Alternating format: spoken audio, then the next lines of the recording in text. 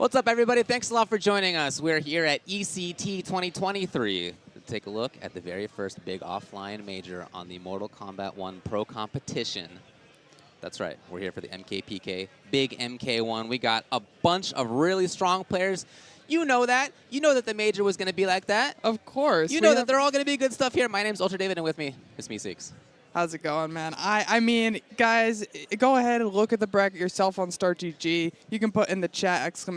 bracket. Look at it for yourself. These are the top of the top of the top players we have right now, looking to secure those points in the Pro Comp as they can. And we have some crazy matches coming up for you this morning. Ready to go. I know everybody in the chat already is asking, where's Sonic Fox? Where's Sonic? Where's Ninja? Fox? Where's Ninja? Where's Sonic? Where's Where Ninja? Well, here they are. They're going to be up there at some point. I can't guarantee you that we're going to see every match. We have a top 24. Right, and of course. that means we're probably not going to see everything. But we probably will see a lot also. And we're going to be starting off with a strong match in the loser's side. A couple of players who have already lined up there on the stage. This is Splash versus B-Dog. A couple of guys who've been playing for a while. B-Dog especially for quite a number of years at this point. As far as their path so far, Splash has taken out Sheen, Max Ninja, Joystick 3-0, Unbearable Skill 3-0, and then lost to Sonic Fox 2-3. 2-3 against Sonic Fox is a really strong showing. I mean, that happened yesterday also against Dialogue, against Sonic Fox. I mean, it's showing that we have players here who are like, it's not guaranteed. No one's guaranteed. At this point, anyone could win. Anyone could make that run. You love to see it. Yeah. And then on B-Dog's side, made it past Luneth and I'm Black James and I Gruesome and Quake. Then lost to Pulse. Costner then was his last victory, 3-2. 3-2 against Costner just to make it into this top 24. And it looks like we are already loaded up and ready to go. We've got the Johnny Cyrax, of course, and then we've got the Lao Goro. It's going to be a great match. Hope you guys are ready to hop into it with us. Let's go ahead and get started. I love the Lao Goro shell. I think that's so cool. The combination of them just allows for such jerkery. Man, you get to do some jerky things with this team. You really do. The setups are insane. I mean, getting those launchers as well. And there it is, right as I say it. Goro comes in. He's like, oh, I heard you wanted me to do my job. Here I am. And look at this pressure in the corner, too. I mean, Johnny knowing for being oppressive in the corner, both of these players going to be fighting for positioning the entire match. For sure. I mean, of course, Johnny Cyrax lets you do some pretty jerky things as well. Oh, that wasn't one of them. It was a little bit too far away for Cyrax to make it safe, but Splash was looking for that. Yep. All right, Splash playing a little bit more safe, trying to stay away from Johnny. Trying to control some of that space in between them around the big flesh monster. I'd love it if they could just move that guy off stream real fast. No, I kind of love it, I'm going to be honest. It's Mortal Kombat. You got to get some gore in there. And Goro just comes in, launches. Look at this corner carry as well from Liu Kang. Or not Liu Kang, sorry. Wrong Shaolin monk right there. Kung Lao. Oh, and he doesn't use the EX, doesn't spin the bar. Go ahead. Oh, yeah? Goes straight into Fatal. Does he catch it? You're right. Oh my god, what a great call out right there. Johnny gonna get the parry on the Fatal Blow and go ahead and give B-Dog this first round in this top 24, making a statement. Hey, look at the camera. That makes me think that there's been a lot of history between these two. Yeah. Because to bring that out in round one Crazy. of a long set, Crazy. like not rare, not commonly done. That is just a full call out, Big too. read, yeah, oh, 100%. He did have Cyrax backing him up. Oh, no, I'm sorry. No, he couldn't have done that if it was Fatal. I just saw Cyrax out there because it was Fatal. Yeah, and I mean, also Splash had the 3 bars, would have been able to break out of it. Like, that is a full, like, just absolute call out by B-Dog. I appreciate it. Yeah, I respect it for sure. Look at this movement by B-Dog, or Splash as well. He's using that dive kick to be able to get in quicker. I really like to see that. Ooh. Oh, yeah? Through. Including the rest of that. Ooh, the nice. armor, too, to get And through. why not? He's out of there. Now we'll see if we see like a stand 4 into the hype combo, see if he can go ahead and get that install working for Johnny. But no, the whiff punish here by Splash going ahead and taking that second round and going to take us to a final round in this first match. I mean, we're already starting with sweat here. Totally, yeah. Overhead into launcher. B-Dog is just letting it all go. He had 3 bars to start off that combo. Chose not to break. Okay. He's going to get excited. He's pretty excited right now. He's going to be able to EX any move he wants and not have to use bar for it. Yeah, cancel him into each other. But that's it. He didn't get too much use of it, to be honest, and immediately after that breaks. So he's lost all resources. Yeah, that really wasn't a great use of his hype meter, to be honest. He didn't get as many plus frames or setups as possible, but it doesn't matter because now you're in the corner against Johnny, and look at this damage. Gonna go ahead and get another setup. Goes with the empty jump throw. What a read. Uh-oh. Could change. This is maybe, honestly, one hit away. It's the right hit. Yeah, can confirm in fatal blow, but oh my goodness, that jump in there from B-Dog. Taking this first match. The bravery of just holding up forward. It's Mortal Kombat, dude. That's what players do. That's what we do in this game. It is. I mean, we didn't pay $70 to block, okay? Get out of there, you know? Just hop out, make it work. All right. And the thing that we're going to see in this top 24 that we maybe haven't seen throughout pools as much, it's first to three, same as the rest of pools, but we're going to see huge adjustments from these players. These players know how to adjust, not just to the matchup. They're not just looking at the matchup. They're looking at the player that they're playing against, the person they're sitting next to, and how they're playing the matchup. And so we're just going to see adjustments and changes in gameplay throughout each match. You're only kind of playing against the opponent's character. Yeah. You know, that's not a robot on screen. That's a human next to you who's actually playing. Yeah. That's what matters. Especially because you were sitting literally right next to them. There they are. Yeah. Goro keeping that safe.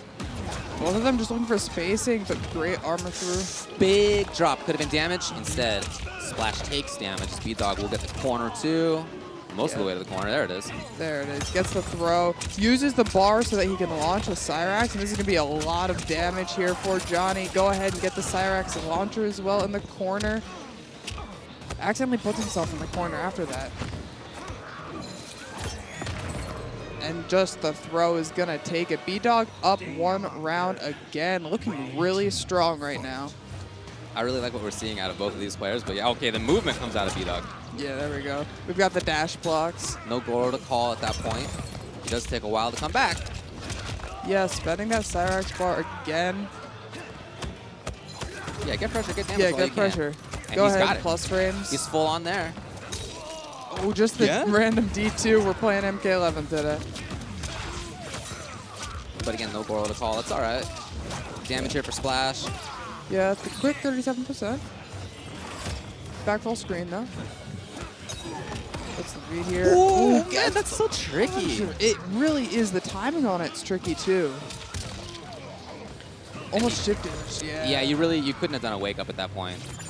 Yeah, at that point it would have been a read, and that overhead was just going to catch anyways. Wake up D1, it would have caught on the way down. Splash fighting to get frame advantage for himself. He's got it now. He's got the corner. I was just going to say, let's see if he backs off, though, because he has been prioritizing this more of a neutral game. Yeah, which I think is smart, because Johnny's going to have those plus frames and really just absolutely abuse them when he's right in your face. Oh, goes ahead and builds up the hype, goes straight into hype meter raw, and there it goes. Johnny is going to try to get the most out of it that he can, but Kung Lao able to get the setup. Raw nut punch, not able to get any sort of punish off of that. There you go, B-Dog. I feel like this has been close so far, but you look at the score and it says 2-0. Yeah, it's like, it doesn't feel like a 2-0, but it feels like it's really been back and forth. We're back at character select. We're going to see what they're thinking about. Maybe it's just a second to, like, think about what the match is happening, what adjustments you can make, or maybe we're going to see a character or cameo switch. I think I would be surprised for Splash to switch. I know a lot of these players in this top 24 have a gaggle of characters. Yeah, that's true. They do have a lot of, and they have a couple cameos that they can switch between too as well, which, I mean, being able to switch between cameos is going to make a really big difference in a lot of matchups. We saw yesterday people switching, if they were against Reiko, they would switch to the Sub-Zero cameo instead of the Cyrax so they're able to get the armor, things like that. But it looks like we're not seeing a switch here. We're just getting right back into it. He needed a couple seconds to think. Yeah, he's been a loud player since back in the last game as well. Yeah. Pretty dedicated to this. Yeah, it's interesting to see character loyalty versus play style because a lot of the characters play differently in this game than they did last game. Yeah, totally. This guy definitely has a lot of different options, and in some cases, fewer options. Yeah.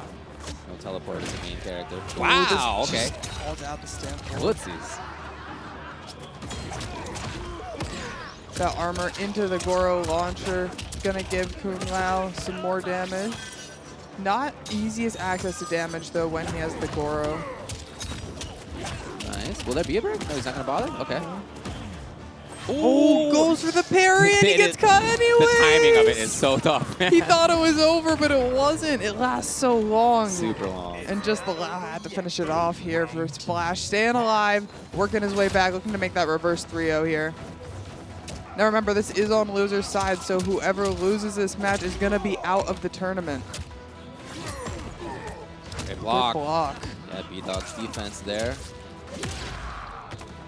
See if he can keep that up. Splash is without Goro for a little while. Let's see how long it takes for him to come back. And that's part of why he plays a slower style in neutral. Cyrax comes back constantly, man. That dude's got back very fast comparatively, and so Johnny can do stuff with him, but Splash has got to pick his moments. Yeah, very true. Splash with a huge life lead here, able to back off, trying not to let B-Dog get in on him. Oh, good armor through again. It's just going to be chip territory here, but Johnny can make this comeback right away. Look at the corner carry. I mean, it's going to be oppressive pressure right here. This is from one hit Splash. away. Oh, is there a He went for it again. No! Genius! He didn't do it again! Oh, man. There had to be a Hail Mary.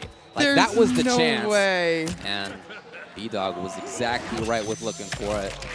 Say cheese to these ribs for And the it round. It's match killed? point. This is a game show? I didn't even think it was going to kill there. Wow, that was a lot. 950 Lao with Goro. Yeah, true. The less health, he probably wouldn't have died if it was higher up. Oh, and gets hit by the overhead there with that Lao hat. Gonna get the corner carry again. What's the setup here? Or does he back off? He goes for an empty jump and gets called. All right. out. All these reads are coming up big time on B-Dog's side. Yeah, I he mean- knows exactly what's up. Yeah, B-Dog is ready for this. I'm not sure if he knows Splash's play specifically. Maybe he was watching it last night. Or if he's really used to the Kung Lao matchup right now. Still got corner control. Yeah. A little early on the jump in, doesn't pay for it. Ooh, Man, no punish. yep, that was a chance. That was a big chance. Just quick strings, keeping it safe. Good flawless block on that last hit there from B-Dog. And again, B-Dog is a hit away. If it's the right hit right now, Splash knows it. He's got to find it. Not going to be breaker in time, so Splash will get a game up there. But man, that was hard fought. Yeah, that was a brawl to the end right there. Splash getting on the board. We're at 2-1 right now. But I love to see the adjustment from Splash, and I love the way that he's actually... I see what you're saying about the shell with the Goro. I love how he uses it for that launcher and keeping things safe. But I feel like Lao isn't able to get as much damage as a lot of the other top-tier players are, or top-tier characters. We're seeing more like 35-40% combos versus like Raiden or Baraka, we're going to be seeing like 50% combos. Yeah, that's true. Starting off with 313. Oh, he goes for the empty jump again into the down one. Still pressuring. No Goro to call, though. You can call him for a throw. Yeah, that's true, yeah. I'm not going to come in and help you normally, but I'll do the throw again. Yeah, I guess I'll smash his head in real quick.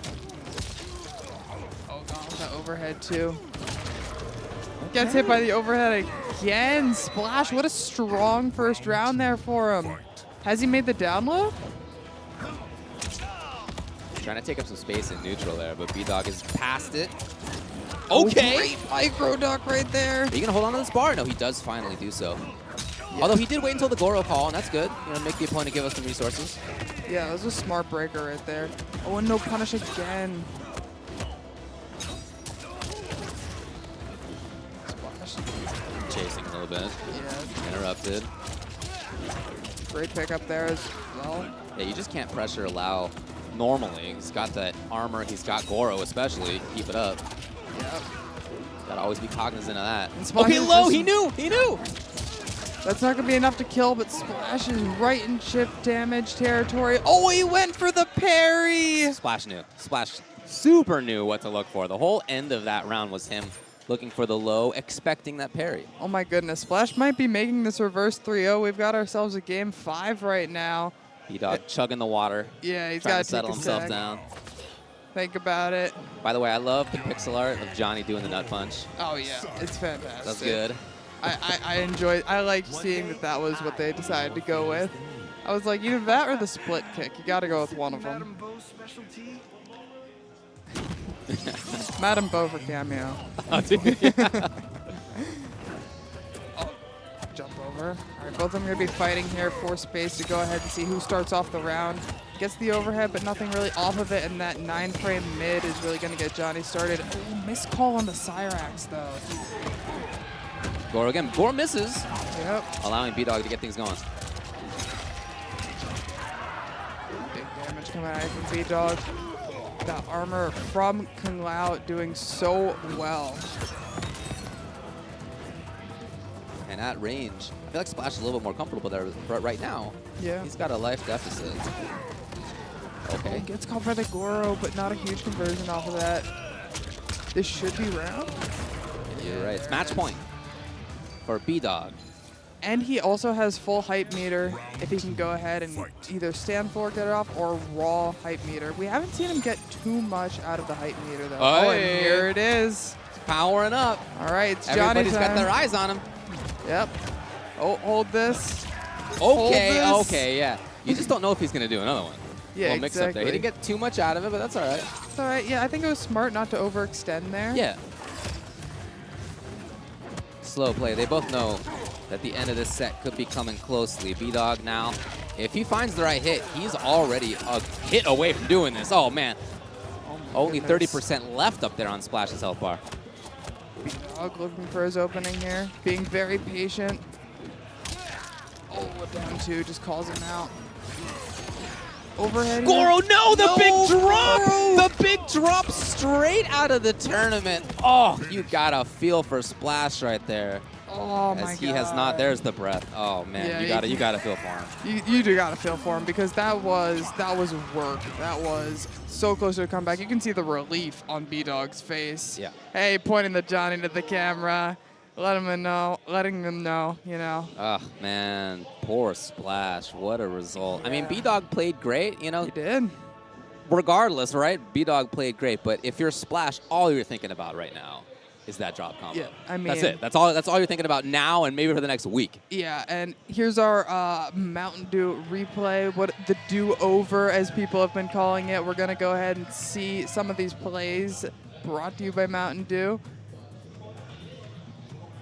Ends the round there. Kisses to the camera. A little bit of swag in between. A lot of great play from both of these players. I love the reads. The reads are on big, the man. fatal That was sick. blows and Yeah. the reads on the parries. That was great. Those fatal blows absolutely blew me away. Yeah, both showing strong stuff with their characters, with their teams. And it really could have gone down to the very, very last round, which is impressive for Splash. I mean, we're looking right now on the top of the screen. It says 2-0. And B-Dog had match point even. It could have been 3-0. I mean, that also really shows the mental fortitude of Splash as a competitive player. All these competitive players you're going to see on stream today, it's going to be really hard to shake them. At this point, they have been down 2-0 before and reverse 3-0 before. They have dropped combos and lost a match and had to shake it off and move on from that. But unfortunately, Splash out of losers, out of the tournament, and B-Dog going to be moving on to the next losers round. Remember, you guys can follow along with the bracket on StartGG as well. You can do !bracket in the chat, or you can go to startgg.com and look at the East Coast Throwdown. It looks like next up we're going to be having Samij versus Blue Lynxies. And they're also on the loser side right now, and they're going to be fighting to get into this top 16. So Samij, just taking a look back at his path so far. Right, yeah. He has 3-0 over Nips, 3-0 over Raka, 3-0 over It Is That Serious, 3-1 over Zintai. He lost 1-3 to Rewind. That's who sent him to losers. And then he beat Show Off 3-2 Oh my goodness. to get into top 24. What a showing for Samij. I mean, not only a crazy strong NRS player, but we've also seen him killing it in Street Fighter 6. Just a crazy strong fighting game player. Yeah. And Blue Lynxies won DNF duel here at ECT this weekend. So coming off of a DNF duel win, and Blue Lynxies' run was also not easy. He went 3-0 over Auntie Bo, 3-0 over Glitchy Cobra, 3-2 over Zane. I watched that one. That was close. He had to make a full comeback. Oh, it was King Gambler who sent him to losers 0-3. Starting with the Rain. He's gone through a couple of characters, but Rain is what made him get through that Zane match, and I think he's been running that ever since. Samij, Melina, Sector. Yeah, I really like the Melina Sector setups that we're seeing in this game. Rain Cyrax, of course, great combination between the two of them. Yeah, I really like Rain. I think he's so cool. Oh, I think he's awesome. And good, right? Like, and maybe not really what people thought when they first showed him off. Everybody was like, oh, this is a pure zoner. That's what he's... And, you know, you can zone, at least in some matchups, but he's just as much about offense and pressure. Yeah, and Melina able to get that ball roll if she gets the right setup with Sector and keep the ball roll safe. A lot of people see the unsafe ball roll, decide, oh, hey, I'm going to go ahead and punish that, and get caught by the Sector missile coming down, forgetting that that's about to get them. Yep. And I do have a quote from Sonic Fox themselves saying, if you don't think Rain is top tier in this game, you're playing him incorrectly. There you go. So we're seeing it right here. Blue Lynx, he's taking that first round here over Samij. Round 2, fight. Waiting for hidden missile. There it is. Yeah, good setup. Good blocks too as well. Nice. Big punish here. Going for distance, going for patience. You can't see what he's doing. What's he doing in there? Yeah, I don't know. He could be having a dance party for all we know. I hope he is. It's going to also mitigate the size that Melina's going to want to throw as well every time he gets that bubble up. Yeah. And yeah, really, I mean, you know, joking about what he's doing in there, but you actually can't see what he's doing in there. And, like, it is actually useful for the opponent to not know what you're up to. Yeah, exactly. Like, what are you setting up? Are you setting up Portal? Are you setting up the straight shot? Like, what are you up to? Exactly. It's a lot harder. Like, there's not going to really be a whiff punish or anything like that because you can't see if Rain's starting to press buttons. Yep. Oh, gets caught by the Cyrax, but no conversion off of it. Tries to set up the portal. Great jump in there. Getting some distance yet again. Samij on the approach, overhead. If he finds the right hit, the round could be over. This is safe, though. Yeah, one thing I really, really like about Rain, and a few different cameos, including Cyrax, if he can make that save. Yeah, exactly. That's Yo! And right into it! Goodness, the confirmed Blue Lynxies here is going to be taking that first match, going up 1-0 over Samij here, showing really strong with the Rain.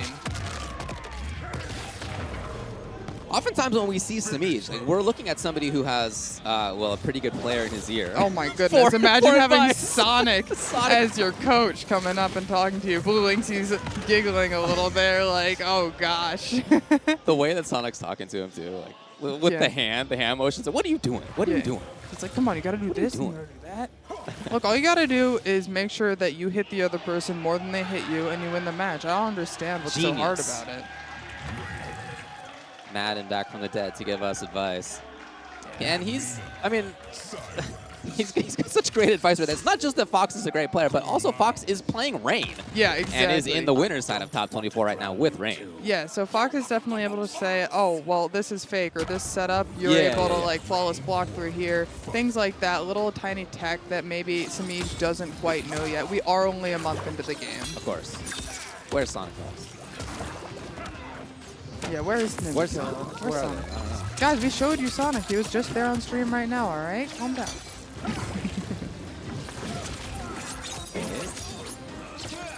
Okay, setup. Yeah, set up. What a block. Oh, yeah, we see the switch to Kung Lao. I didn't even notice that by Samij instead of the Sector.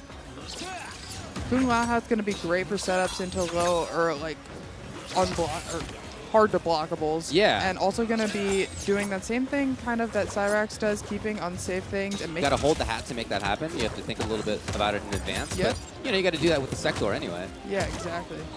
And at the same time, as we see already, Samij is using that low hat to be more of a threat on the approach, to bug Blue Linkies as he moves forward. Yep. Goes ahead and puts the portal down. Good Oh. block. Oh.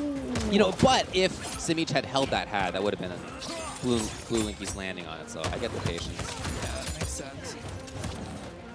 Samij with the life lead. Is that going to work? That might, it's huge range. Oh, no, gets hit by the Okay. hat. Didn't get armored up in time. Yeah, that has good damage. Jeez. A lot of people are talking about that as being also one of the best assists in the game. Yeah, I for mean, sure. Cyrax clearly is up there. Everybody knows this. Yep. But yeah, I think everybody should be looking at Lau. And I'm not at all the first person to be saying that. Like, that assist that he has low hat, the other stuff that he allows you to do too as a full cameo is really good. Yeah, I think it's also really good that he allows you for combo extensions on your throws as well. Same thing that we see with Cyrax. I feel like we're seeing a very similar, we're seeing similar utility out of the cameos that are being used. People are finding what's going to be working best. Combo extension, damage, or keeping unsafe things safe. Keep it up. Here's the launcher in the Good corner. work. Blue trying to shimmy there a little. Still gonna punish. Wow, that really lasted a while. Oh, misses the launcher with Cyrax, though. That's a big drop. That actually could have been the round. Instead, Simic has another chance. Low hat's there. What a block! Just one more chip with Cyrax here, and it could be Blue Linkies. The hat was already gone. 15 on the clock. Okay, cool. And you know what? Yeah, a great round. Yeah, smart to wake up with the geyser there. Fight. Gonna get a little bit of armor on it. Yep. Simic harassing your Cyrax call. Cyrax even brought him back. That is tricky. Oh my God. Yep, you can cancel the The early car frames of that cancel? overhead. Yeah.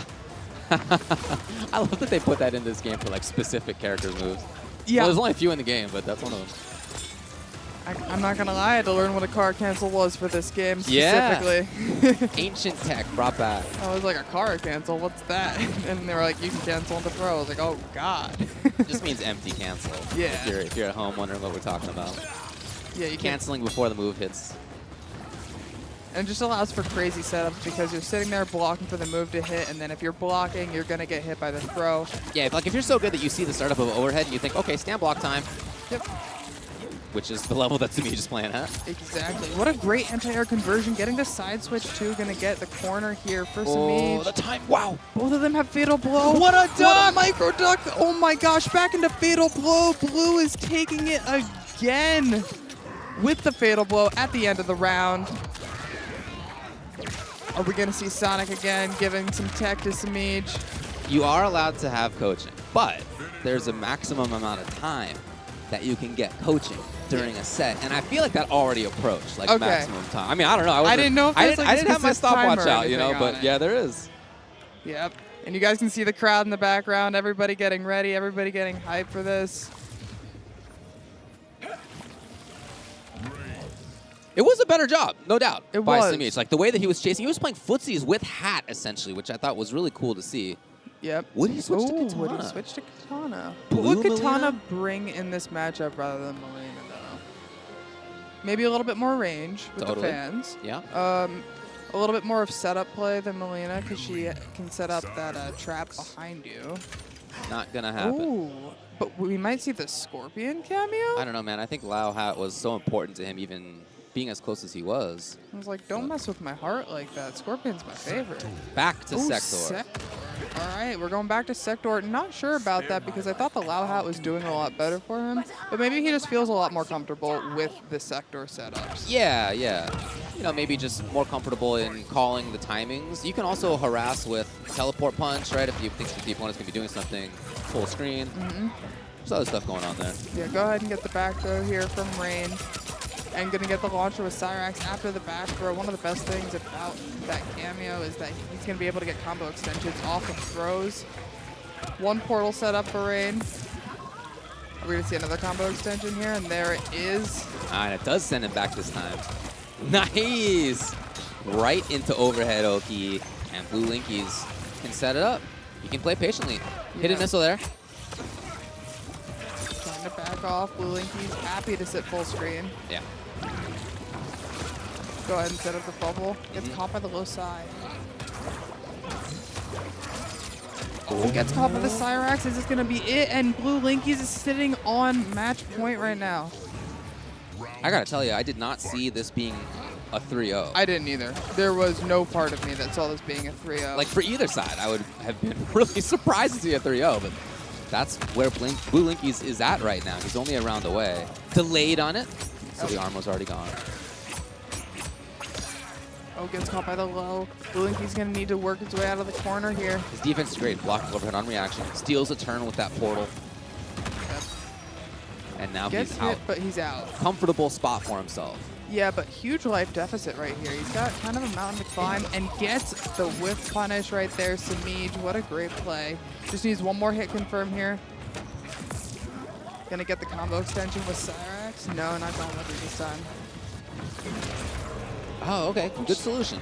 Yeah, Samij here, fighting for his life, trying to stay on the board right now. Are we gonna see him try to make that reverse 3-0?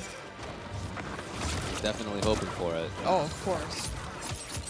A lot of this is him playing without Sector. We haven't seen the missile in a little while. Yeah, that's true. We haven't seen a lot of cameo usage Yeah, yet. hasn't really been the story. Which is interesting because Here it the is. Lauhat was out there a lot. And there it Hey! is. What a great confirm. Going to be a lot of damage coming out of here from Melina. Samij fighting back. What an adjustment. Gets the Sector again on Oki. Okay, yeah, he's looking a lot more comfortable. The pressure's working out now. Maybe not for long. Here. You get a jump cancel after that. Here's Bluinky's. It's a sweep. Set up with the missile. There it Oh, is. and there We it saw is. Bluinky's block that on reaction a few times. Yeah. There when it was really important and the mental stack is high, Mm-hmm. it gets even tougher. Yeah, it does. And right now, Bluinky's going to need to think about, okay, while Samij seems to have adjusted to my gameplay, what can I change up? What can I bring to this game? Samij has already used one assist call. There's another. So that's going to be gone for a little while. Again. Oh, no. Cyrax call? Interesting. And that allows Samij to get the punish and to get damage. And look at this huge life lead for Samij, also with corner pressure. It's going to be a lot for Bluinky's to be able to bring this round back. And here he goes, gets started. Movement. He got away from the missile. Classic counterplay versus Doom missile. Samij now just needs one hit. Missile's coming. It's coming! That wasn't in time. And just the ball roll as the anti-air there. Samij has, oh my gosh, what an adjustment. He looks like he is so comfortable in this matchup now. He's looking a lot more comfortable than he was in the first two games. He's definitely downloaded a little bit of Bluinky's play. He's at a really frustrating range for Bluinky's, or was for a little while anyway. Ah, okay. Here we go. Straight shot cancel. Throwing Some pressure. tracks into corner. Sector missile is It's set coming. up. Yeah, you gotta hold that. A chance maybe? No, actually recovered in time. Samij now there for pressure. Overhead, Bluinky's not ready for it. Here he is still. Oh, It's coming. anti-air. Yeah, he had to spend the breaker there. Ah, Samij didn't believe that Bluinky's was actually just hanging out doing nothing in there. He was right. Suddenly, this is completely a Samij game. Completely a Samij set. Samij has brought it back. We are at 2-2 now. Going into game 5, and just like we had said, we didn't see this being a 3-0 No, either way. no. And Samij heard you, and he was like, oh, okay, I got it. Yeah, that's right. Yeah. I'm supposed to win. Exactly. Okay, for oh, sure. yeah, I forgot For about sure. that. Thanks, John Matt. And we see Blue here. He's going ahead, putting on his blue hat, turkey. This is the reverse Sonic Fox, putting on your Yeah, hat put when on somebody the hat. almost has you beat. Yeah. Yeah. Nothing will be like when you make Sonic take off the hat. You made him show his own head? Yeah, imagine. Backs off, but has to hold the missile. Great setup into grab. That strike throw game gonna take Samij pretty far right there. Oh, there was another breaker. Oh, great micro duck, and has to spend the breaker. Sometimes you know exactly what the opponent's going to do. That jump right there tells me that Samij has the scope. Yeah, Samij somehow had that read just like that. These players have reads and have call-outs. And Samij, it looks like this is his round. He is on set point. He might be making this reverse 3-0. What a bad situation here for Bluinky's. He's caught in the corner. Cyrax will give him some space. And a chance for slight pressure, but...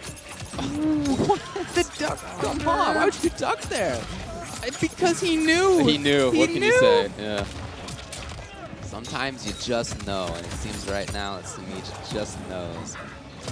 a chance on whiff punish. Yeah, she is there for a while, as we saw before. So decent damage into slight setup, not a lot. Sector is up.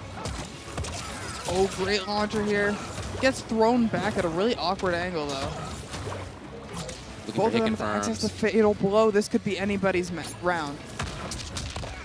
Samij Gosh. in there. Distance again for Blue Linkies. I'm on the edge of my seat right now. And What is again, the whip play? punish. He's too late this time. Cyrax. Cyrax at the wrong time gets the block on the overhead. What a scramble here, and Blue Linkies is staying alive. We're going to final round here. He did not even have Cyrax to make that safe. He just knew. And now, as you said, getting close to it. The missile, though, interrupts Yeah. as it's on Samij.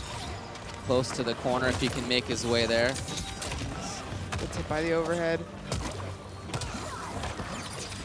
Okay, Cyrax gone. Yep. Here's a grab. Here's a throw. He can keep it up. Cyrax, Yep. please. Cyrax, give it hand, take it. Goes for the trade with the sector missile there. No anti-air, but the trip guard. That was huge. That was huge. Getting rid of all that bar. Blue Linkies, I feel like, is more in it now than he's been in the last 2 games. Yeah. His neutral's looking good. His movement's looking good. The missile's there, and he's away from it.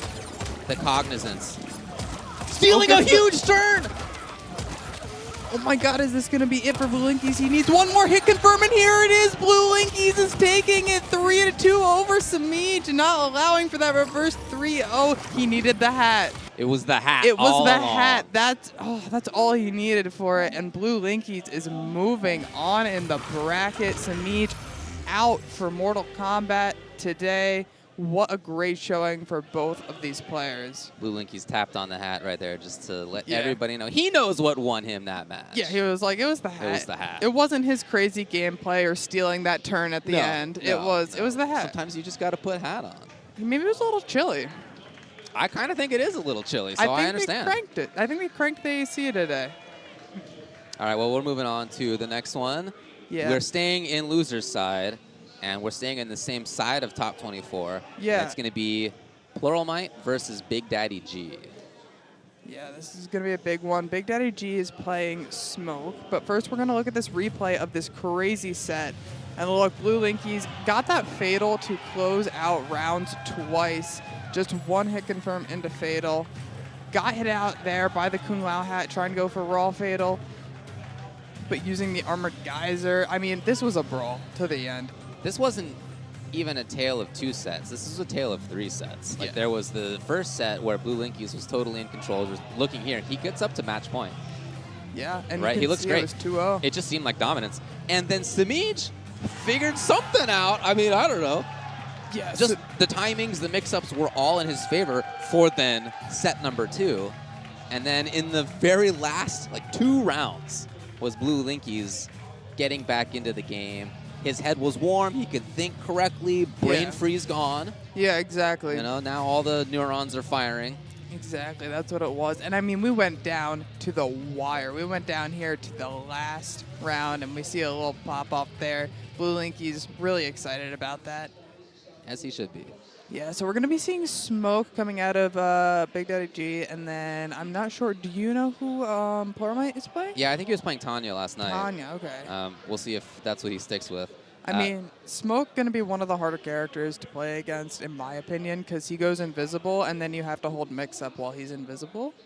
And I think that's just kind of insane. It's pretty good. It's a little insane. Pretty good to be doing mix-ups while the opponent literally can't see what you're doing. Yeah, imagine okay, well, make sure you block the overhead. Well, you can't see that he's doing an overhead, but block it anyways. Block the Good low, luck. too. Good luck. Good luck.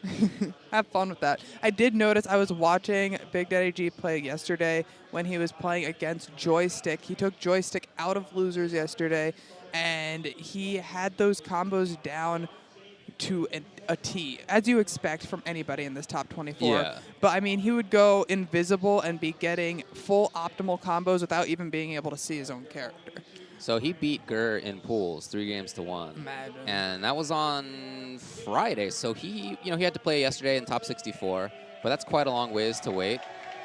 If you haven't seen his pool play, he did some magical stuff with Storm, or with the Storm, with Storm, with Smoke. It was super sick to watch. As you said, he made it past Joystick as well. Yep. He lost to Gambler, who sent him down to losers. Looks like Gambler sent a lot of people to losers here. Yeah, Gambler's on winner's side still. Yeah. Rebel also defeated by Big Daddy G, and then for Pluralmite, made it past Loopy, Roman 22S, Aztec 3-0. Yep. 3-1 over Show Off. He lost a rewind, but still taking out some big names already. Yeah, for sure.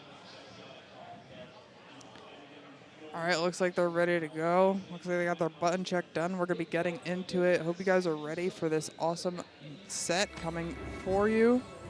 We're seeing the Smoke. We're seeing the Tanya. No surprises here. Tanya Goro, though. Yeah, just such a natural pairing for her.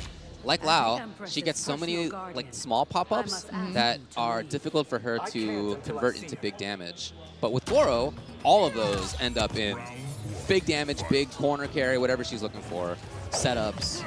Also, for any of you watching, Safety. if you see Tanya get that little glowy circle behind her, it gives her access to an air dash. And that's one of her power-ups that she's going to be going for. Oh my god, the overhead into corner carry. Pluralmite starting off strong here. Definitely Really gonna harassing have with forward to two. That's such a great string for her. Very hit confirmable. All parts of it are safe. Huge range on it, as you can see. It's just a natural big butt. He held on to that thing forever. And now he's gone. Where is he? I don't know. He's doing a lot of damage Somewhere wherever in that he is. forest. Who knows? I guess the setup of the Lao hat, but gonna go ahead and armor out of that. Tanya out of the corner and said, no, this is your turn. This is your home now. When she's got a Goro, when she's got a bar, you just can't feel safe pressuring against her because she can just do it and get out of there. Yeah, exactly. Good pressure here. Backing And off. Goro The just low launching. grab. Shoutouts to Goro. So smart also to use that to keep Smoke in the corner, even though Goro threw her out the other, or threw a Smoke out the other way. Yeah, she has really good side switching ability. Yeah, which I think is huge in this game. I think any 2D game is going to be huge to get somebody in the corner, but especially with less options on Wake Up here in this game, it's going to be even bigger of an impressive thing to do. Big Daddy G trying to get out of there. But this is all about forward two pressure for Pluralmite. The little timings on it. Okay. You know what? Like, I think a lot of people would respect that, but since Pluralmite knows he could just do that and call Goro and be cool, there's not as much hesitance. Yeah, Deadly Vapor's coming in, looking to get the mix. Now we see Tanya does have that power up. She's going to have access to the air dash, but it How did doesn't you matter if you know? can't see. How did Big Daddy G know that he was there to get that full conversion? That's what I was Man, saying. That's so cool. It's super. What a ninja this character is. It's so sick. Yeah, I love Smoke in this game. Look at those cancels as well. Getting the launcher. Smoke with a long combo into invisibility. Where is he? Yeah. Where is he? Big Daddy G knows. Yeah, exactly. That's what I was saying. You got to put on your smoke goggles. Oh, and goes ahead and spends the fatal blow. You want to go ahead and spend the bar and go ahead and take the round here. That should be enough. Are you gonna? It's 950. Yeah, that's true. There's a Goro. But it is scaling a lot. I did not expect it to scale as much. Oh, Not enough by just barely. Goro Just a to the little rescue. shit. Oh, and just the down one to finish it out there. Big Daddy G staying alive here in this first round, or in this first match here. Buff on for Tanya. Yeah, as you said, she gets a little teleport action. Yeah, a little bit of an air dash like her MKX days. Really? Against the 3? That was ridiculous. Was that a read? Was that a reaction? I would love to believe it's reactions, but I have no idea. All right, I'm gonna give him it was a reaction, guys. Yeah, that makes sense. Oh, armoring through that, going and getting the Goro launcher. You just gotta find a moment to press a button there. You can't let Tanya harass you forever, but Pluralmite's done a great job for the most part here at finding those moments when Big Daddy G wants to press a button. Yeah, Pluralmite being smart too about backing off, but I mean, the Kung Lao hat setup allowing Big Daddy G to go ahead and get invisible and get behind you. And huge damage, 446. And since it was 2 quick strikes, that armor didn't matter. Yeah, And Big Daddy G game 1. It's smart. That's a high, so a lot of people don't go for it, but it is a quick armor break. It's a da-da. Same as like Baraka's like mid-low. It's a great armor breaker because it hits so quickly. Round 1, fight. Great jump in here. What's the setup gonna be? Oh, goes on side, gets the overhead, and now he's invisible. What? Come on. Oh, come on. That was so good. Too good. Oh, and he's gone again. Big Daddy G with the cancels in invisibility. Look at this damage as well. Is he going to be able to close out the round here? Oh, and he is, but at the cost of keeping himself in the corner. What do you do when you start this close to somebody? Oh, well, there you go. There you go. You get a backdash and a whiff to grab. And here's going to be a lot of damage for Tanya. Going ahead and getting Oki, but I mean, look at the side switch here from Big Daddy G. Yeah. He's out of there just like that, trying to play footsies, but it's Tanya who's got the bigger buttons. Yeah, exactly. Big Daddy G doing a really good job with the spacing and working with it because Tanya's normals are going to be reaching a lot further. Smoke one of the more stubby players, and Tanya definitely has a lot of range. Yeah, she's totally on the opposite side of that scale.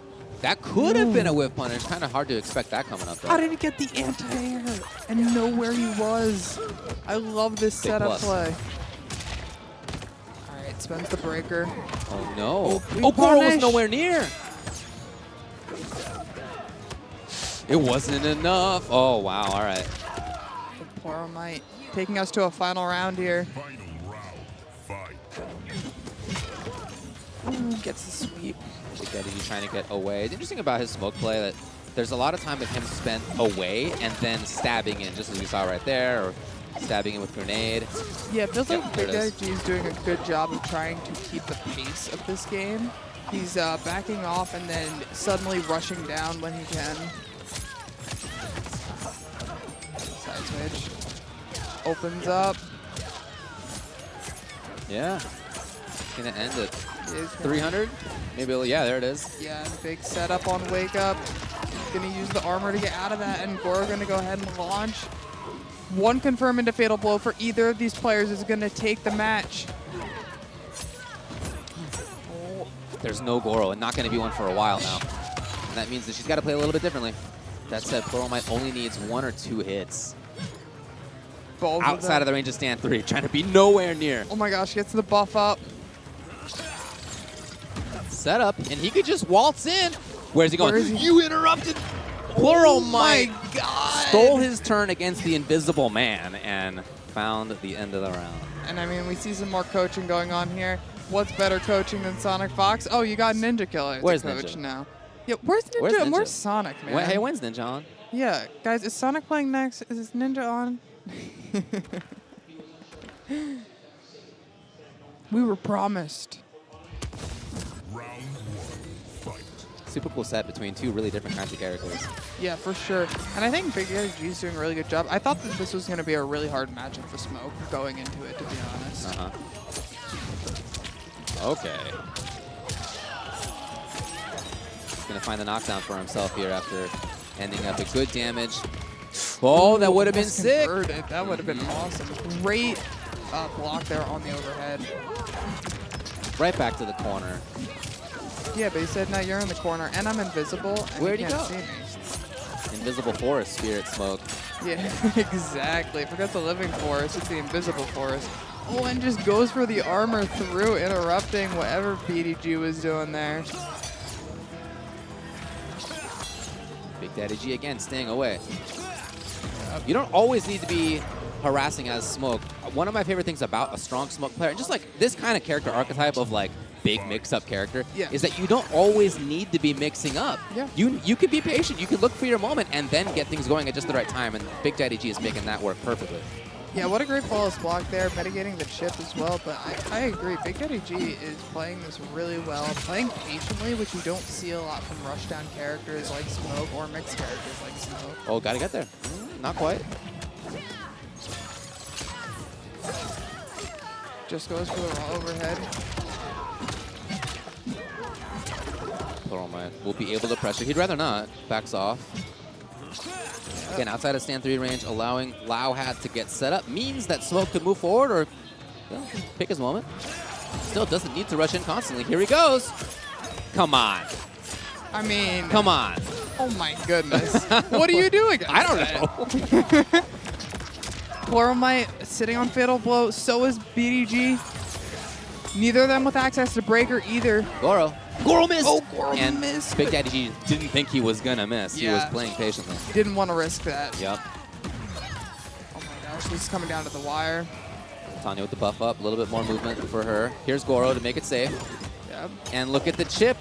So Look, much. oh man, steals the time. He did not have a Goro to call in that moment, but Yeah. he was right anyway. Fight. Might have just been chip kill, to be I honest. think it was chip there. I think he believed in the chip. And here's the launcher here from Smoke. BDG gonna go with the hard knockdown. No, Yep, gonna into setup. into setup into Kung Lao. Tanya switching sides with a back throw. What a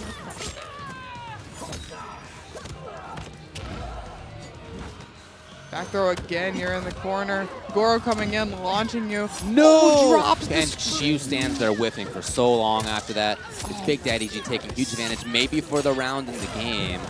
Yeah, let's see if it's enough. Yeah. And it is enough. That drop, Pluralmight's got to be feeling that drop from Goro. Again, same thing we saw in the last set.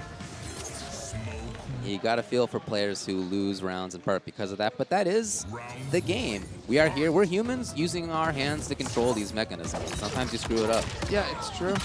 Even the Huge top part of the the game. top players are. Yep. Good tech. Goro, though, Pluralmight coming back with a vengeance. Look at this life lead. Absolutely rolling over BDG right now. But BDG's invisible. Immediately getting things started. Yes. Immediately 300 plus, 350. Yeah, gets the side switch again. Both of these characters with great side switch potential. Woo! The breaker. Tanya not gonna have access to any bar right now, but BDG also doesn't have any bar. Knocks him out of the sky before he could get there. Great timing. Goro to the rescue. Keeps it safe. It's a good mix-up, too, on throw sides. Big Daddy G's had two that haven't worked out. What are you going to do? I mean, it's just, you just got to make a bad guess. Yeah, It's exactly. just time to make the tough read, and Big Daddy G will do what he needs to do to secure the round and go up to match point. Yeah, smart to spend the fatal there. Wasn't going to be able to kill without it, and it was a little too close. You want to go and spend the bag if you have it. BDG is going to be sitting on set point here. Looking to close it out. He killed her. I mean, she... No, she's fine. Her She's- eye oh, is she's fine. She's fine, actually. Yeah, see, Yeah, she's there just she is. standing up, but There she's she fine. is, there she is. Nobody ever dies That's in Mortal Kombat. Didn't you listen to Liu Kang? Oh, you're right. Yes. Maintaining the turn, and no confirm. As Big Daddy G backs off yet again, as we've seen throughout the set. He backs off, he tries to set up the situation. Trying to stab in at the right moment. That was not it. Yeah, good interrupt, good punish there No, by Tanya. again. Goro just whiffing each time. I'm not sure if it's a missed timing. Smoking to get the side switch again and get the Kung Lao. Oh, very nice, but Pluralmight scoped out the setup. Yes. Side switch. Yeah, it is a high. It's big plus on block if you do block it, but he didn't need to block it. Yeah, Pluralmight here. Just needs one more hit confirm. Oh, you waited? Ooh, Literally waited? And is this going to be it? There's maybe going to be a breaker available. Wow. Oh, no, that's it. BDG takes it over Pluralmight 3-1, moving on in top 24. What a set. Yeah, what a crazy set here. I really like watching both of those players, both of those characters. They're just super fun and unique in the context of this game and many other games too. I agree, and it's like, I feel like those players are just, like, not players, those characters are a huge juxtaposition of each other. Oh, yeah, They yeah. play just completely opposite. Yeah, yeah. That's sick. Yeah, that was awesome. All right, well, see who moves forward there. It is Big Daddy G. He'll play against the winner of Destroyer or Gur, which we'll get to in a little bit. Here's a look back, though, first at how this went down with the Mountain Dew redo. And Big Daddy G coming out with a strong start. Man, that was a lot. 446. 446 out of smoke. That's going to be like one of his most damaging combos without Fatal Blow. Fortnite was doing a really good job using that armored move, though, to get through sometimes when BDG was invisible or getting through those kind of gaps in smoke strings. Yeah, man, look at this. So much interesting play. The back and forth again. I really love that about Big Daddy G's style with smoke. You know, when you're like on Combat League and playing against rando smoke, Yeah. they're not doing that. No. They're not looking for the right moment. I mean, BDG got an anti-air Yeah. and knew exactly where he was for that full combo. Good work. Yeah. So, let's see. Our next expected match is going to be Destroyer versus Gur. By the way, this is loser side. Have you Yeah, seen the quality this of these is matches? loser side. We're on loser's side. Yeah. We haven't even looked at winner's side, which is Pulse versus Absolutely. Rewind, King Gambler versus Sonic Fox. And that's only in this side of the top 24. Yeah. The other side of the top 24 is the Mighty Unjust versus Wise Gemini and Zombat versus Ninja Killer. Where's Ninja? Where's Ninja? Where's Ninja Killer? Where's Sonic? Have we seen them yet? I don't know. I don't think we've seen them yet. I don't think we've seen They them were yet just either. cameos so far. They literally are cameos. And we're not going to see them for a little while yet either, as we're going to go to a quick break. I know you'll be back after Yeah, this. for sure.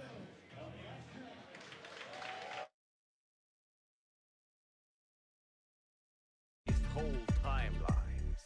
Finally, a worthy challenge.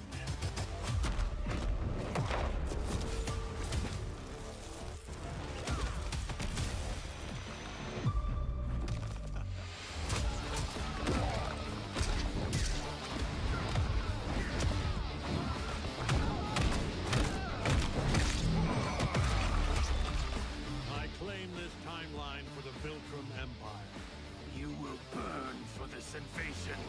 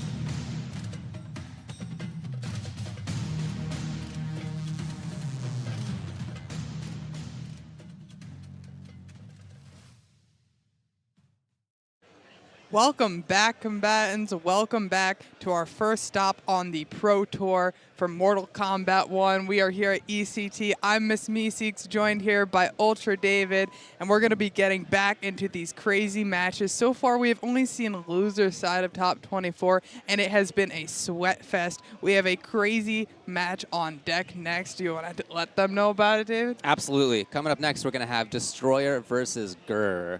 The players are already up there on stage. Two stalwarts of the scene for a long time.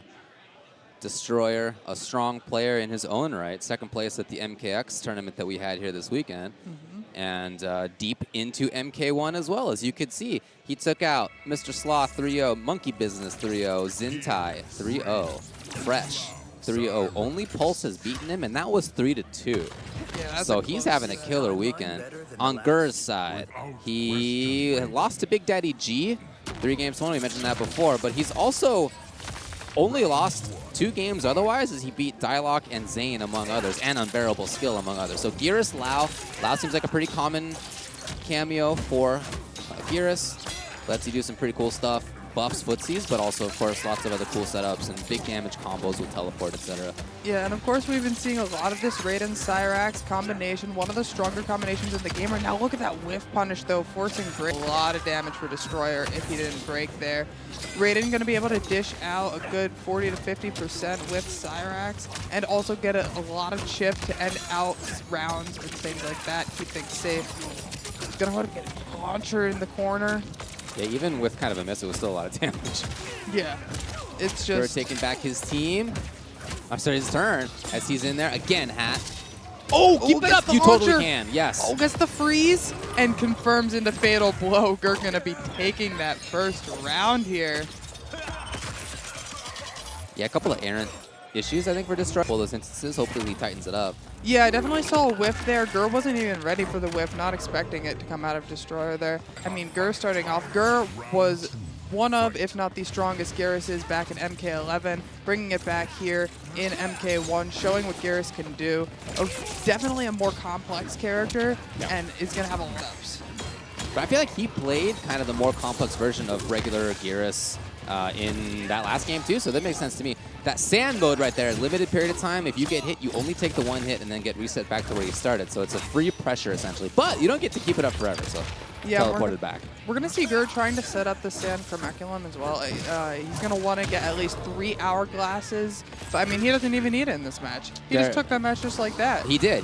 Yeah. I mean, this character I think has a really high ceiling personally, because just as like kind of a base character, he's got a lot of good options, especially with some of these cameos that make him really work well. But then you can also set up big wild stuff. We saw the snap at the end there. If you do, as you said, 3 clocks, you get access to that. But you can also just do amplified clock, like right at the start. There it is. Yep, there so it now is. he's got it, and he can either do the snap from anywhere into big damage, or he can get out of combos for a bar. And Grr gonna know the best optimals depending on where he freezes them. Look at that call out as well. Just getting the big throwdown, get on the ground, but Raiden coming in here with a lot of damage.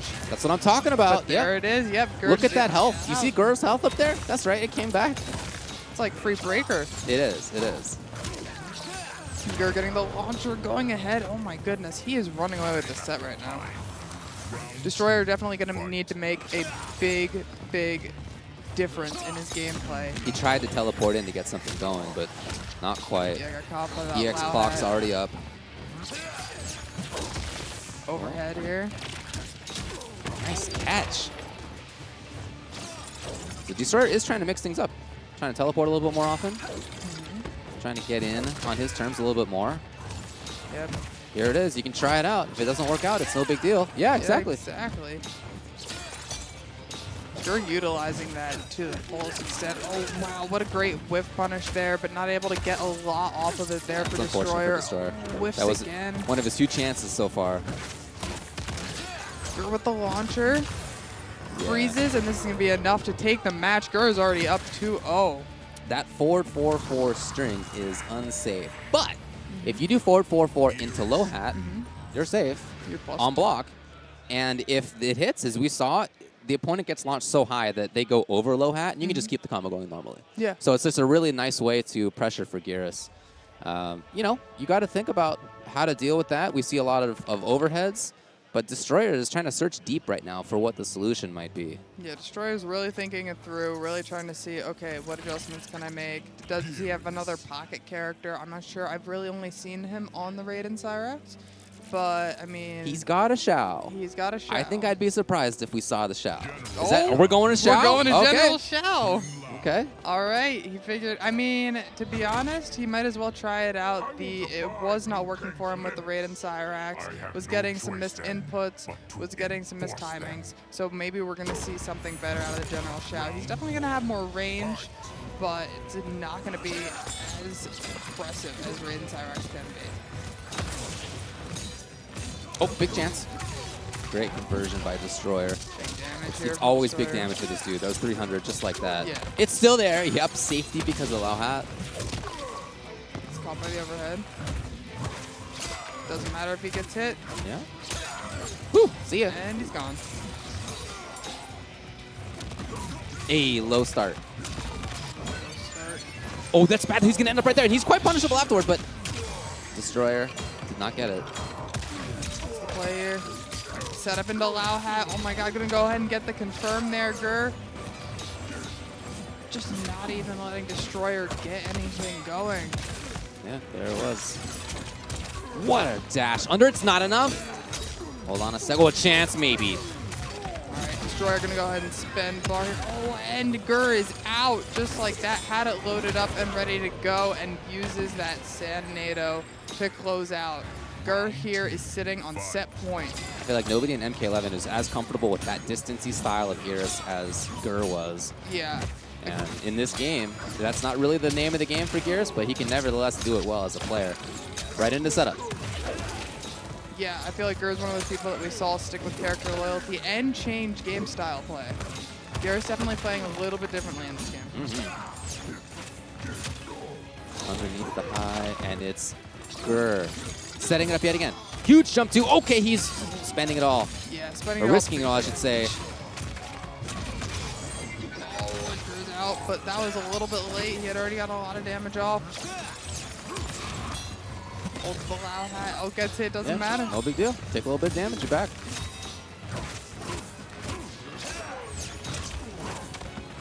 Gur He is just needs relentlessly more moving confirm. forward. Destroyer in big trouble.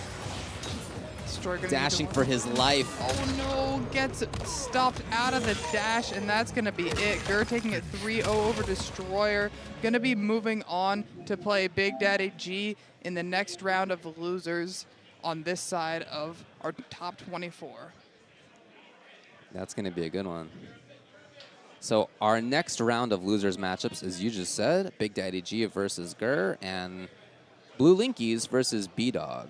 But again, we've only been talking about one side of this top 24. We've been talking about specifically Pool K3. If you're looking on Start GG, check it out if you would like to. East Coast Throwdown on there, then look for Mortal Kombat.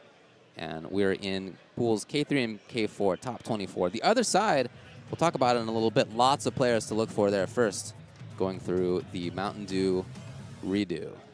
Yeah. The do-over. The do-over. Watching Gur just absolutely show what this character can do. I feel like we haven't really even seen peak play of Geras yet. He's such a complex character, so much to work with, and Gur clearly has figured out a lot of great tech with Geras, making it close to impossible to get confirmed. Good work to Gur. Unfortunately for Destroyer, he's out of there, but great run in this tournament. Congrats to him on that. Made it deep. Love to see that. And now we're moving on to losers on the other side of things in the other pool. Yeah, we're going to have Turkey Sucks going up against Pure here. Turkey definitely doesn't suck. He hasn't made it to top 24, but, you know, he likes to downplay himself a little bit. Had a rough loss yesterday against Ninja Killa on stream.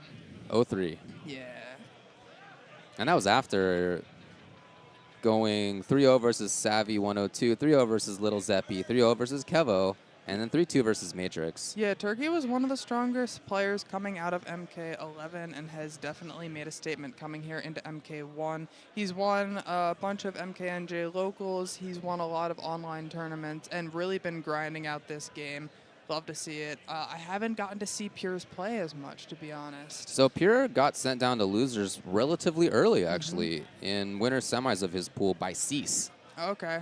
And then since that happened, let's see, he's 3-0 over Supercell. He's 3-0 over Mike Metroid. That might have been in top 64. Yeah, it is. 3-1 over Violets. 3-2 over Diddle. And then now here he is.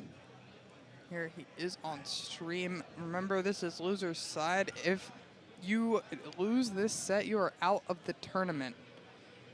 Everybody fighting for as many points as they can get in the pro competition. We have 4 offlines, only 2 in North America. And so people are going to be fighting tooth and nail. And on top of that, I mean, this is a major tournament. We have not just the regular pot, but there's a $10,000 pot bonus on top of that. So top 16 getting paid in this tournament for Mortal Kombat. I mean, it's going to be insane watching people try to push their way into this top 16. That's what they're playing for right now. Winner makes at least 16th. Exactly. Or 13th place, depending on how you think about it. Right now, if they lose, they end up at 17th. Yeah, so Turkey, I know, has been playing either Raiden Jax or Raiden Cyrax. Looks like he's coming in with the Raiden Cyrax.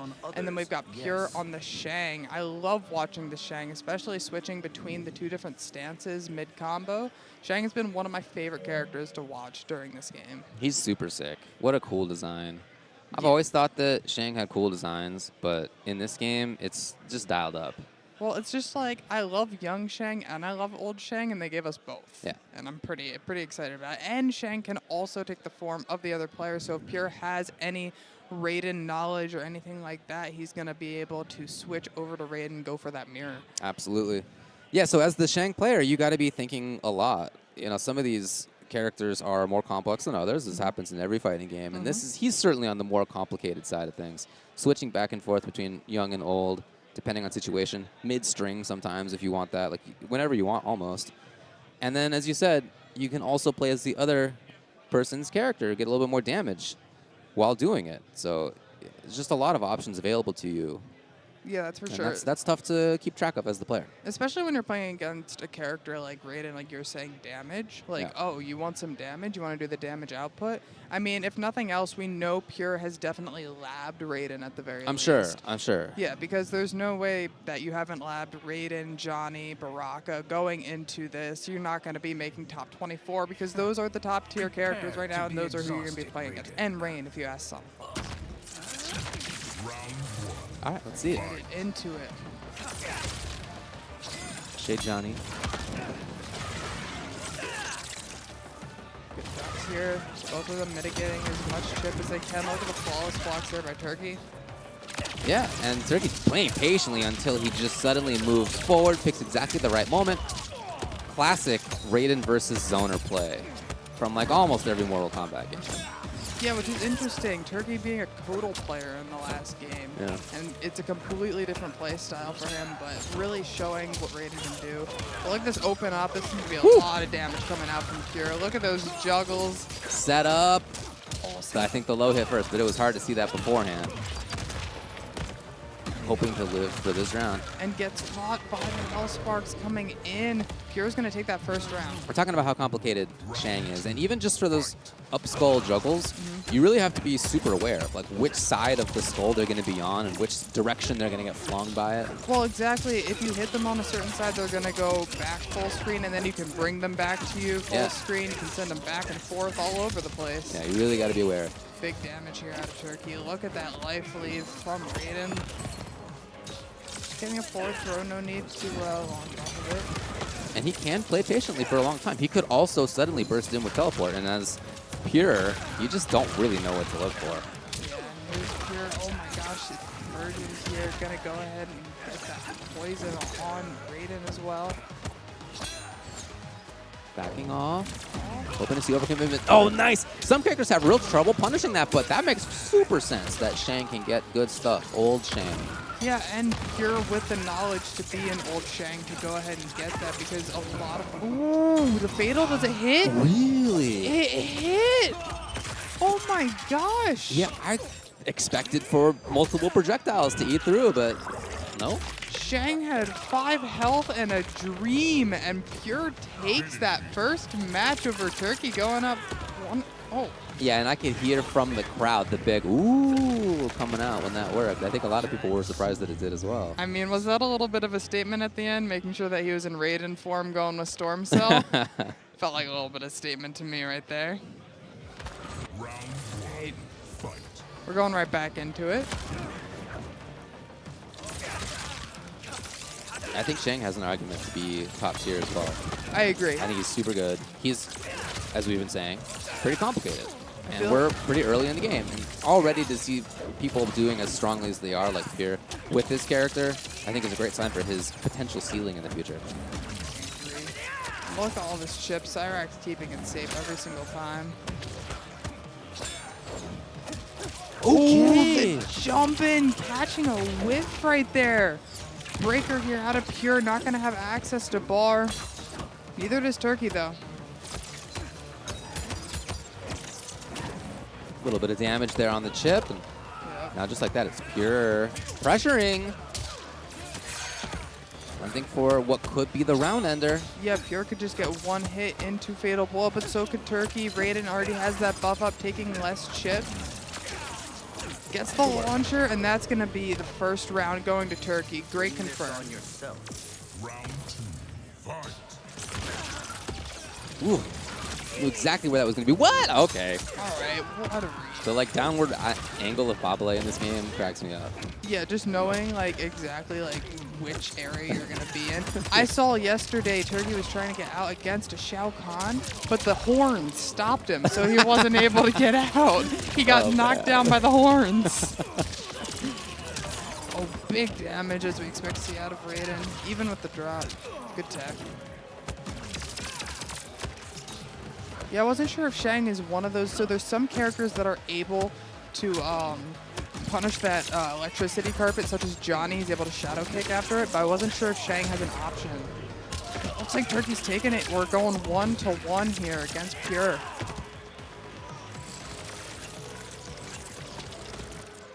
More consistently found pressure for himself. Yeah, found his openings. Yeah. Definitely made an adjustment. Fight. Not fireballing at range quite as much. You can see at the start of this round, the idea immediately is to move forward. Exactly. Realizes that it's not going to be a really good trade for him if he sends the 1 fireball and Shang sends 3. Yeah. Goes in and charges up, but those flawless blocks are going to be huge for Pure in the long run. Underneath. Okay, here's the setup. No. Nice, it's Superman. Airfly. Get in the corner. Yeah, he's there. Feeling comfy at 72 degrees. Turkey's got pressure. Yeah. Big pressure here, a lot more chip.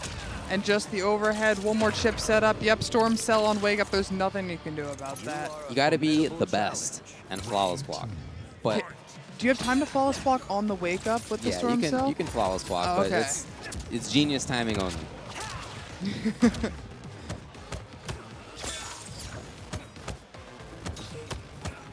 Strings, hold that Kung Lao hat. Just jumping back, trying to get out. Turkey. Pure pressure here. Oh my goodness! Sick Almost got the pickup. conversion. off Yeah, of that right. He too. pressed at least 1 button. Forcing the corner Yep. is Turkey. Maybe not for long. Pure trying to battle out. Turkey with himself you in the get not for free. Not for free. Yeah, Pure, what great matchup knowledge too, knowing exactly when to send those skulls out.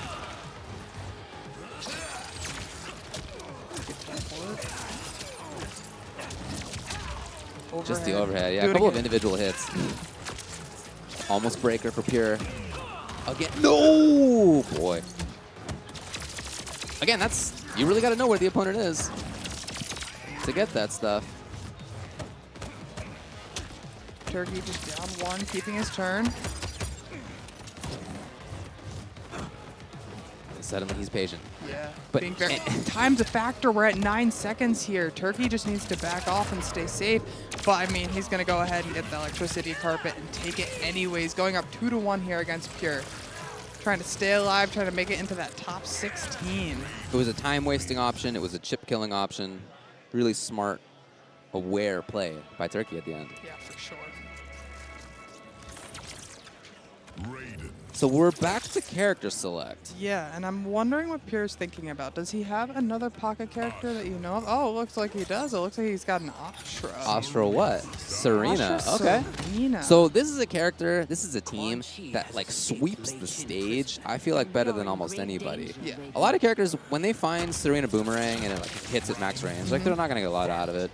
This character stabs in with the forward 2 from basically anywhere Yes. into big damage. And so just being on the ground is uncomfortable versus her. Yeah, and like Serena allows you to fish for those hit confirms as well. If you can see her projectile hit, Astra with, as you were saying, those long normals is going to be able to enforce those hit confirms a lot better. I wonder if we're going to see Turkey. I haven't seen a lot of people contesting Astra when she goes for her like big launcher in the air. I wonder if we're going to see Turkey try to contest that in the air with Raiden. Ooh, big damage. You're on the corner now. Good Ooh. attack. Not quite there on the punish. Turkey outside of it stabs in. No confirm, but he's got great chip damage. Corner carry. Astra nodding along. Oh, and Astra's out of there. Oh, good jump.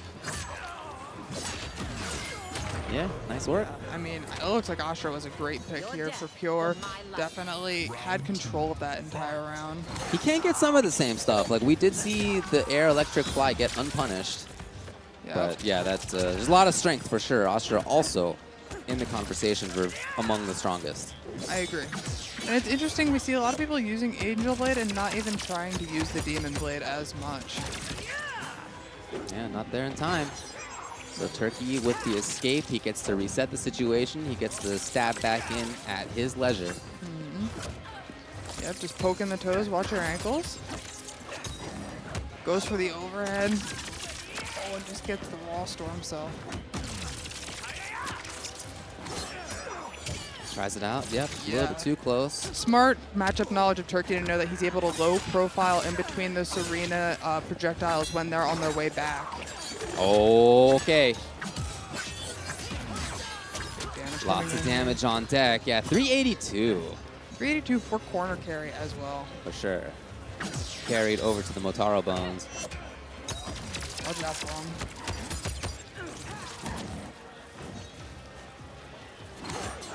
The stakes are high. They both know it. They Neither both wants are to take the big bet. one hit confirm into fatal blow. Cyrax, patience. Look at the time now. 12. Running out of time is Pure.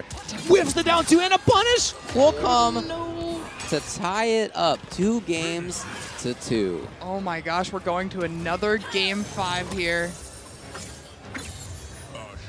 Turkey thinking about it. I don't know if his other cameo Jax, he's going to get some coaching here from Cease, also in our top 24 today.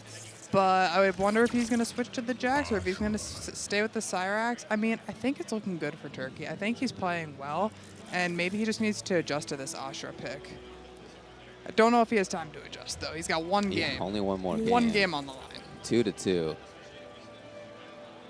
You pick Jax because you like the big damage output, right? Huge damage combos with him. You have some annoying unblockable situations for sure as well. But, you know, a lot of the damage that he's gotten hasn't really been about him finding true hit confirms. Yeah, I like going back to Cyrax here. A lot of it instead has been, you know, he finds, he makes the opponent block, right? It's block damage, it's chip damage. It's not necessarily true hit confirm. So, yeah, I like staying away from Jax here. Yeah. Old pokes to start it off. Yeah, like already that's like 8% health. Yeah. This is 1050 Astra Serena. You know, a little bit more life for her. Oh, it's actually surprising. I feel like usually Serena cameo makes people have lower health. Goes ahead, get set up. Ooh, okay. Didn't do anything afterward. Turkey was patient. Yep. And he's staying away, trying to set things up for himself, hoping for the net. But a lot of slow play. I feel like in the last game, he was a little bit more about trying to get the approach. Yeah, But- maybe that's what his coaching was about. Hey, be more patient. Make sure you back off. Make Astra come to you. Yeah, and I think that's a super legit style for Raiden. Like, this is a character who has excellent movement in the air, on the ground. He doesn't really need to find a hit confirm to deal damage against you, although if he does, it's a lot of damage. But he can just kind of stab in, make you block stuff, and stay away a lot of the time. That said, against the huge button from Astra, hard to stay away permanently. Yeah, Turkey has access to Breaker now, but I wonder if he's going to choose to spend. Oh, goes ahead and spends a bar. Look at the there. time. This is a very comfortable round for Raiden Cyrax. Raiden and Cyrax just have the ability to like play this slow game. Look at the time 7 here. now. 5 it's seconds. a slight life lead for Turkey. Not a lot. 4. Pierre running out of time. He's got to find the hit fast. He's got the grab, but it's not fast enough. Time! Oh my goodness. Ran out of time. Something interesting about this game that I've noticed too is it's not necessarily who has more health, it's who has the better ratio of the percentage of health that they have. So just because one has 1050 and the other has 1000, if they're both at 300, the 1050 person wins. Yep. Or the 1000 person wins. Sorry, my bad. Wrong way around. Big damage coming out here from Turkey, being able to spend all that bar, get the Cyrax, and this is what we're used to seeing from Raiden Cyrax. Oh my god, look at that. 560. Let's go. So what that means is that he gets to play slow if he wants. He can now hang out for quite a while and not feel like he needs to pressure. Yeah, he can kind of. Or you could just get the whiff punish and look good. That's one way to do it. That is one way to do it, but you are risking this entire pressure here from Astra in the corner now. Turkey being patient. Ooh, that's gotta Huge be a down miss. two. Pierre, will Pierre make a comeback in this round where he lost 56% right away? Yes.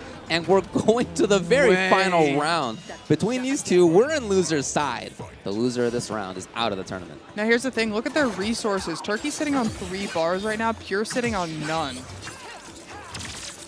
Just outside of the big stab. Underneath. Again, you don't necessarily need to find hit confirms Yep. with Turkey's team.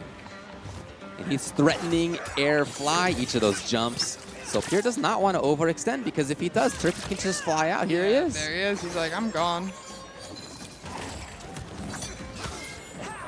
Oh, again. That's what I was saying, I was wondering if Turkey was gonna go for pressure there, but the D2 whiffs.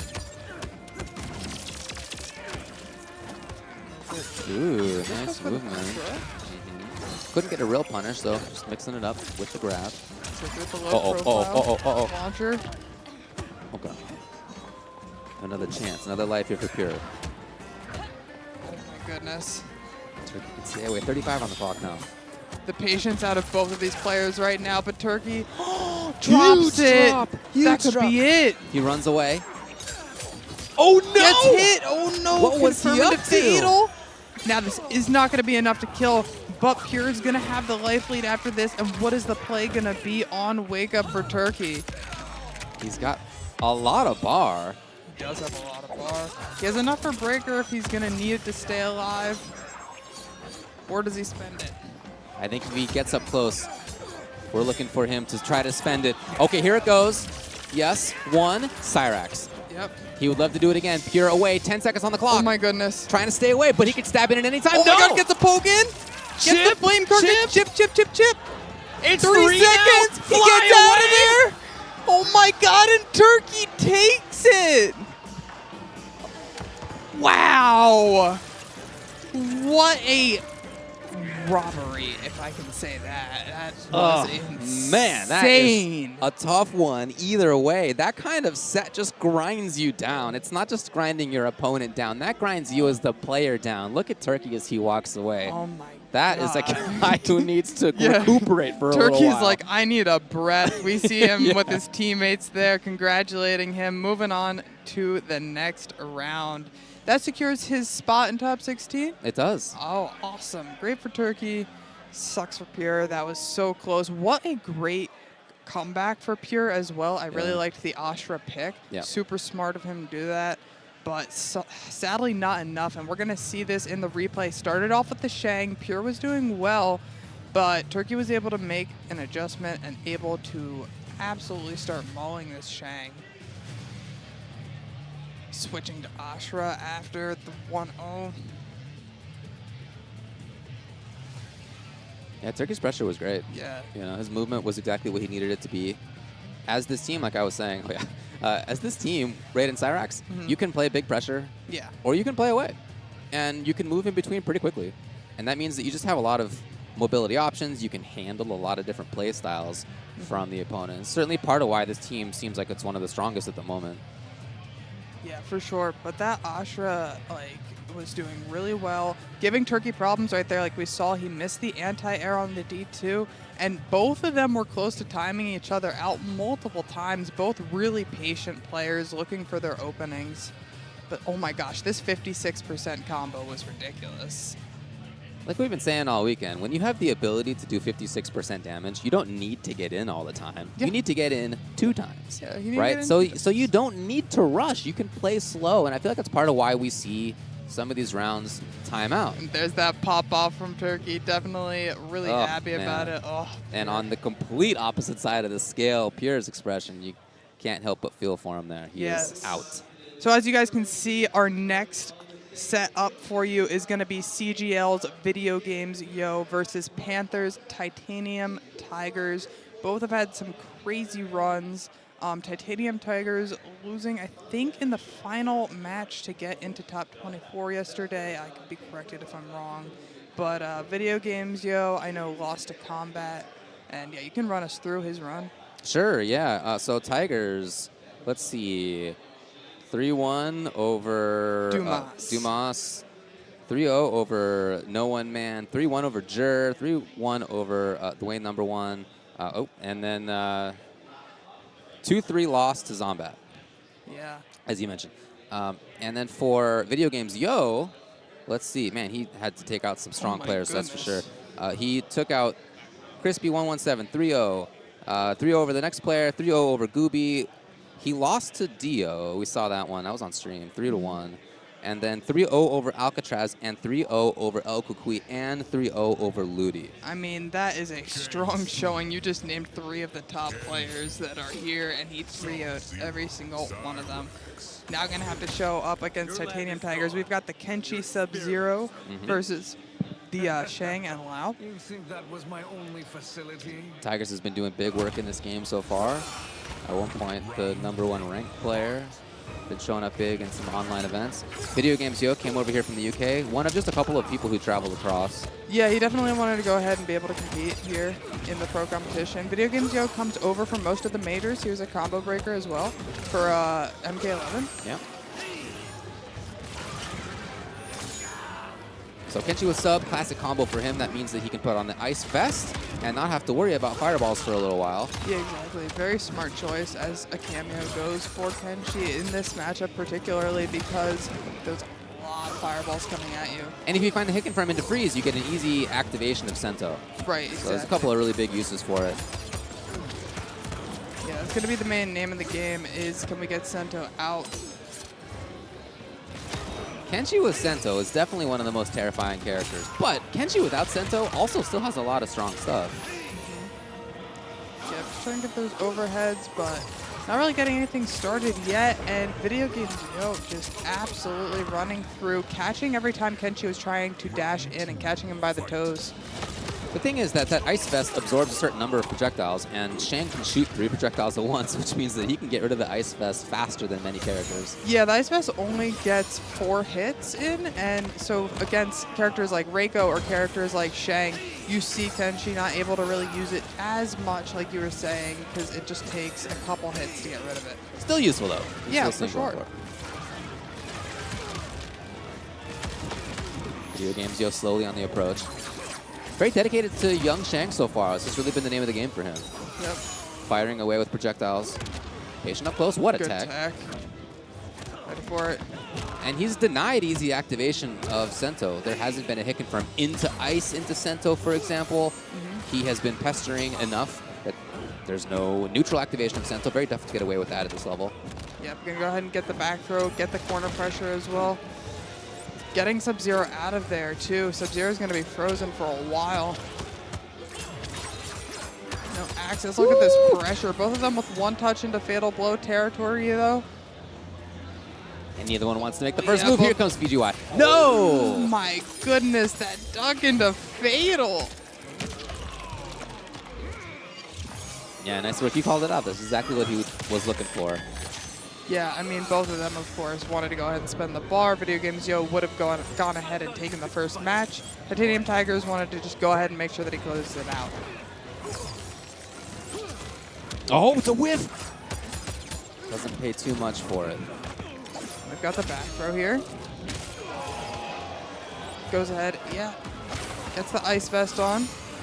Really not even looking for long combos with Kenshi right now. Just getting pokes, poking away at Shang's life. Yeah, he hasn't had a combo, I don't think. Yeah, I actually don't think he's had a combo Yeah, yet. I don't think he's done like even a 3-hitter.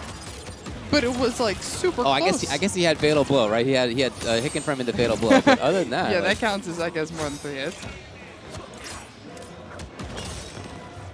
Spice gonna keep that safe, allow Shang to make some space.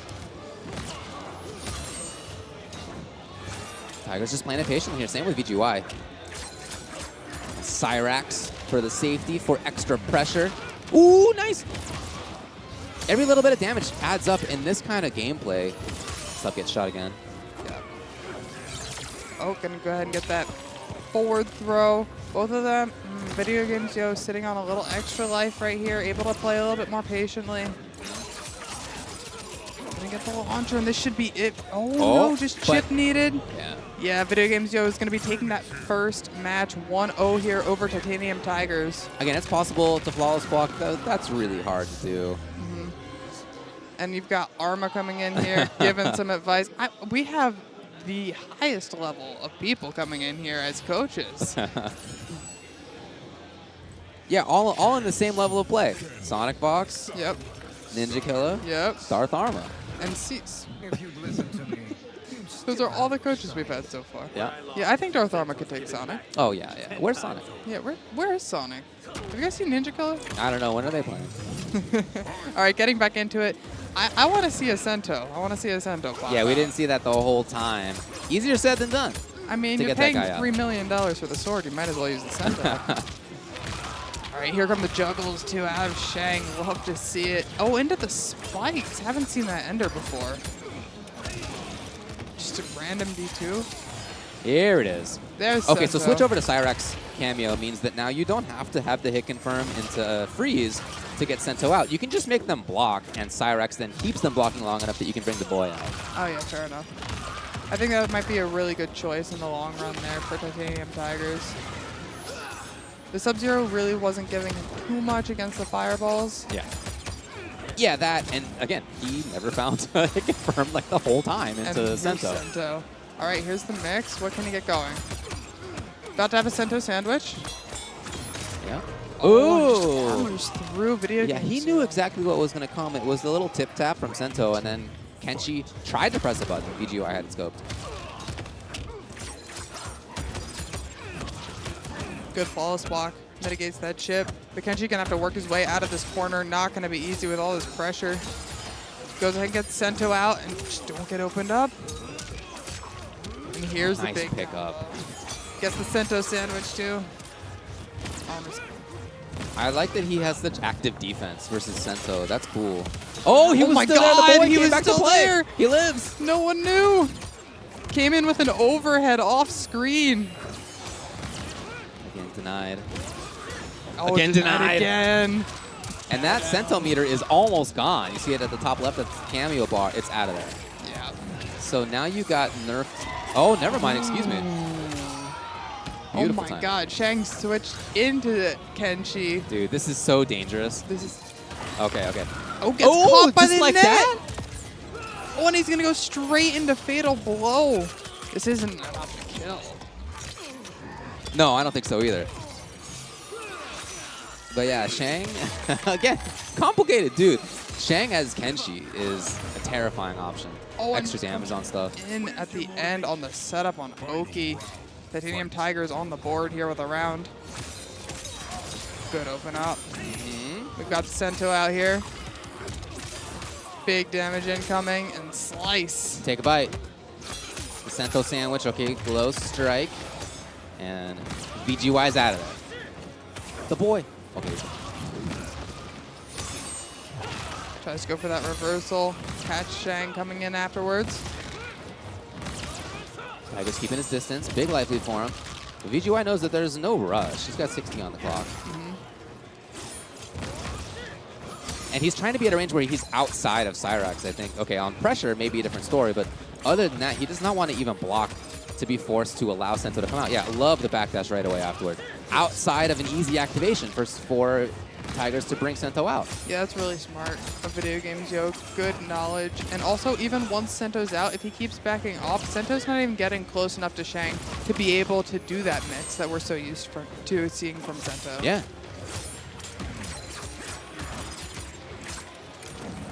Sweet. Yeah, great read by Tigers not to complete the string there. He knew exactly what would be coming up. All right, 17 on the time's clock gonna start, now. Yeah, it's... Oh, yeah! Goes for the fatal. Does it hit? Wow. Oh, it's a punish that hits. Man, this is a ready guy. That's Yeah. going to be 2-0 for VGY in what feels like a close match, but nevertheless 2-0.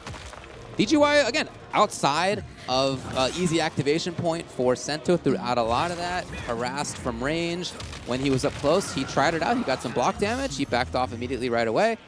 The solution there with Fatal Blow against Overhead Ghost. And Tigers trying to work out what to do next. Yeah, I mean, I think the Cyrax switch was great from Tigers, but it just seems like Video Games Yo was so ready to say, oh, well, okay, I'm just going to stand back here, just like you were saying. I'm going to stand back here, and I'm not going to let you get those setups with Cyrax Woo, on me. let's go. Oh, man. Kenshi versus Kenshi. Kenshi. Nice. And a Sento out there, too. We've got a Cyrax. We've got two Sentos on the screen. Whose is whose?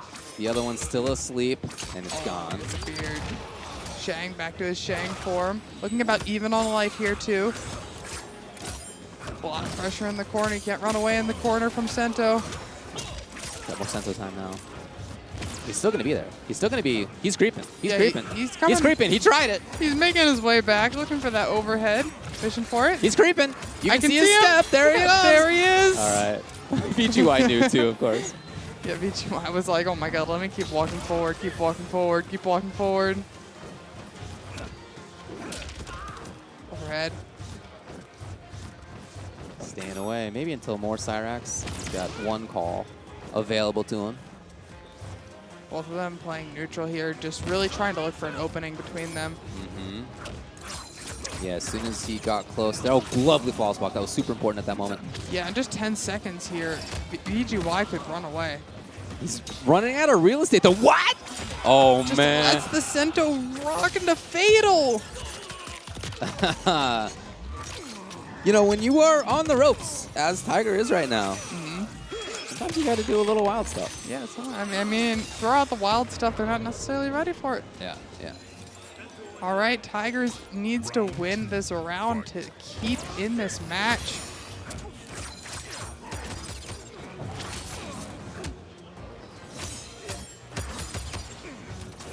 All right, Sento is out. Yeah.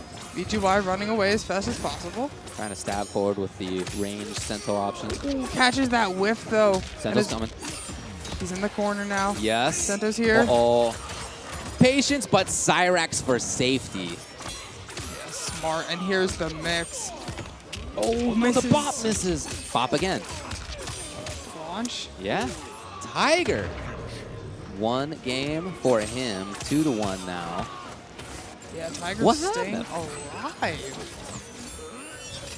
Looks like he made that adjustment there, figured out how to get Sento in even though VGY is running away. Definitely just walking down into the corner. It feels like he's activating Sento closer to the corner instead of mid-screen because he knows that VGY does not want to be anywhere near that Sento, so he's saying, you have no choice now. Yeah, and he has just brought out central and neutral like a couple of times at this point. So I'm expecting VGY to be a little bit more cognizant of that. That said, up close is where Cyrax allows you to bring him out. Yeah. Oh, and here's the Sento sandwich. Tricky. Gets the bop. Miss. Drops. He's dropped it a couple of times now. Sento with pressure, calling him back. He is out of there. Trying to keep his own range outside of... Oh! Oh, no. Activate Did he not have Sento's save? No, maybe not.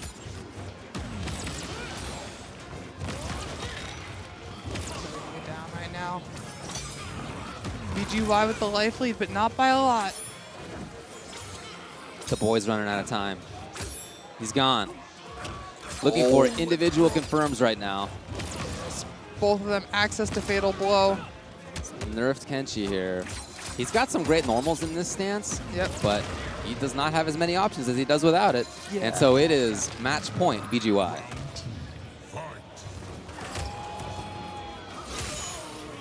Overhead here.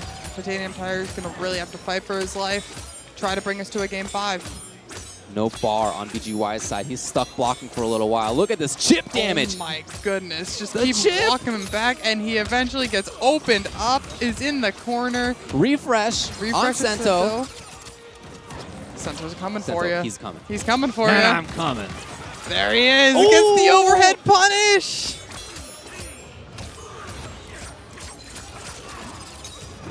Rejected. Big distance now. Oh, tried to get there in time for the punish. Not quite. Yeah, I kept it safe with those spikes at the end, though. So now Cyrex is available for Tiger.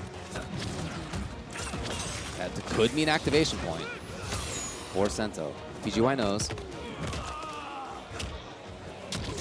Okay, breaker, surely. Yeah, you have to break there. And is this going to be it? Confirms into Fatal. Video Games Yo is going... No! Oh, it didn't hit? It was too slow, but Chip is going to do it anyway. Oh my goodness, what a drop. I expected that to hit.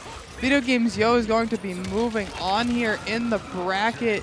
Titanium Tigers, unfortunately, out. BGY, as we mentioned, has already had a pretty long stretch of strong players that he's played against. The last, like, 4 in a row have been all killers. Yeah. You know, as we discussed, 3-0 over Alcatraz, 3-0 over El Cucuy, 3-0 over Ludi, and then there, not a 3-0, but still a victory over Titanium Tigers as he moves on. Yeah, I mean, Video Games Yo, you could also see, seemed very comfortable. Even in those uncomfortable scramble situations, kind of made the right reads, made the right plays. I cannot believe that Fatal drop. I did not expect it to be too slow.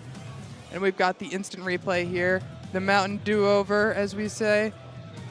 Watching VGY, watching him get stuck in that net, confirmed by Titanium Tigers there.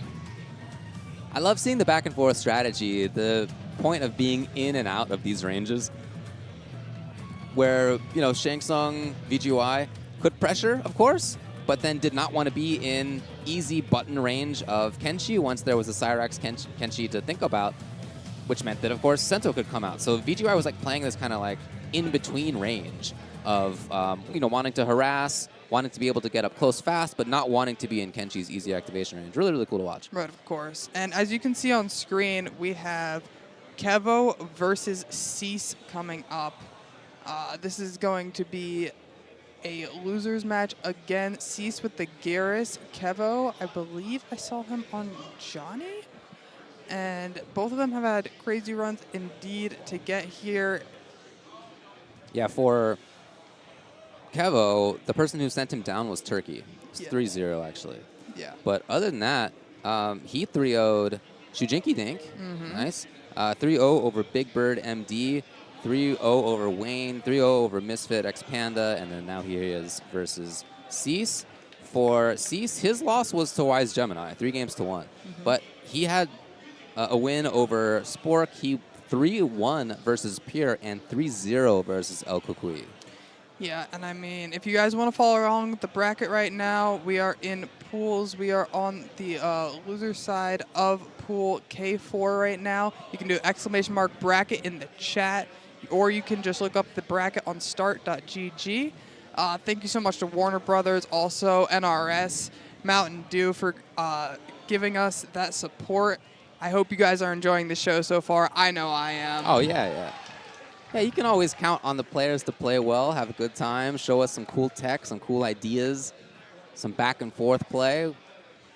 We've definitely seen that so far. Yeah. So right now the players are testing their buttons. Yeah, making sure they got that button check in. We'll get in as soon as we can. All right.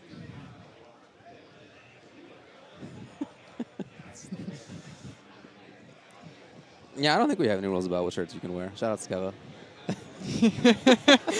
I didn't even notice that. Oh, no.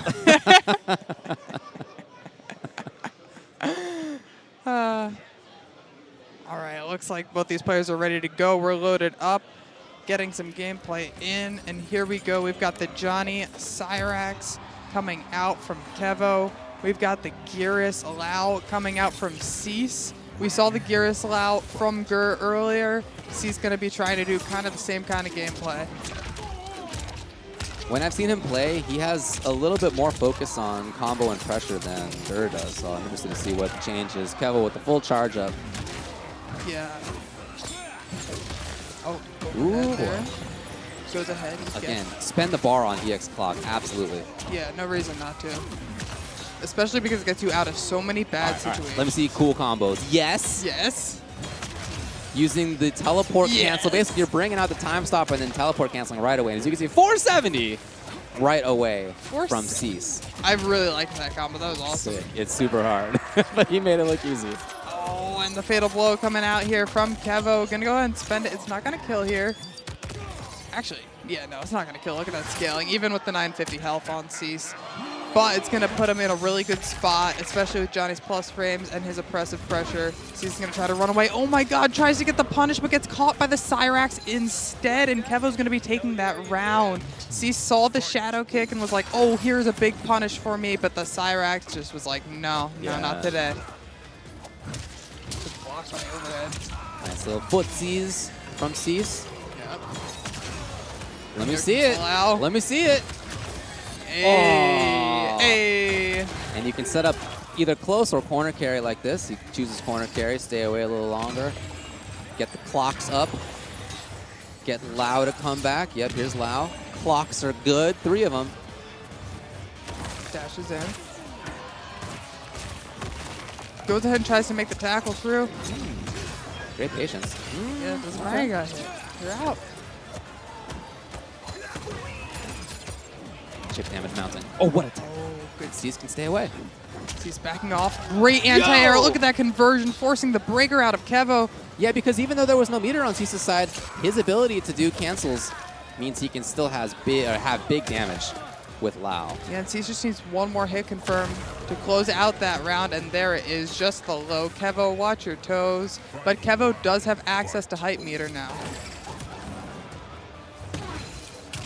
Scooting in. Ooh, again, Cease gets caught by it. Right. Kevo's here. Yep. Plus Full frames pressure. are here. Constant plus frames. Okay, a chance. He's going to have to work his way out, and it looks like he's doing a good job of that. Going to go ahead and freeze. This is only the beginning. Yep, freeze again. I'm telling you, it's not an easy combo, but he's just super consistent. It looks awesome. It's super cool, yeah. I like the last switch.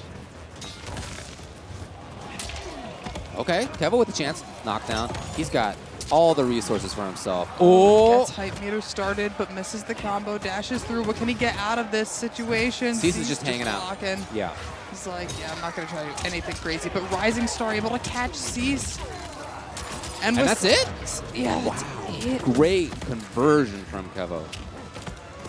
And Cease had been playing that defensive play versus Hype really well until like that one moment. So the fact that Kevo was still able to convert for the kill is impressive. Yeah, it's really hard when you've got Wise Gemini, the one that sent Cease down to losers, as being the one coming to coach him. But it's really hard when you've got that hype meter. I mean, you can only block so much of it. You can only, at some point, maybe you're going to make a mistake. Oh, and he does go for the hit confirm there after for the punish. Cyrax was not ready for Johnny after the shadow slide. Big launcher. Freeze. Yeah. That's one of them. That's the 2 of other. them. Ooh, 494, just a casual half your life gone. And that is going to be it. If you throw the opponent out of the corner, it does extra damage on command grab, 190. Oh, really? Round 2, fight.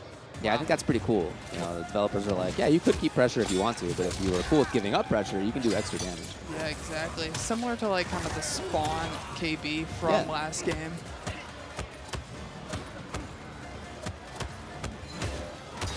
He's playing patiently. Kevo, though, He's holding it. that was great corner push, to be honest. That was like a third of the stage just by blocking. And there you are. you're pretty much in the corner at this point. Moose man behind him. Goes Okay, for the back Kevo, throw, yeah. left him out. He's backing off. He is at a life deficit right now. I don't remember if he has clocks up. There's no visual way to tell if Gitters has that. You just got to be aware. I saw him set up a clock, but I don't think it was the amplified one. Okay. Oh, Oh! big whiff, but no punish for it. But There it is. The he's out of clocks. there.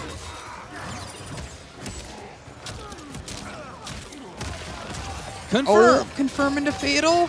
Yeah, you could definitely do this. There you go. It's a slow one, but that's going to be good enough. Yeah, lands big fatal here. We're going to send Johnny back in time so he can watch himself die multiple times, multiple ways, and get hit by himself. Cease is on the board. We're at 1-1. Cease versus Kevo here on the loser side of top 24 of our pro competition at ECT. I love how frequently we've seen people come up to help out their friends. Look at honestly, Cease listening yeah, in. trying to, all right, what are you after? What's your scope? So Zombat is up here giving Kevo the advice. It's in the rules that you can have a coach. You can only have one. There's Yeah. only a limited period of time. Yeah. But I really like that. I think that's a really cool role for somebody else to take up. I think so too. I think it's really cool because they can point out. Oh, Cease showing the timer too. Yeah, But, that's right. That's right. Yeah, exactly. Gotta know the calling it rules. out. But, you know, I think it's awesome that there is coaching allowed because they are able to see it from a third-party perspective that you aren't. I mean, something you have to think about these competitors, you're sitting there in these situations, and there's like 10 different things coming at you. You could get thrown, you could get overhead, low, mid. There could be a shimmy coming. There could be an incoming cameo. You're just not sure, so somebody else might be seeing something that you're not seeing in the moment. What a pickup. Just like that, you can lose half your life. Okay, not quite. Down one Directly into poses his turn. Uh-huh. Now it's always Johnny's turn. Johnny Lau. No more Johnny Cyrax. Just holding it, gets caught by the throw. Gonna stay in the corner here. Defensive call. Smart though, getting those iframes on wake up. And you could tick into command grab there. That may be what was Kevo was looking for, but Cease knew. Leveling up the clocks. And he has the round. Has the round, has the corner. Okay. Oh my gosh. Double Whose out was hat. which? Yeah, I know.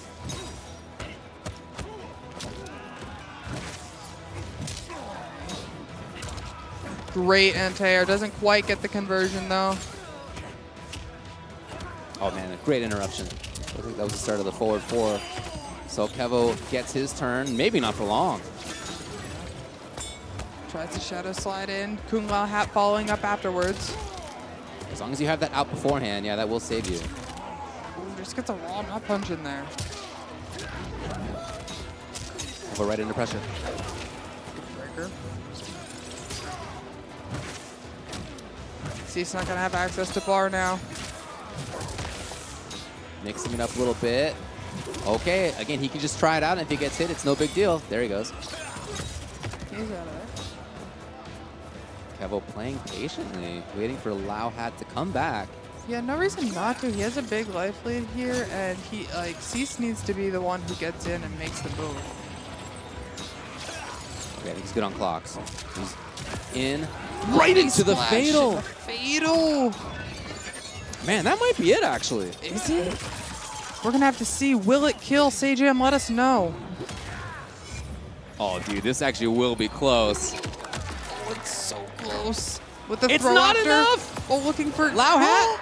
He Just goes let for Lao the- Hat do the work. That's all you got to do. Let it spin. Oh, and he goes for the classic at the end. Oh, and Gears' pose after that. Oh my goodness, Cease is up 2-1 in this set. Trying to secure that spot in top 16, or yeah, top 16. Clock it. Yes. Go ahead and get that set up. No reason not to. Still spinning there. Kevo patient, throwing his own hat out, trying to move forward. trying to get in a little bit, but snap! Snap, you're frozen. If that connects against you from anywhere, you are frozen, and Geras teleports right in to get the combo. That's only available if you have those 3 clocks up. Overhead. A little check, interruption. Finally, we see the tick out of that. Yeah. Low hat versus low hat. Running away is Cease. Okay, setting it up again. He's got the clocks. Yeah, that was important. Good tech by Cease as well, keeping this quarter pressure. Oh, goes for the shimmy. Gets the open up into the overhead. And he did not want to pressure at all. This dude was out of there. Doesn't want to be anywhere near Johnny at this moment. Nice! Oh my God. What a play by Cease there. This defense is looking incredible. Yeah, he was just really right on point.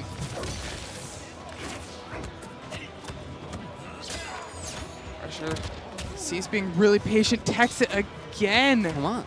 Kevo not able to open him up at all. There's a little bit at least. Finally, defensive hat call. Kevo breaks. And so, it's still coming. Yep. Oh, and Cease is out of there.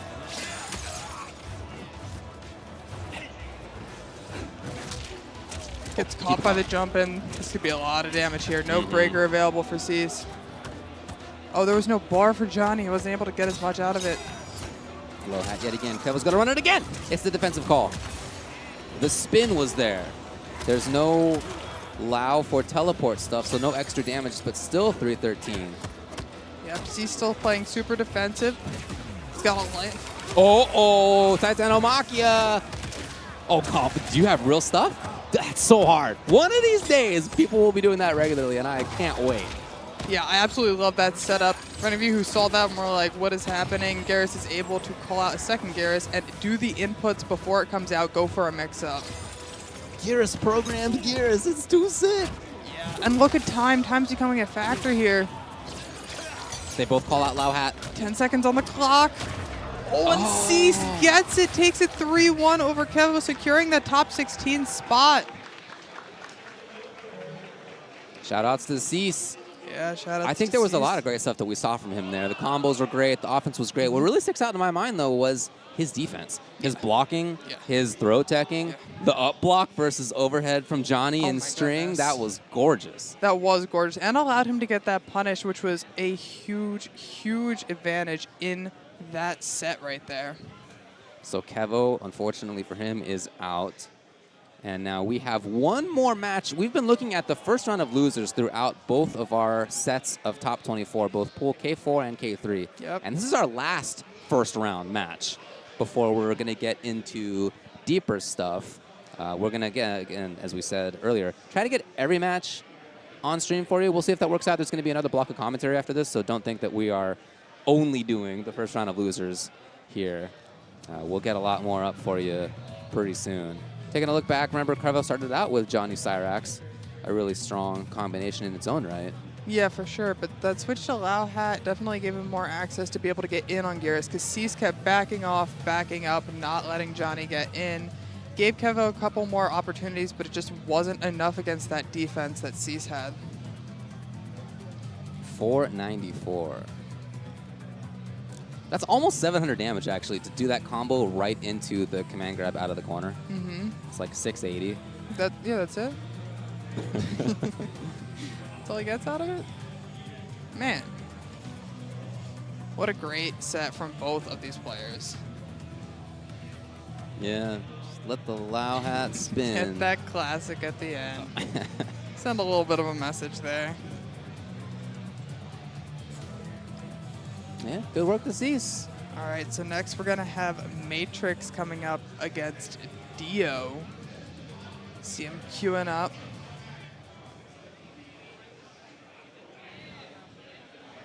Yep, here they are. Dio on the right side of your screen. And for him, he had a pretty long road, interestingly, in this. Lots of strong players who he happened to come up against. 3-0 over Ironside, 3-0 over CT Dom, 3-1 over Video Games Yo, 3-0 over Diddle. Mighty Unjust beat him, but it was 3-2. It was very close. That's very So that's a tough run for him. He finds himself the losers, as you could see. On the other side, Matrix had some good ones too. Beat Ray Riazi 3-0 over Misfit X Panda, 3-0 over Jur. Turkey beat him, but again, only 3-2. And then he beat Scar. Yeah, 3 games to 2. I watched that Turkey Matrix yesterday, and it went down to last round. It was a crazy scramble at the end, and I love this. We're going to see the Natara versus the Ashra. Natara definitely with some of the best movement, if not the best movement in the game, but she has lower health, has a lot of trouble keeping up with some of the damage. And look at this, 900 versus 1050 health. That is incredible. What a difference. That is a crazy difference. We've got the Ashra, and Serena is going to be putting out a lot more damage on those hit confirms as well. So it's going to be hard for Natara in this matchup. Yeah, 150 health difference. It's not the most that you can have. I guess the most you could have is probably 300 now that I think about it. But yes, you know, nevertheless, 150 is a huge difference. Yeah, but look at that movement, able to just fly up and around. I wonder if we're going to see some air-to-air action here on Ashra Natara. Gets the launcher into the corner. Gets the buff up.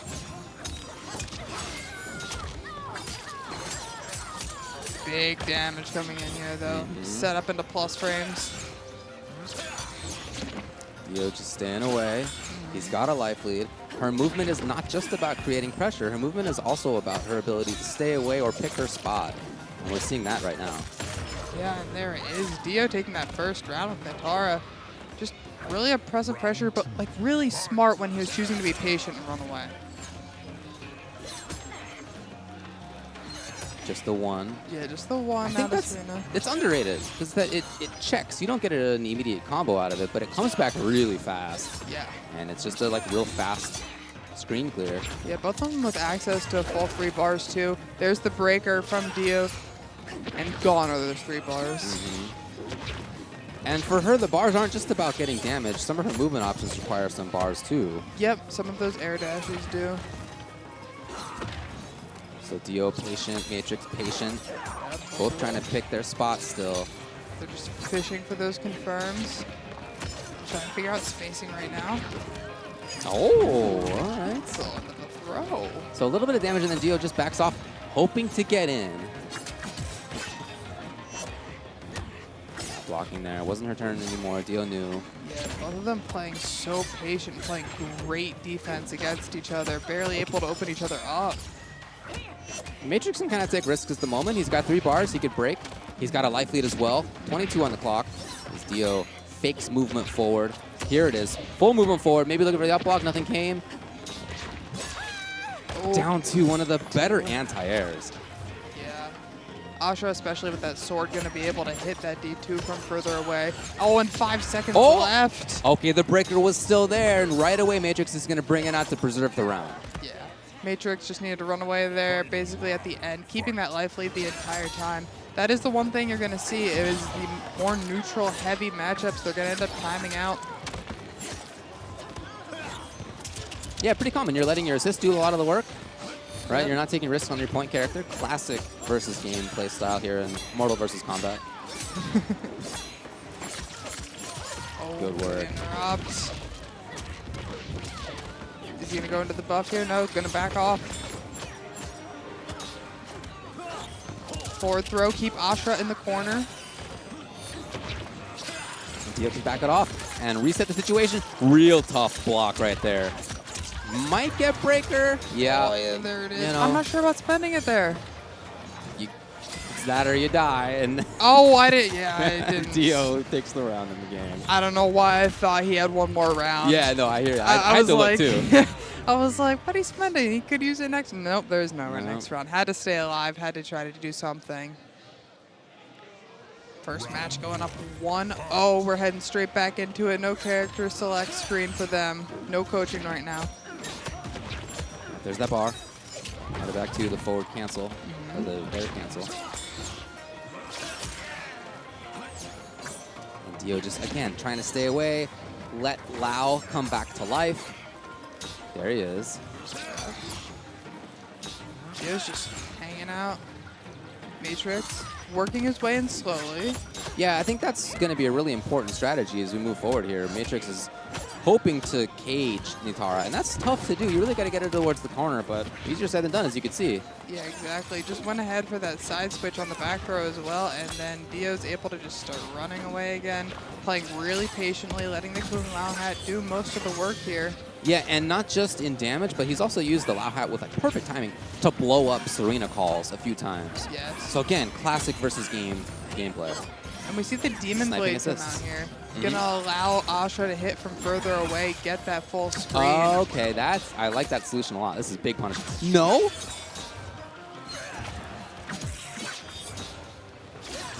So Dio gets to hang out, Matrix away. Low, oh my god, come on. Oh my goodness, the bite. 10 seconds left on the clock. Dio just needs to hold off, but it could be confirmed into Fatal here. Oh no, Fatal even needed for Matrix. Dio just wanted to put out low hat and then probably like hang out and run away. Exactly. But that was exactly when the Serena call came out. So smart of Matrix.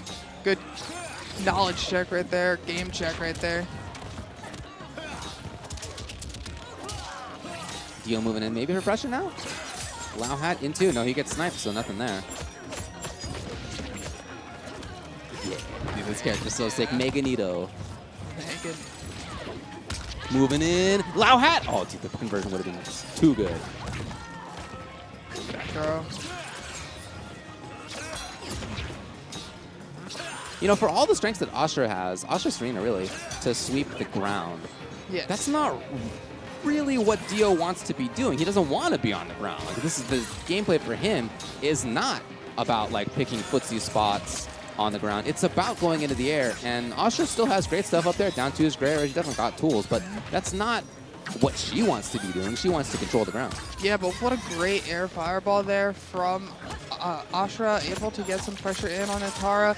But this should be enough to kill, and we're going to be going to a final round here in this second match of Dio versus Matrix. Big stab in. Dio out of resources. Now what an anti-air. Nothing else though. Yeah, now Ashra's in. Not so much. Oh. That's herself, actually.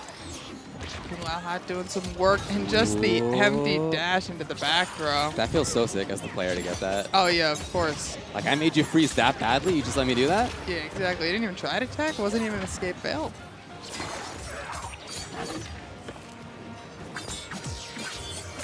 Oh, plus, and decides to steal his turn back with a down one? Yeah, he called out the forward movement, and he was right. Matrix was trying to move in after that. With nothing. Here it is, though. Lanzy's punished. Dio gonna get some damage. Good damage. And again, he does not need to go in. Yep, he can stay away. But same as before, Matrix called Serena at just the right moment. He gets the big confirm. It was Serena who tanked the low hat, allowing for Asher to still stab in. And Asher getting this fatal blow here, gonna allow to make up for a lot of the life. They're pretty much gonna be even here going into the end of this round. Again, it was the same situation. In those neutral timings, as they're both kind of like getting up from situations, if Serena gets called, she tanks the low hat and allows Asher to get the full combo. So Dio's got to be aware of that moving forward. I'm sure he'll be thinking about it more actively as this continues.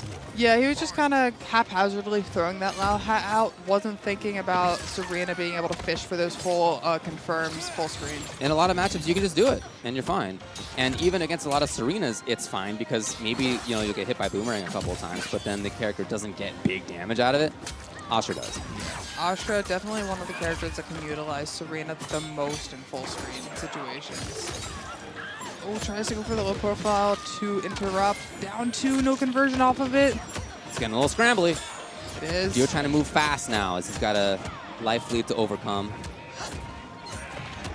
Yeah, this is the first time we've seen Matrix with a huge life lead, and Matrix now is the one who gets to back off. The chase is on, you can tell. Throw, okay. Not gonna do a lot. Rapid slash, nice punish. Punish. Gets a little re-jump combo. And next one could be for the round. Okay, setting it up. But down two, and even if she gets hit by hat, as I think she did, it said punish on that side. It doesn't matter, the round's already over. Wow, what a great down two by Matrix there. He's made a great adjustment to this Natara gameplay as well. Making sure to figure out how to fish his way in. Making Dio have to come in and try to open him up. Forcing breaker there. Astra not going to have any bar. And you notice Dio actually waited before putting hat out, just in case there was a Serena call. Exactly. So he's definitely thinking about things there. Yeah, has picked up on the fact that that wasn't going too well for him. But Lao Hat, as you can see, that thing comes back almost right away. Serena with double boomerang takes a little longer. Yep. They get that launcher into a full combo extension, corner carry. Natara getting 34% right there. Good tech. Okay, aware. Goes for the empty dash. Lao Hat keeps safe. That was Getting above it. movement. Yeah, a lot of characters that are stuck there have to block, not her. Dio tried to be patient. What a wake-up option from Matrix, and now maybe Chase? He would love to. Dio just needs one more confirm or a little bit of chip and just dashes over. Oh my God. Astra looking for that overhead to try to come down, but gets hit by the low Kung Lao Hat. What a setup. Yeah. Ooh, not able to let's get go. over it that time. That's a tough range to be at, but to Dio's credit, he finds his way out. Yeah. And he is a lot more cautious with his low hat calls, especially in those neutral situations. Here, up close maybe. Tries it out, yes. Stealing some turns even. And again, not immediately bringing it out. So there's absolutely timing changes from him Yeah, as he's got pressure. If he finds another hit, in the corner. maybe two more, because there's breaker to think about now on Matrix's side. That's true. Or maybe not even a combo. If he could run it with grabs, I'm sure it'd be cool. Yeah, strike throw to death. Uh-huh. Dio backing off a little, gets the flawless block on the Serena cameo. That's going to be really good for mitigating chip, but it's gets the He breaker. just built it. Oh my gosh. Tries to jump in, but the D2 is going to close it out for Matrix. They're going up 2-1. He hit that D2, I think, at least 3 times throughout that. Definitely using that long disjointed D2 by Astra. Getting Natara out of the air. Okay, Sonic Fox Where's coming Sonic? up to give advice. Where's Ninja? Yeah, where is Ninja? Has Ninja played it? Is Sonic played it? Oh, same thing. Opening up the ear, trying to listen to what Sonic's saying. There's no rule against that, as far as I'm aware. Yeah, of course not. If they're coaching right in your ear and you just so happen to hear what they say. Yeah. Well, we'll see. Let's see if we can pick out what the advice was. Yeah, let's see. Matrix and Dio bring into this. A lot of patience, maybe. Yeah. You know, maybe just no need to move forward a lot of these times. Even with a little bit of a life lead, you can take the round. You Yeah. can run out time. Maybe it's also switching up between being patient, full screen coming in, being a really rush down, then going back to being patient. Switching it up on the character, it can be really hard to play against people who do that. Yeah, for sure.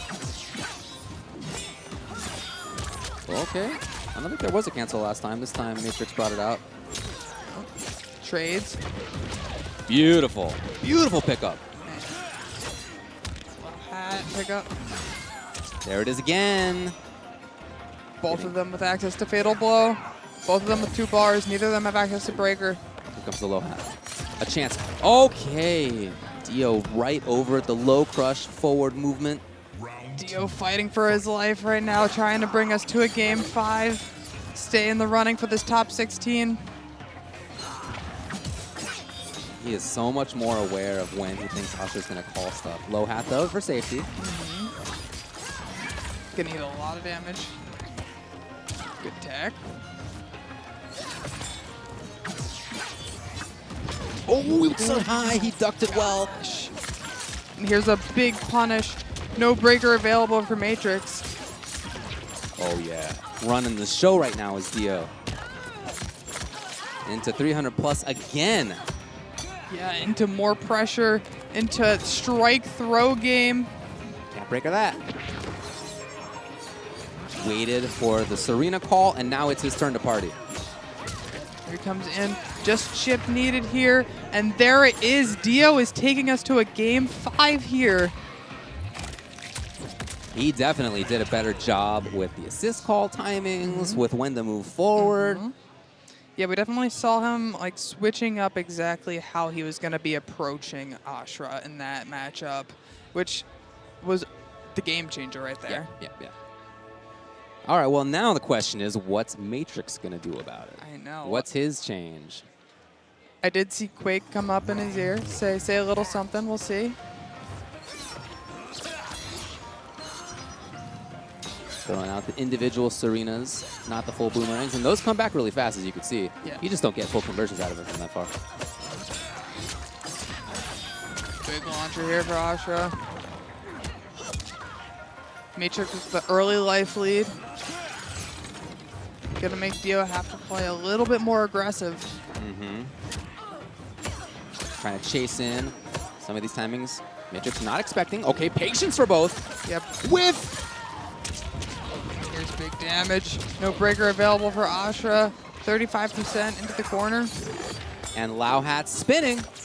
Okay, lands his punish. Big stuff. Gotta spend the bar to get out of there. Good neutral dogs on the Serena cameo. Uh-huh. Wow, Hat keeps it safe and backs off again. Let's go. The movement. Oh, keep it up. No, maybe not. Back off. Let the Lao Hat do its thing. Lao's back. It's just Dio is playing patient, looking for the right timings. Goes for that hard to blockable as well. Strike throw. And again, he's patient here. And look at the time. Time is becoming a factor again in a lot of these matches they have been. They're Totally just playing so patient. in Dio's favor at this moment. 7 on the clock. And the low hat is what seals the round. It's match point. I've lost my appetite. Love the assist call. Oh my goodness. What a set we've got right now. Oh, the air-to-air in Ashra's favor right there, but no conversion off of it. That's confirmed by Dio.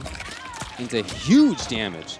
Yeah. 386, and he can now play away, take it slow, set it up again, juggle, come Oh on. my god, the timing on that. And the tech to keep the corner. Oh my gosh, that back flap, I guess, instead of a back dash. Again, low hat. And he's out of there. Yeah, Dio is able to just be patient right now.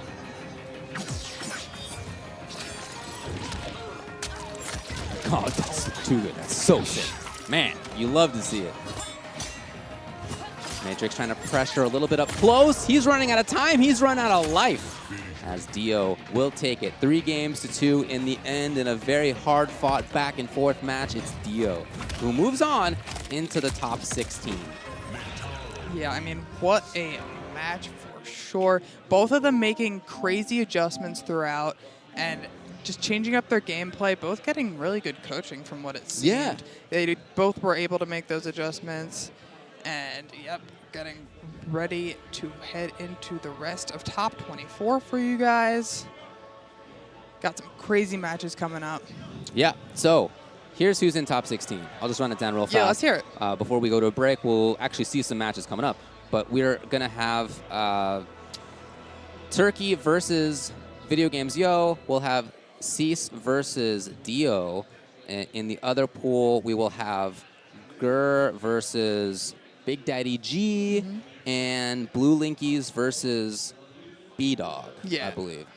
So that's what it's looking like in loser's side. We haven't even gotten to winner's side. Yeah, we haven't even gotten to the gotten winners. there. All that was in loser's side. The winner's side, Pulse versus Rewind, King Gambler versus Sonic Fox, and The Mighty Unjust versus Wise Gemini, Zombat versus Ninja Killa.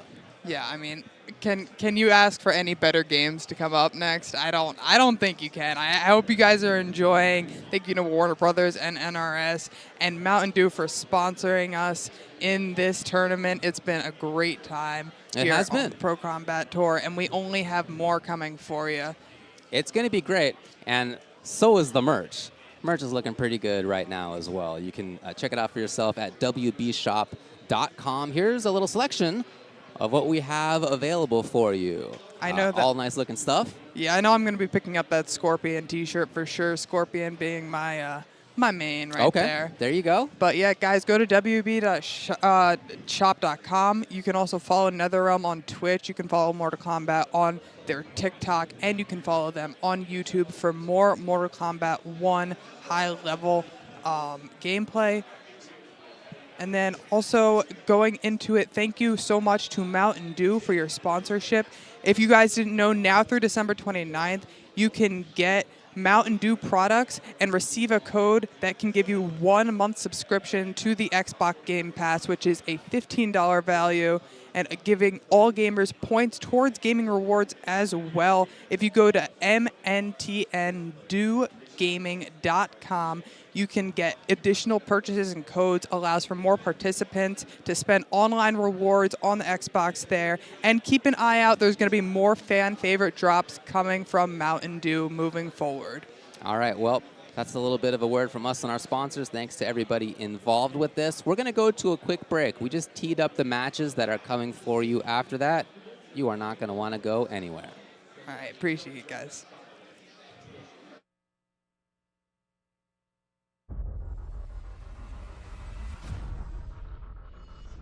Having liberated the hourglass and become keeper of time, I was free to craft a new era of peace.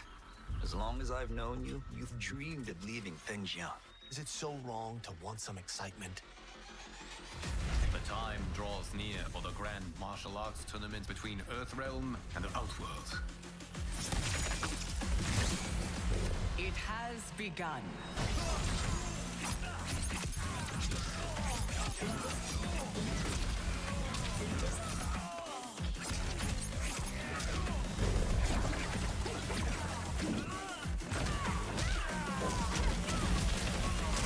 You are woefully unprepared, Earthrealmer. This will be your last battlefield.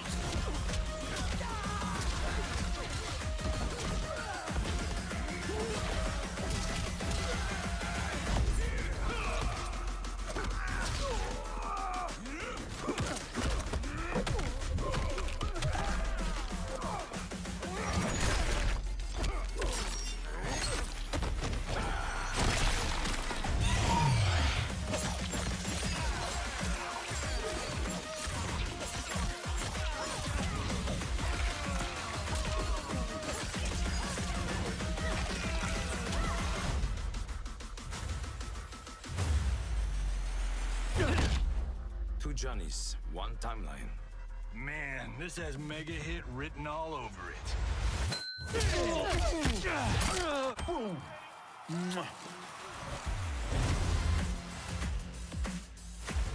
Inferior clans who will fall to the Lin Kuei.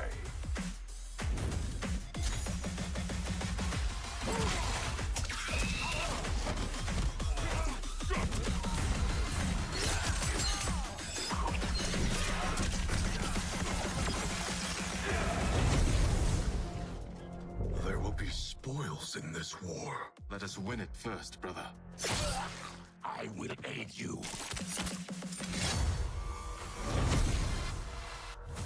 If you fight tomorrow, the symptoms of your disease could manifest. Kitana will take your place. There are already whispers she should replace me as your heir. Your race can shapeshift.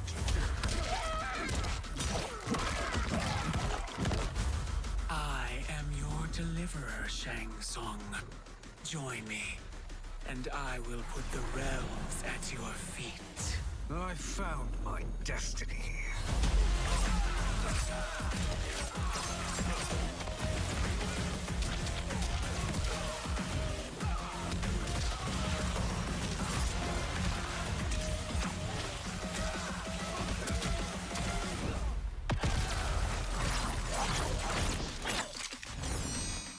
The threat you pose ends today.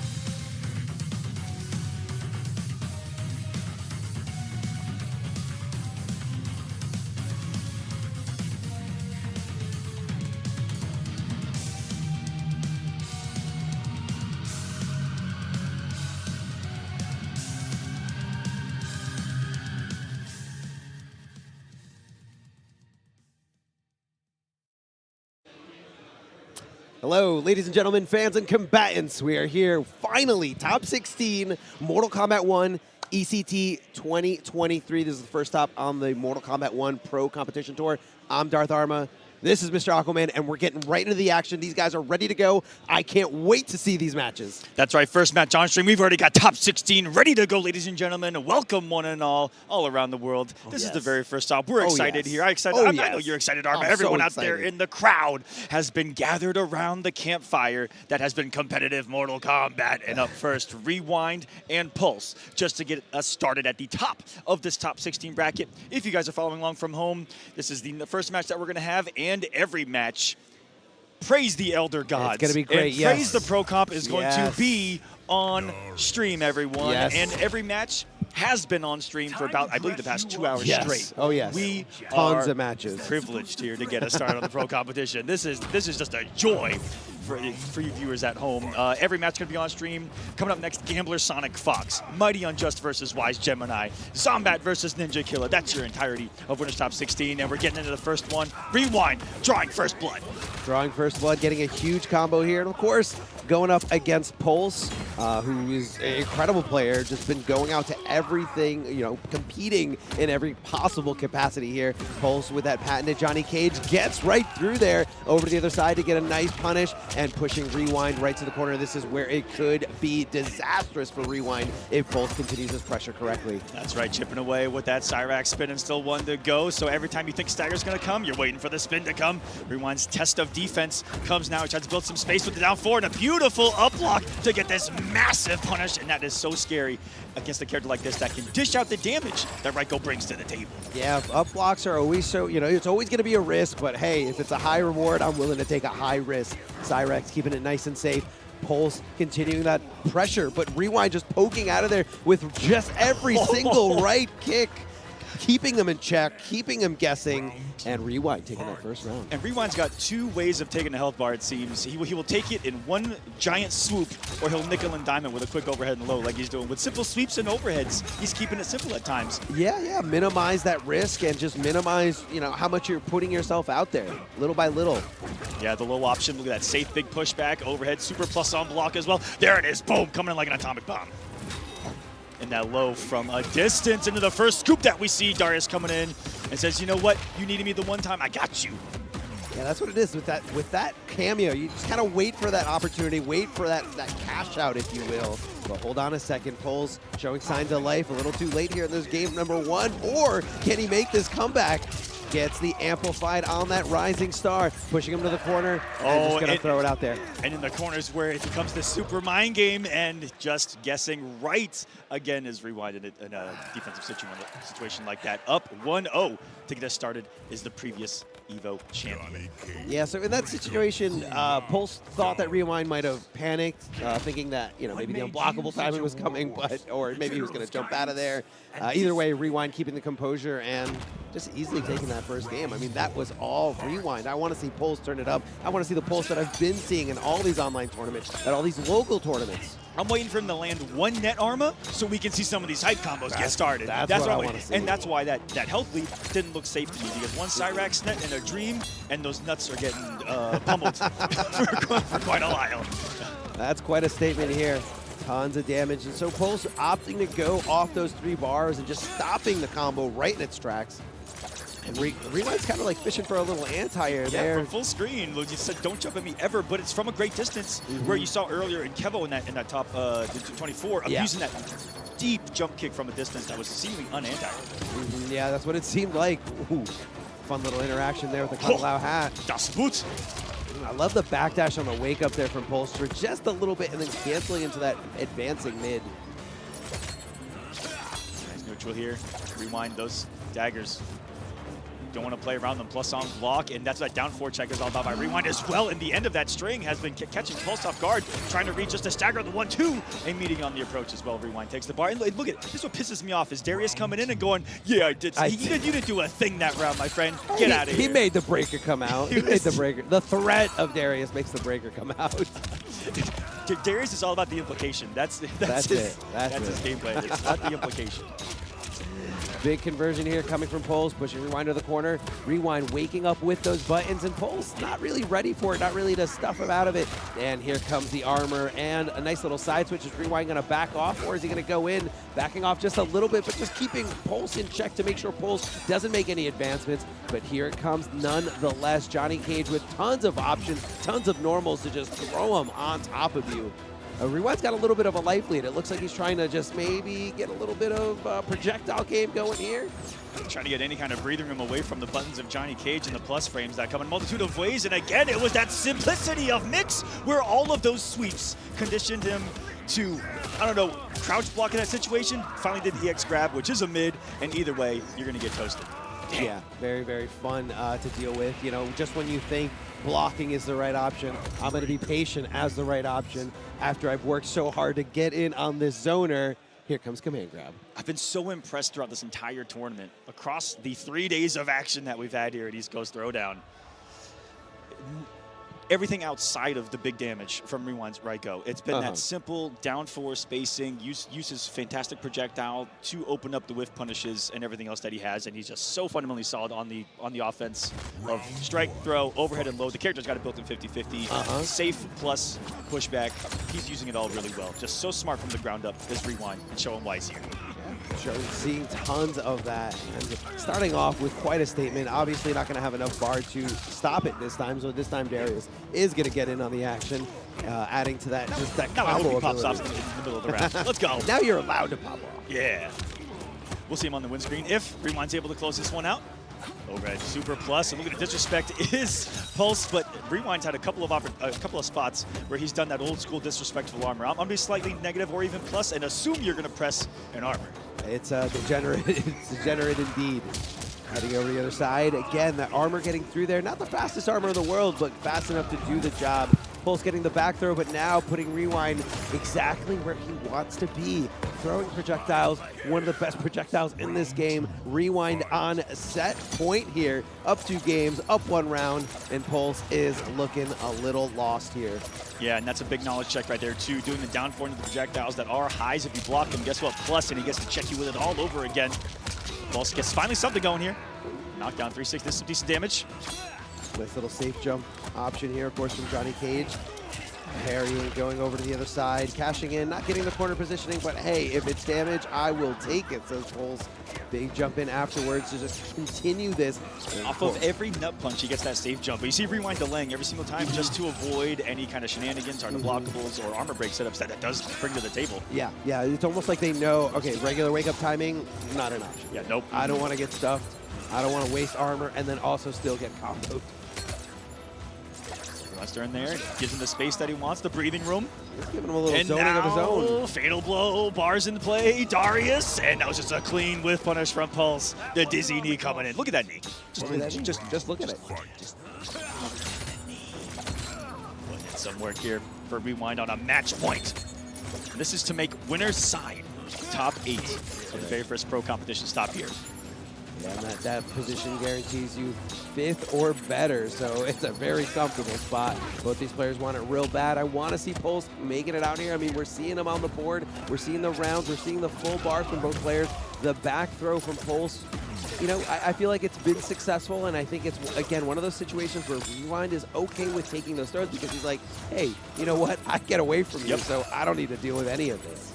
It's weird matchups do exist where sometimes your throws really do hinder you because they can put you full screen, etc. in certain matchups. Because now you're dealing with this, the full screen arsenal. The only zoner in Outworld right now. Only zoner. A very good one at that. Yes, he is. Yeah, especially when he's got that bar amplifying those ninja stars to make sure that you're getting something there. He just spent it, and he's almost got another bar down there. Look at that. It's insane. I mean, that's the other thing, too, is that if you got to spend money to make money. This is oh, he jumped over it. What a call out from Pulse. I don't know if that was reaction. I don't know if he was anticipating it, but it was the right move. Oh, no. Doesn't have the health to survive and Rewind. What? And a decision to just stand one scoop right there. What a heartbreaker there at the end. A heartbreaking ending. Pulse with just the right call, and he wasn't showing signs of like wanting to jump. He wasn't looking for it the entire time, but he did it in such a perfect timing that he was able to punish the amplified ninja stars.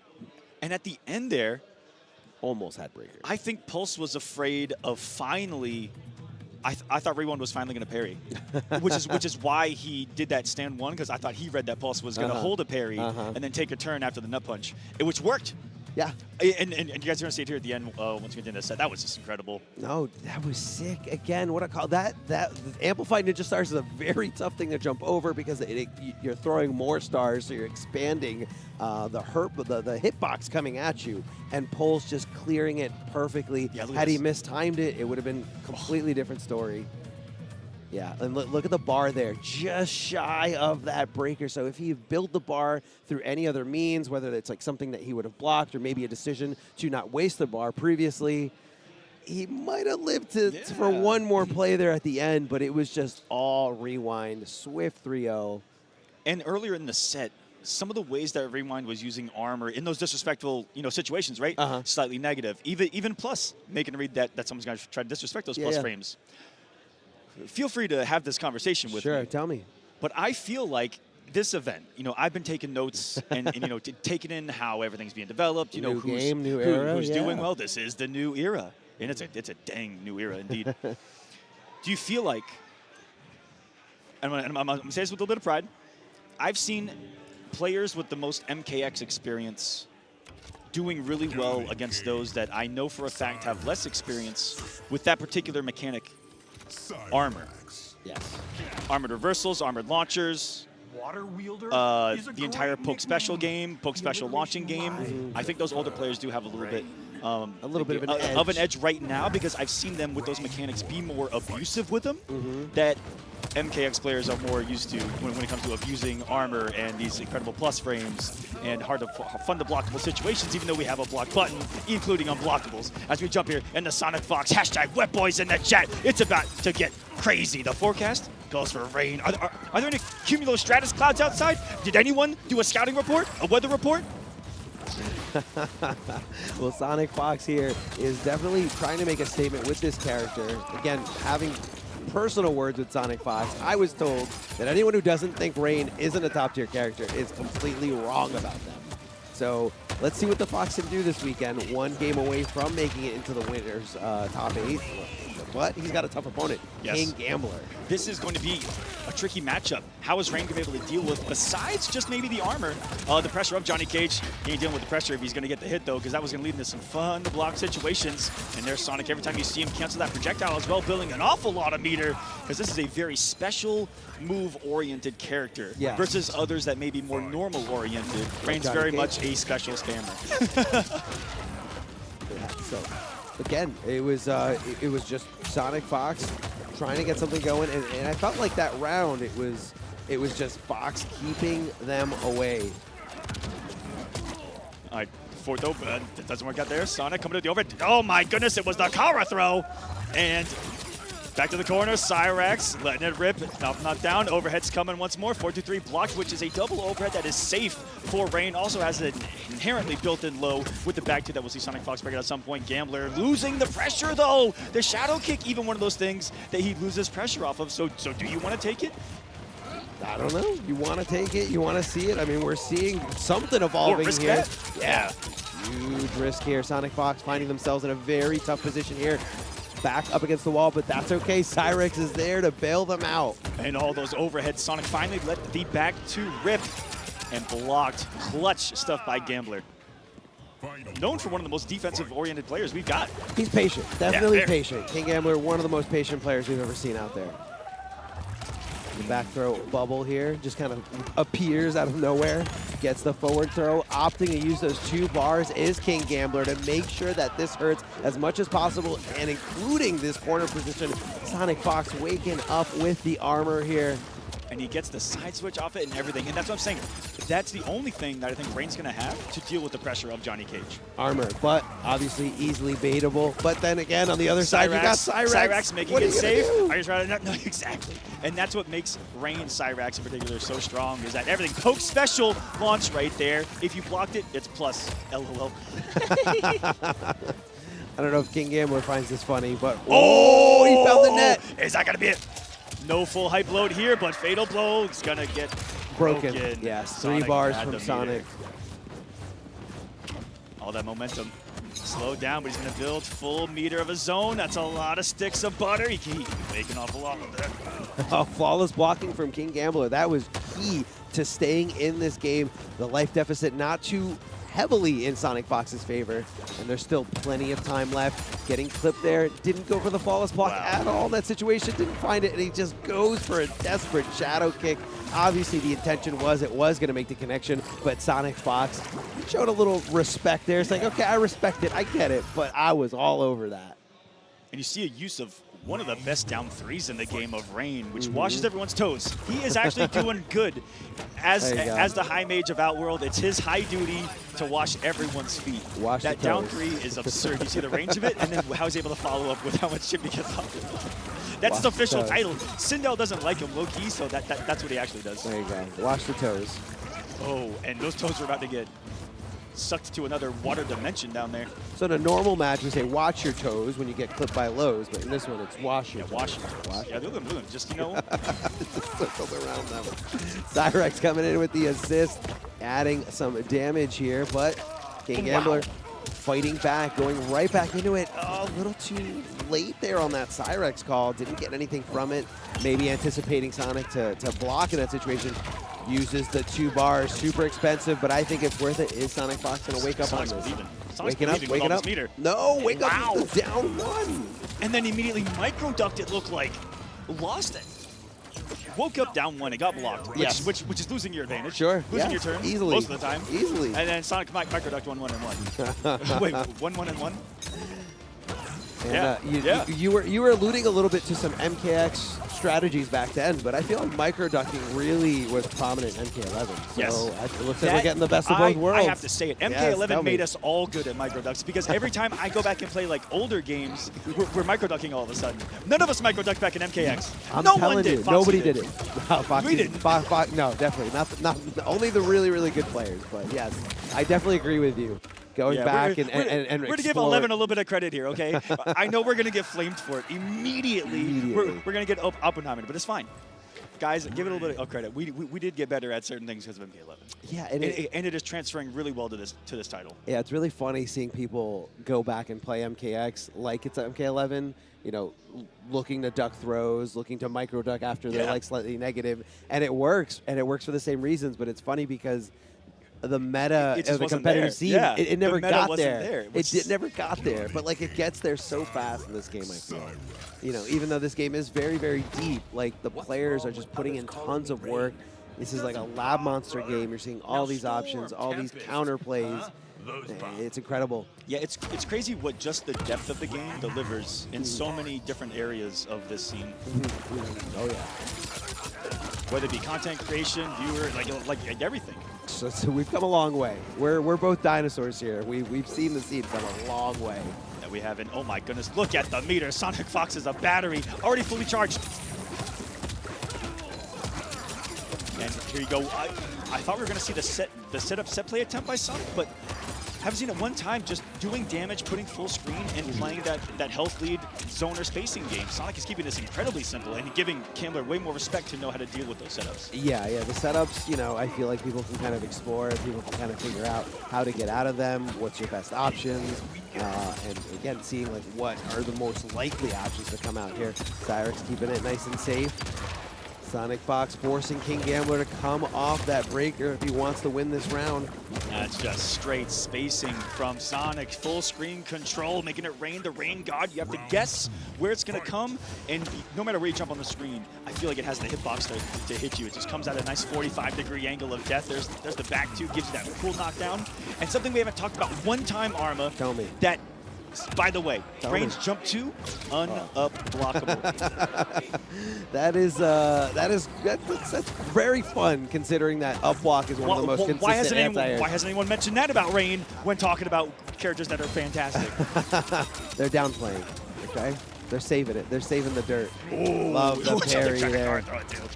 Love the parry there coming from King Gambler. This is do or die for him. Sonic Fox 1 round away from taking this in a 3-0 set. Goes for the throw, but Sonic Fox wasn't home, instead holding up and jumping, but that's okay. King Gambler keeping this pressure, keeping the momentum in his favor as Sonic Fox pushing out, pushing him away, but King Gambler's just dashing in there, the movement of Johnny Cage. jumps up to the corner. Sonic goes to the throw because he's got the Cyrax loaded the bars, and that's just be a simple hit right there. 3-0. Sonic Fox going in the winner's top 8. Gonna separate the sea like Moses. That's what's happening off stream. You guys can't see it, but Rain's first fatality. One of the gems in Mortal Kombat 1. You guys can't see it, but I'm gonna describe it to you. There you go. Rain is now parting the seas like Moses, and just like his opponent. Disgusting. And just like and just like most damage in this game, it did half life, half damage. I like it. I like it. So, not the result I was expecting to see. You know, especially. I mean, look, Sonic Fox is Sonic Fox. Incredible fighting game player. Debatably incredible fighting game player of all time across many different platforms. No one doubting Sonic Fox's ability, but it was really amazing to see, you know, players like King Gambler putting in tons of work, you know, entering online tournaments, and you know, I'm always looking to see, you know, forward to the next thing, forward to the future, you know, the younger generation, if you will, the newcomers, and I just embrace it. But they were close rounds, very close rounds, as you can see here. Big shout outs to Mountain Dew for powering our instant replay, the do-over, if you will. Shout outs? Shout outs, yeah, big shout outs. and there, you see the game plan of Rain. Wash the toes and mix it up with, you know, check in with a mid right there. So you can just know the plus frames. Some of those 1-1 challenges were just absurd. Right there. Yeah, especially there at the end. And I think that shows you a more calculated player, where I feel like a lesser player would look to check with like something like a down one instead. But if you look at, you know, the risk reward, you look at what you get for challenging someone with a standing button, you get way more. You get an actual combo instead of just super plus frames. Yes. So Sonic Fox just trying to stop any kind of advancement there at the end. But we do have our next match for you guys. And that sets up the very first match in top 8, guys. Tell me. Yes, that's right. Is Rewind versus Sonic Fox. Are you kidding me? Clyde, what year is it? What year is it? 1997. Wait, what? I think that was before either of those players were born. Oh my God, it was. But yes, young guns nonetheless. Dang it. We got the Mighty Unjust. Yeah, we got the pride of New Jersey. The Mighty Unjust and Wise Gemini, and you know, Wise has been one of the coolest stories about MK1 so far for me. Using really cool characters. He's got the Liu that he's known for 2 things: Liu Kang. Liu Kang with Jax. And an edgelord. He's edgy, all right. And Havoc. And he's got his Havoc. Got the Havoc. The lone Havoc in this. I haven't seen any others. Almost in this event, yeah. I have not seen any others. But is that going to be the choice here? Because we know the Mighty Unjust will most likely be breaking out the Kenshi. Yes, a lot of Kenshi, except for specific matchups. Mighty Unjust, you followed his career during MK11, playing literally every character. I see, in my own mind, because I don't know the matchup, Havoc having maybe like an option or 2 somewhere because of how much armor he has. But that's true. But how does he deal with Kenshi and Sento at all? Yeah. I haven't seen it an awful lot. Maybe that may be the choice, or is there something about Lu Lao that's just going to do a lot better for him? That's definitely something worth pointing out. The fact that Havoc's armor move is 3 hitting. Yeah. It is able to absorb 3 hits rather than the single hit that everyone else has 17.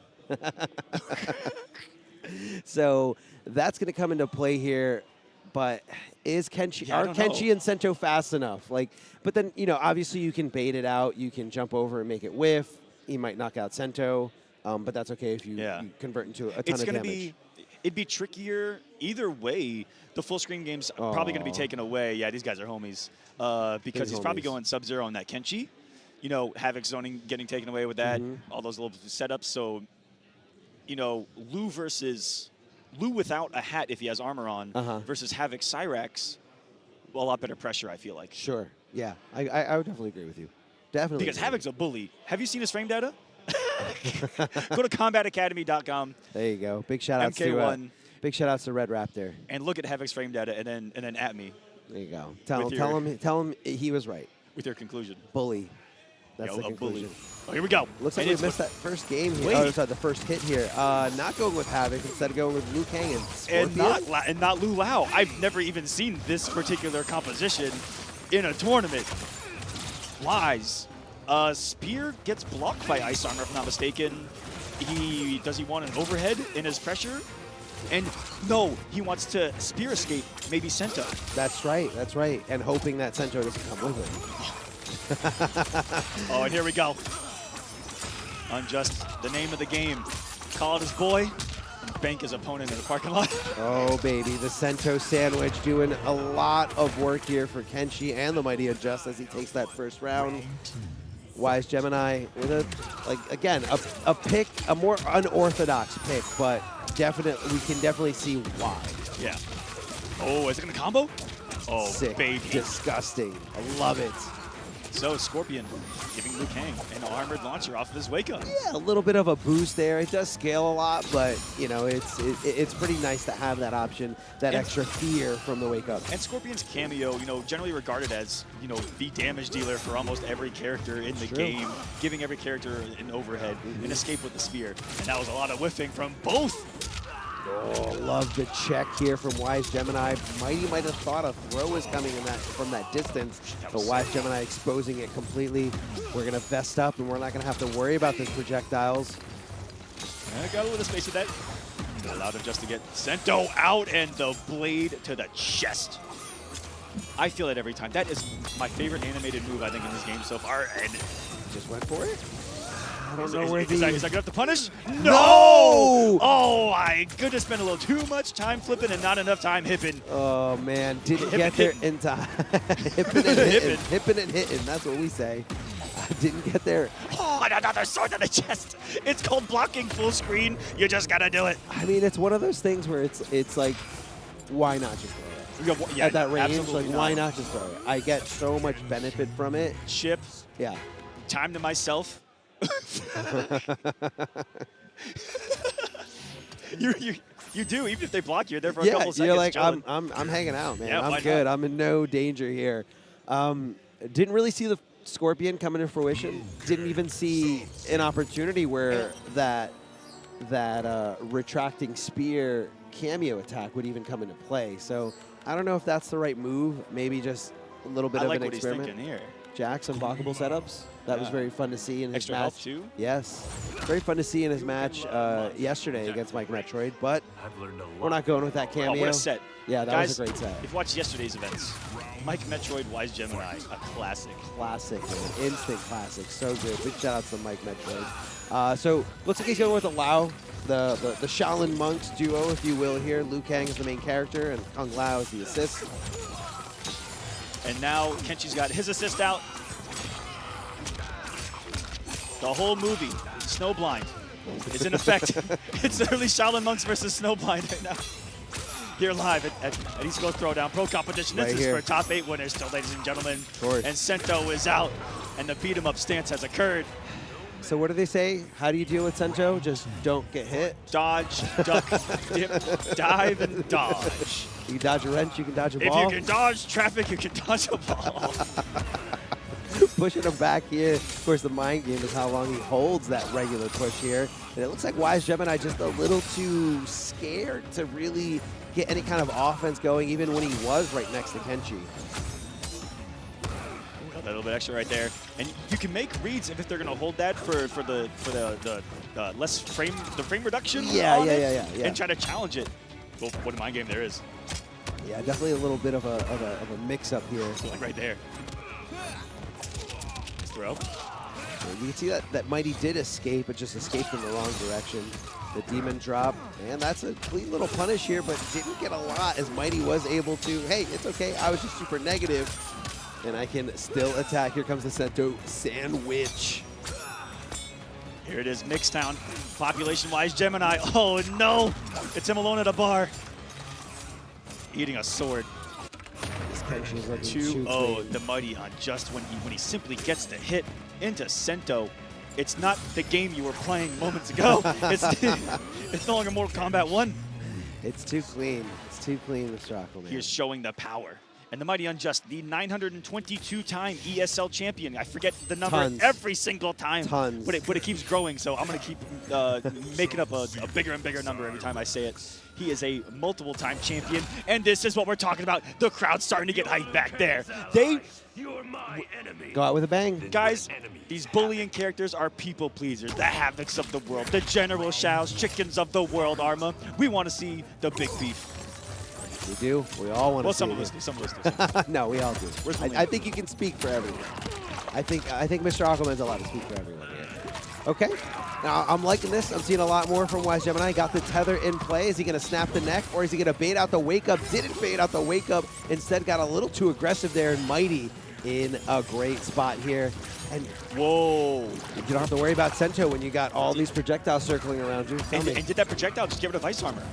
I'm pretty sure, which I don't think it does, or I don't think it did, but we're going to find out today. Yeah, I was going to say, so many interesting interactions. Something that was while Sento was out, so there was a lot on the screen. And all Wise Gemini in this one. And what did we say earlier about this character? A bully. A bully. We're seeing it right here. Why didn't Wise go with it with the first game? Maybe a little not as confident with it. Maybe it's something that, he assumed Mighty Unjust knew about the matchup, and maybe Mighty doesn't know. They may have played it a lot because they both enter a lot of these weekly tournaments. IFCFs of the world, Center Share of IUTV, Coliseums, all over the place. Oh, yeah.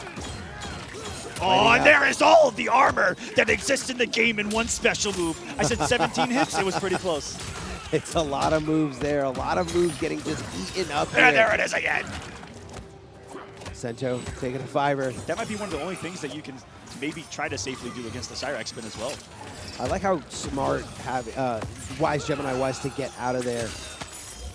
That combo? I don't even. That combo? Yeah. That combo? Yeah, I was like, what? Okay. Unjust is going to say, hold on, guys. Stop talking about Havoc. I got this. It's the Kenshi show. It's not the Havoc show. Yeah, it's not that. It was about to be that net. Got him. Look at Sento slowly walking down with the stance, one dash at a time. And then there's a half screen overhead to clip you. What a menace. Going to be. What a menace. He's a Sento overhead, and he does the back two. I mean, look, Mighty had to come off that fatal blow, had to set up for the potential comeback. 1-4-1, and he did it early. I think reading that Wise is going to maybe try to reversal armor right there, which would have been smart to call out. That's a match point for him, and he has everything he wants on the screen right now. Ice armor in a dream. Sento sandwich, not where you want to be, Wise Gemini. Jumping right out of there, and nobody home to check him and keep him in place, but that's okay. Mighty Unjust finds a nice hit, and instead of getting more damage, instead opts to go and reload the Sento, but Wise Gemini finding the stray hit, getting the conversion, and setting up the tether. Is he going to snap the neck? Yes, he does. Unblockable boys. Keeping him close to the corner. What's going to be the next setup? Because that is a very expensive setup, so we're not going to keep seeing it. That does cost 2 bars. Even though it is an unblockable, kind of a reset thing there, doesn't do a lot of damage. Just saw the 160 and coming in with the big buttons of Sento stances, Mighty Unjust, to end the winner's run of Wise Gemini. GG's to both. Unjust in winners top 8 will join the upper echelon of players of Rewind and Sonic up there, as only 4 will make it in to that round. Now, was that 3 back-to-back 3-0s? Yeah, what's happening? Very dominant performances. I mean, this is, could be players that labbed a little bit more, players that prepared a little bit more, didn't want to just go in with nothing, and, coming out on top. And the last winner's match coming up right now, and this was the last winner's semis. This is a final combat match. Darth Arma. That's right. This is a That's final right. combat match. That was probably one of the best matches in that entire final combat for Mortal Kombat 11. This is a world championship caliber match you guys are seeing. That could be the world finals. These two. And let's check out our instant replay, our do-over. Thank you to Mountain Dew. I'm about to have a sip of some, dude. Let's go. Do it. Enjoy your Mountain. Yeah. I got you, Arma. But you can see, I really think we would have seen a completely different set had Wise gone with Havoc the entire time. That's kind of the character that Wise has been known to play for a long time. And it was really cool to see that armor come into play. Yes, yes, the armor came into play. Because that was a pure theory craft. times. I had no idea what was going to happen. I'm like, is he just going to get zoned out the whole time? Is he going to get destroyed? But he came into play, you're right. And when he was able to establish Sento not on the screen, he was playing the game just fine. Yeah, yeah, no problem. I mean, again, that's the thing is if Kenshi can get that Sento set up, life's a lot easier for him, despite being blind and everything. This is Zombat, formerly known as Kombat. Yeah. Going up against Ninja Killa. Two incredible players. I was actually talking to Sonic Fox this morning and asked, who are you training and playing with the most? And he said, Zombat by a lot.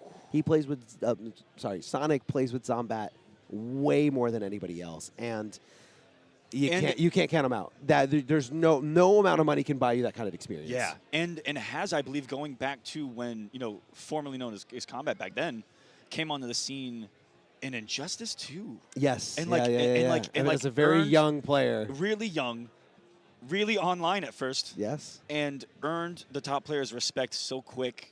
Like, it was crazy. Yes, was it Firestorm? Firestorm. And what's crazy is I thought everyone hated fighting him because all they did was just get hit and mixed and 50-50 to death. Yeah, when that blue flame came out, you were toast. I'm getting flashbacks, man. Baby. I'm getting terrible ones of health bars disappearing. But that is the skill of this young player that has now through across multiple titles, in Injustice instantly made it to the top.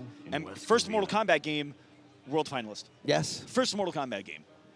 And here's the second one for Zombat. I also love seeing, I want to shout out Zombat's YouTube.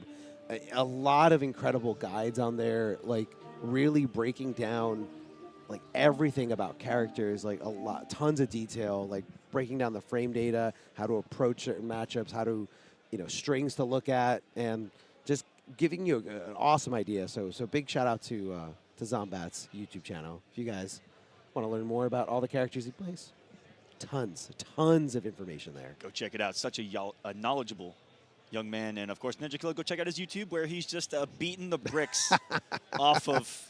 With no explanation. Off of people with no explanation. You start the video, he's beating the bricks off of someone, and then the video ends, and he's like, won. It's one of those... Like and subscribe. See you next video. All right, later, guys.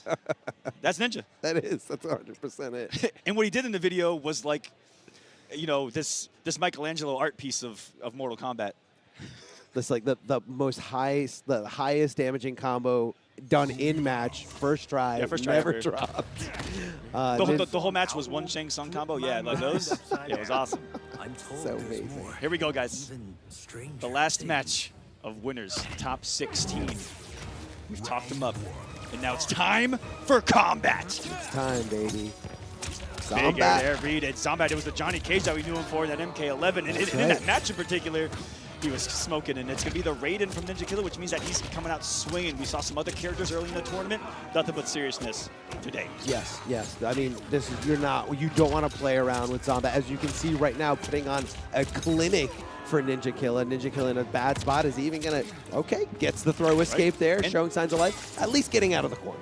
And is this not the run back from EVO as well, where they played, I think, in top 16, somewhere like that? They met around this time at EVO as well, where Ninja won it really close. And hello, Lightning Cage hitting everywhere, keeping him in the corner. Spin to win. Excellent negation of the chip, but not a stop of the pressure. Yeah, no, don't want to lay off the pressure. Oh, big whiff punish here, and it hurts. When Raiden finds that whiff punish, and Ninja Killa is one of the best at them. I mean, Ninja Killa's neutral is phenomenal, insane. The spacing from this player, you don't want to give an opportunity up. And if there's an ounce, and I mean one, maybe even 0.01 extra damage that you can find in a combo, Ninja's going to find it and do it on stream, trust me. And say, is that hard? Is that supposed to be hard? Yeah. Is that hard? I do that every time. No problem. Although Sonic was flexing on us with those jump cancel combos yesterday. That was a little insane. Yeah, I saw Sonic doing them to warm up, and I said, are those combos actually really, really hard? And he goes, yeah, they're hard. Does it first try, right in front of you. Sonic, they have this ability to just be great. And that's what it is. And speaking of, 518 more from Ninja on the day. Went away, and that was. I don't like seeing. Yes, my heart, my heart dropped. That was a close one right there. That was super close. That could have been an entire game, the entire round, and you hate to see it. Kombat starting out so phenomenally against Ninja. Incredible. Just the control that he gives you right there, and every time he tried to jump out, it was right into a lightning cage. Right into lightning cage, no problem. I mean, you're not gonna. Johnny Cage doesn't have anything to really mess with the trajectory there. Obviously, nothing like a teleport once you jump. So that's clean, plain and simple. Jump in. Here comes the lightning cage. You're gonna land on it. You're gonna get hurt, and you're going back to the corner. Wow. And now we've got some. What feels like a challenge from Zombat. That says, you know what, buddy? Let's do this.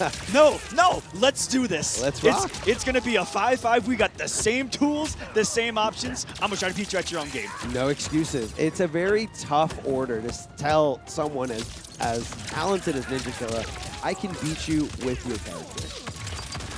And Ninja's saying, so far, no, you're not. That's what I'm seeing. That's definitely what I'm seeing.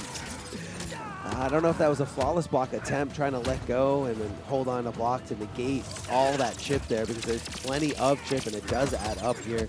As you can see here, Cyrex coming in to make it nice and safe. Ninja Killa flawless blocking there just at the end, right as Cyrex comes in for the clip. Gonna opt to use those 2 bars to make it count. It should be plenty enough.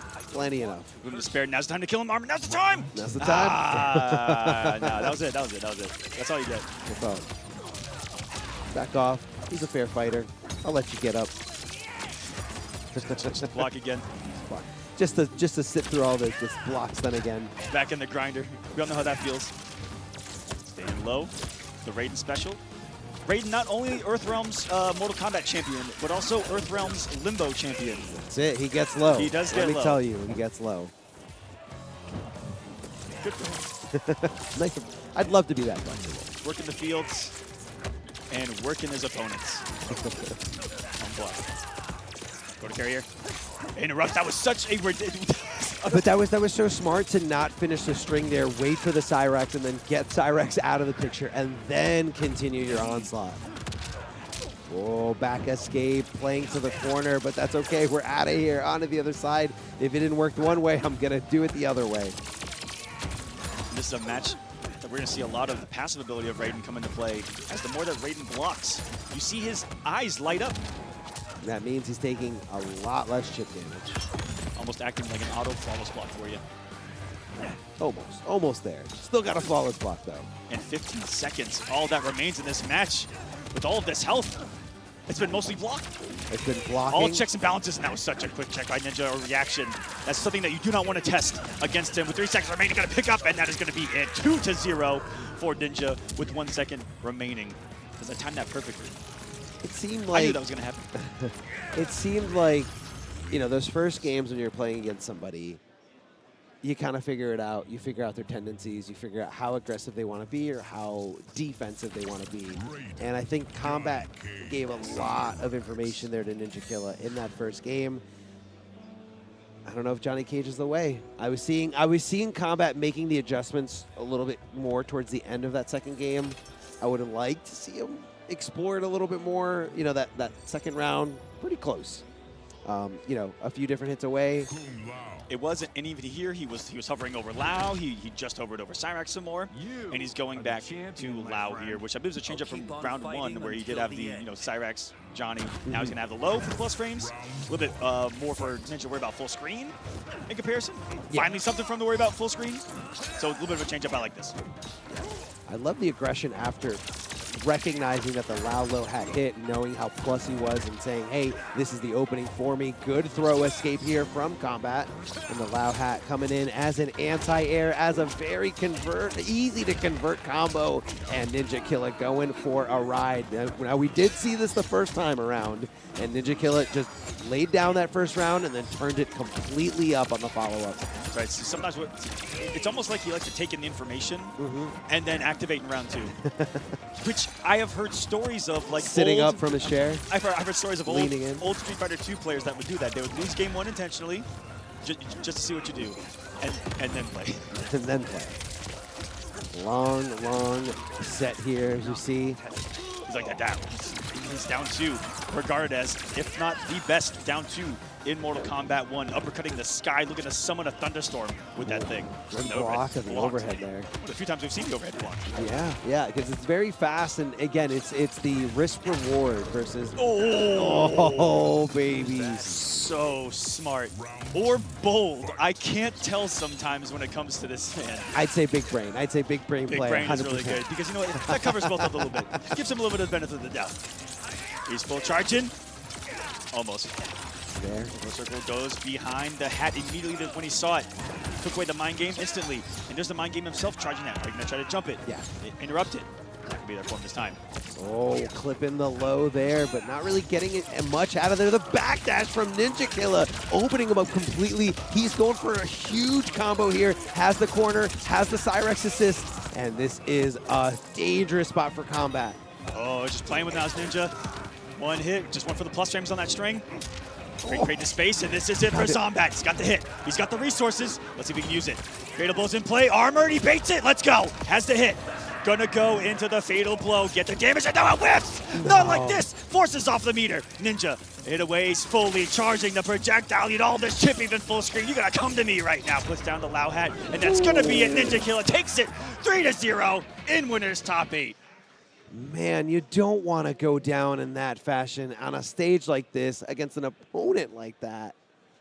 It's just, again, just heart-wrenching to see. And that was for top 8. We're sitting here like that should be in top 8. Yes, because, again, these two titans, like, normally, you see incredible down-to-the-wire sets here, but...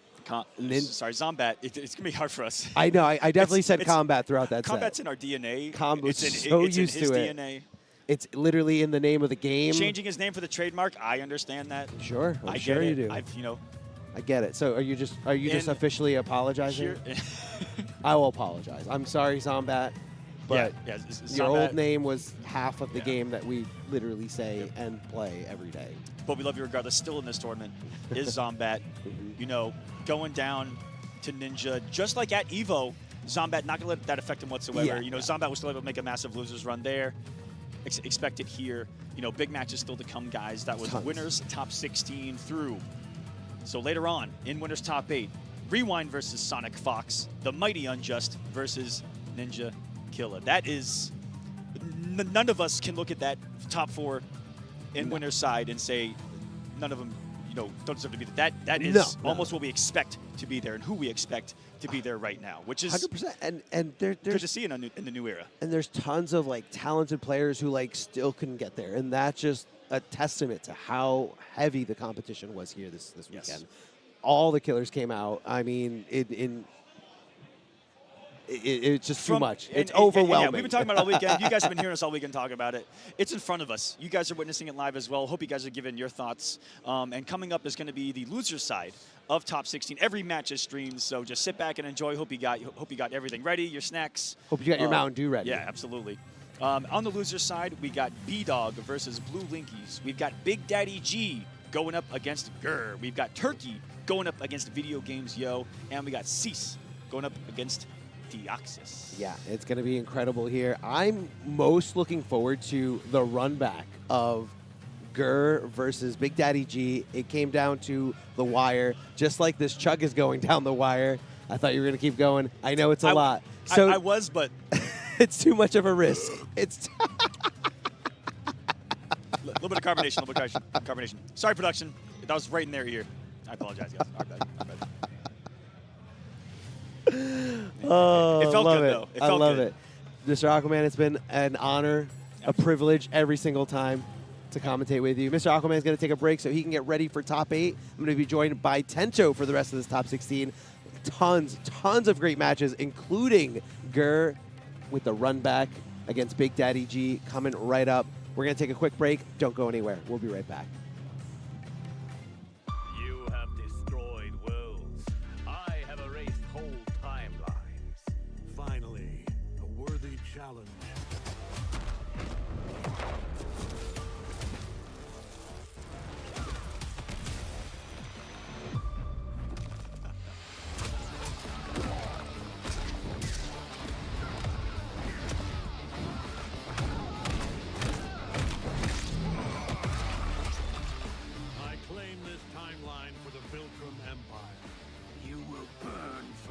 salvation.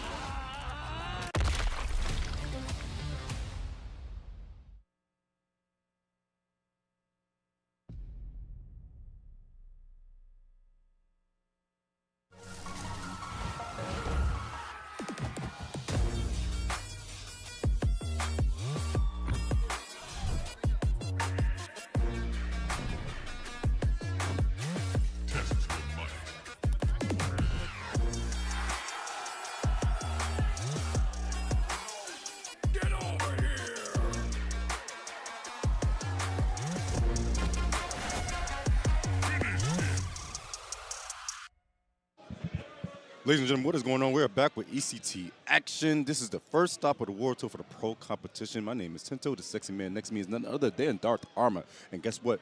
Match is underway already. We got to get back to it. It's prime time. It's prime time. Sorry. Let's go. I can't wait to see this match. Gur versus Big Daddy G, the run back.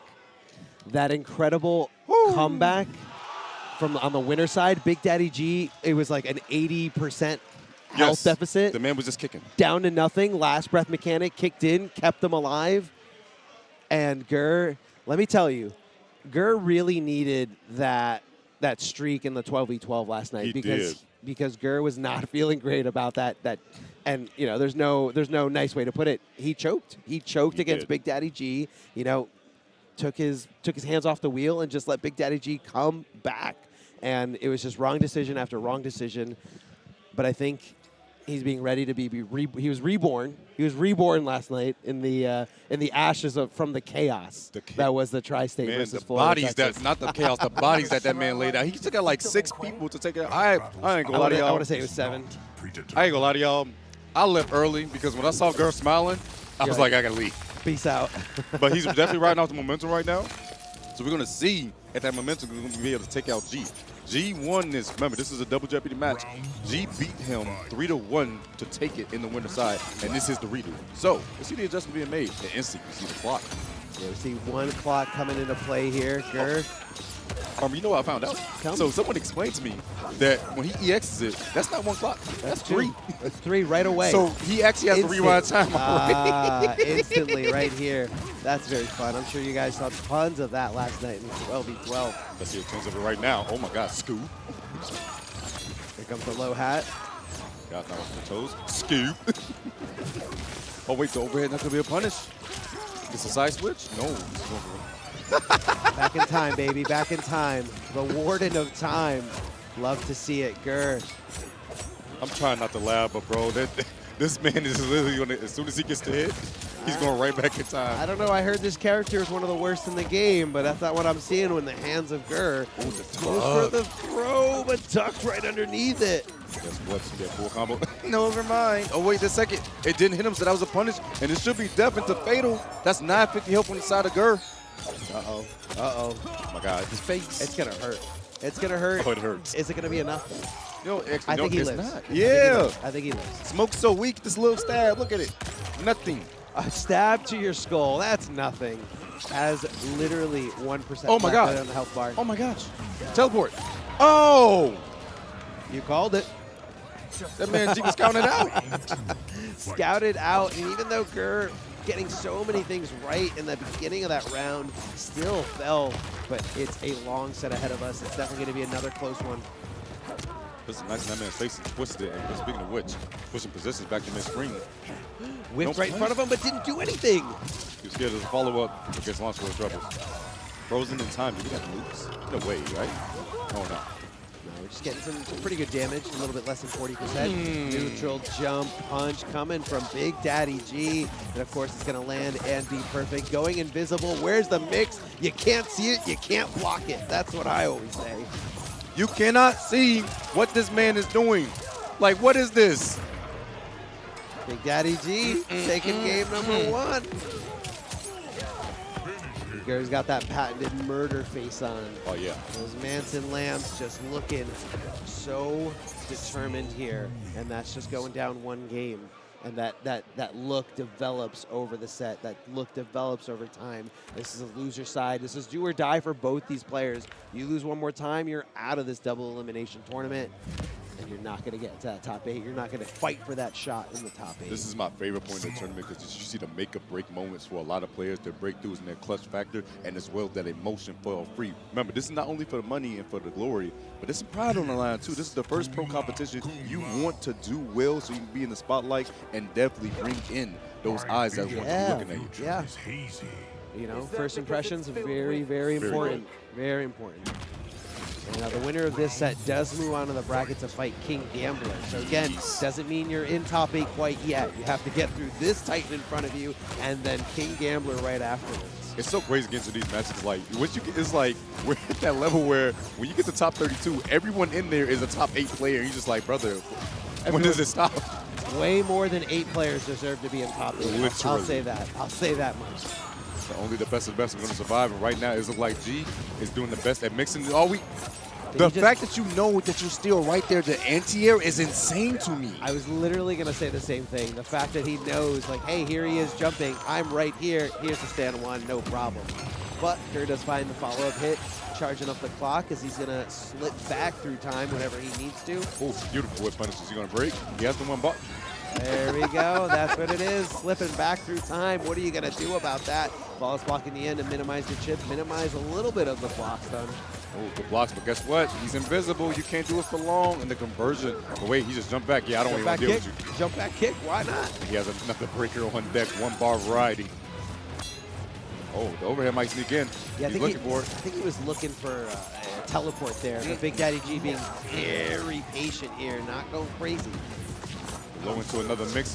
What's you going to guess for game? Gets clipped, and that should be it. 10 seconds.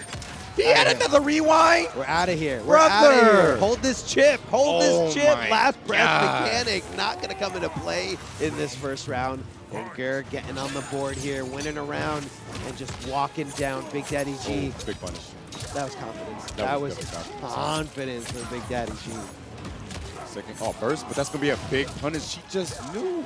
The man just can read your mind while invisible. I thought the perk was only you can't see him. Gur was trying so many things. He tried to jump last time, got anti-air. Tried to block, blocked wrong. And this time tried to armor attack, got blocked. I don't understand. Big Daddy G on a completely different level here. I just don't understand what he's doing. Dee's going to get a side switch. Oh, yes, sir. Let me break this. What? Get to the corner. Oh, he went for it. I respect it. Oh, you still got a whole plus frames. I don't care if I can't see you or not. You still got to respect me. I like that. Okay, it worked. Yes, it worked. It worked, and maybe that's the answer. Oh, but he has the ball. Peace out. Peace out. Peace out, my guy. Peace out. Back to working the clock. Oh, got clapped. Wait a second, though. Back to patience. Gur going down the hat. Putting up some blocks. Gets clipped by the low, but misses the cancel. Gur, you have a chance. Plus frames. And guess what? The low hat is going to seal the deal. Gur needs to take this match. He does not want to go down 2-0 right now. G, he's riding the momentum, and he's doing pretty good with it. And that was pretty lucky by G to get that hit in just in time. Had it gone blocked, that would have been an easy conversion for Gur. Low hat. Oh, armor. That miss. He's behind him. He was behind him. I'm over here. And guess what? You're over there now, the corner. Plus, all got caught but didn't believe. He didn't believe. He didn't believe in it. Just wanted to go for the stagger, but that's okay. Keeping it going here. Yeah, we got tons of loot, tons of damage. Dropped out a little bit there at the end, though. Oh, no, but didn't commit to it. And why would you try to throw G for the game? You guys know this is the worst guy to try to jump with. The downboard, the staggers, and gets clipped by the last part. Yo, tied up 1-1 is brutality. I wish. We want to see it. You guys can find it on YouTube. I'm sure somebody has all the whole brutality competition on YouTube by now. Yeah, in every single different costume. There's tons. There's tons out there. Tons out there for real. Gur showing signs of life. Definitely tying is. it up 1-1. Already off to a better start than the winner's side. Yes. And it's thirsty. Oh, yeah, he's absorbing. Man. He's absorbing that water. That man was parched. Okay. I saw he squeezed that bottle. Oh, he's ready. He's pretending it's Big Daddy G. Oh, yeah. Question getting to the head. Wait till I find that invisible smoke. Wait till you find out what I do there. All right. Oh, boy. Yo! I love it. Instant jump back, but goes for the throw. Big Daddy G all over that read, ducking right under and making sure he punishes for a nice 37% combo. That man literally met him in the air. Nice blocking the overhead. Goes for it again, but no, I'm not getting with any of these cancels. The throw. Give me that hat. Going back into my rabbit hole. Peace out. Checking him there. I like it. You know, you can't let him get away with things that aren't plus. Ooh. Stab him and twist it. Gets him with the low, breaks. That means Dur believes. I don't know how you believe in this much, but somehow, some way, you'll make it. Big life deficit. Confidence. Confidence is what I'm seeing here in Gur. Oh, trying to compliment that low with a little bit of pressure. And I think that breaker, in hindsight, not a good idea. A very tough position here. Going on the other side, it looked like he got the string a little mixed up there and was probably pushing a string that was going in the opposite direction. Definitely get mixed up in one. So, but wait a second, Gur getting launched by the overhead because he's trying to go out of the low. And guess what? The staggers in front of him? No, it's -5 on those cancels. I can read that, my guy. Hold this clock, please. Father Time tells you to stay in this corner. You live. Oh, nice block over punish. I could just run it back, bro. This clip has to be a full combo. Another expensive break from BDG. Plus frames. Gur backs up. Antes. Ooh, that was a stiff gauntlet. Yeah, interesting to see, you know, Big Daddy G constantly pressing on those plus frames with the Kung Lao hat. But hey, if you're not checking with down one, this down one's gonna win. Oh my God, you grabbed G again. That was so risky this time with the tech set of the duck. But guess what? Makes him spin the bar and get clipped by the sweep. This match right here is insane. It's so good. And yeah, coming off that bar is gonna be a slight little moral victory for Gur. I love the check there with the stand one. Make sure he's blocking and then go for the throw. But speaking of throws, Big Daddy G's getting the back throw here. The toward escape, Gur all over the corner positioning, knowing which way he's getting thrown towards. Little staggers in front of the face. Tries to go for shim, but none of that. Big jump from Gur, and he's going to be frozen. Do you have the loops this time? No. Another clock. And this could be a bad news bear from Big Daddy G right now. Revs up, and guess what? I don't know what this does, but just know he was invisible. Somehow, some way. He was just a sand of time. He was pieces of sand. He's in many pieces here. I don't know where he's going to be the next segment. Give me a drink. That's it. This man's, oh my gosh. No, this ain't good. Jeez. Oh my goodness. It is down to 1. Gur showing off the clock, showing off the rewind time, and K-Mac is coming up to whisper his man's ear. Hey, let me tell you something. When he gets them clocks going, he rewinds time for that 1 bar. If you don't read it, you're going to die. That's it. That's 100% what he's saying. No doubt about it. Maybe he's telling him to try to use the headphones. Everyone else is. Oh, yeah, try to be a G likes to listen to the crowd, though. Like, he likes the crowd, the crowd powers. Yeah, the crowd powers. G is a very passionate player. Like, these are 2 very passionate players, actually, when you really think about it. And G is one of those people that feeds off the crowd, truthfully. Gur needs sound, though. Oh, yeah, Gur needs sound. Fight. Right in. Yeah, we're not switching it up at all. We got Kung Lao hats for days. We got smoke teleports for days. Kira's going back in the sands of time forever and ever and ever. Loading it up. Oh, right back. I don't want to deal with the hat. This clip and goes right back. I'm over here now. Wait, oh, did he do the overhead to get over that? No way, but guess what? I got to redo. I think he did. He hopped right over it. And again, it's so hard to see because he's literally invisible. Doesn't get anything for it. Beautiful flawless block there at the end. And a nice little punish here coming out of Big Daddy G. Oh my goodness, getting sliced and diced. This man has been through enough. I guess what he's. No way. Disgusting. This dude. And he's right in front of him again. Tries to go just for a regular sweep. And Gur willing to press some buttons as he's getting up off the ground. And just trying to use that Kung Lao hat to keep him at bay while he loads up those clocks. The chip is going to be the issue there. That 4-3 was coming. Those multi-kicks is definitely going to chip out that light bar. BDG striking first blood in this game number 4. Oh, nice ante. Out of here. Out of here. Oh, gets clipped, but guess what the hat was there for coverage? A little bit of insurance, if we you love will. insurance agents. Kung Lao. Oh, Kung Lao agency? That's the woke thing right now? I think that's what it is. It does everything for you. Cancels. No, he stays and runs back.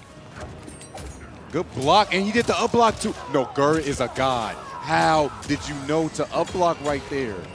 There's no way. Boot. 407. Oh no, that was a misinput indeed. Gets clipped by the overhead. But guess what? I get the rewind time. I'm out of here. Out of here. Teleports. Nothing out there though. The hat's on deck. Oh, the wrong time for a sweep, my guy. Hopping right Look over at the damage. Look at the damage armor. It's not fair. Look at the damage armor. It's not fair. Literally 50% of his health gone just like that. Misses the conversion. Uh-oh. Gets him. Another day. If he shouldn't drop it, he spins fatal. He's not even going to worry about using the bar. He just wants to secure the kill. Kung Lao says, hold the hat, and we got a potential last round coming out of Gur and BDG.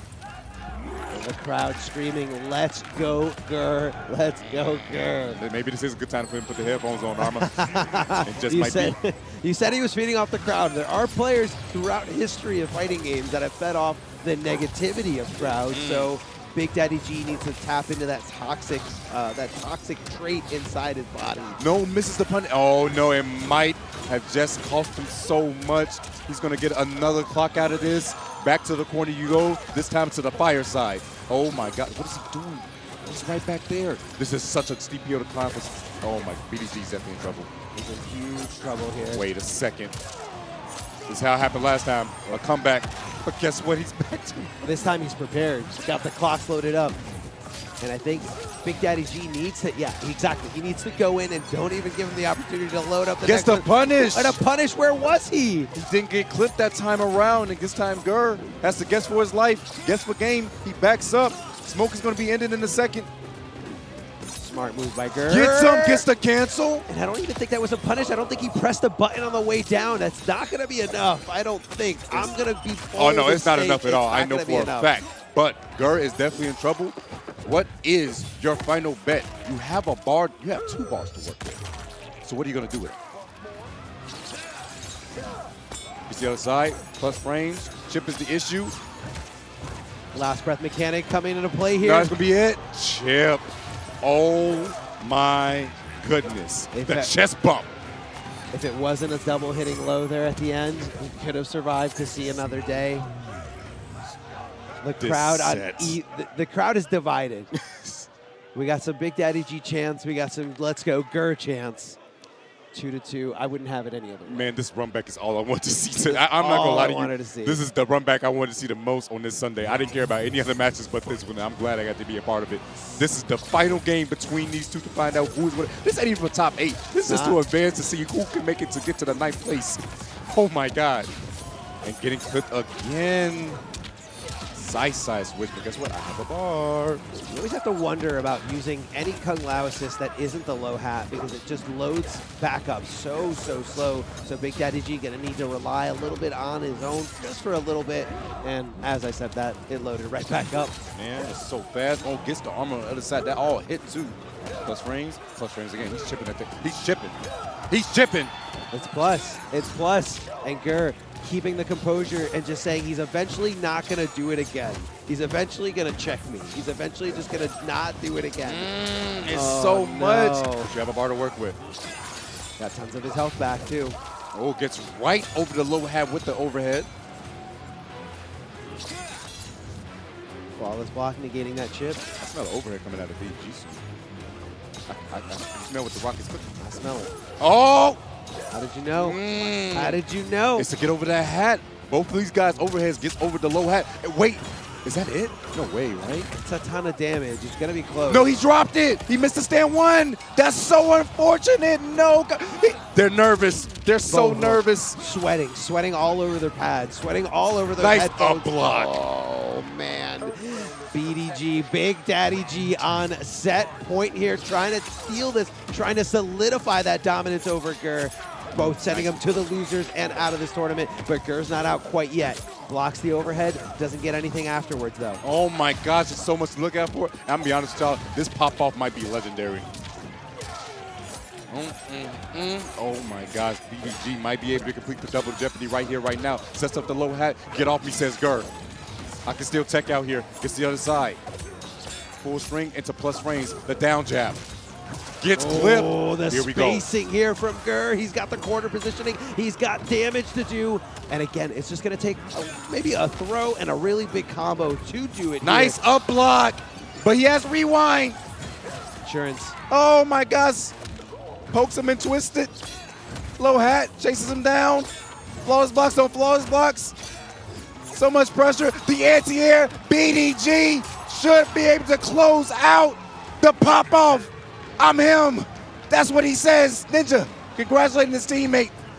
And Gur, unfortunately, the man tried to mount it, tried to make sure it didn't happen again, but it's going to fall to BDG. My goodness, Arma. Oh my God. I felt that one. I felt that one in my heart. I could see the mood just changing for Gur. So close, going up, taking a huge lead in that set and letting Big Daddy G come back there. But Big Daddy G absolutely deserved it. Played super well at the end.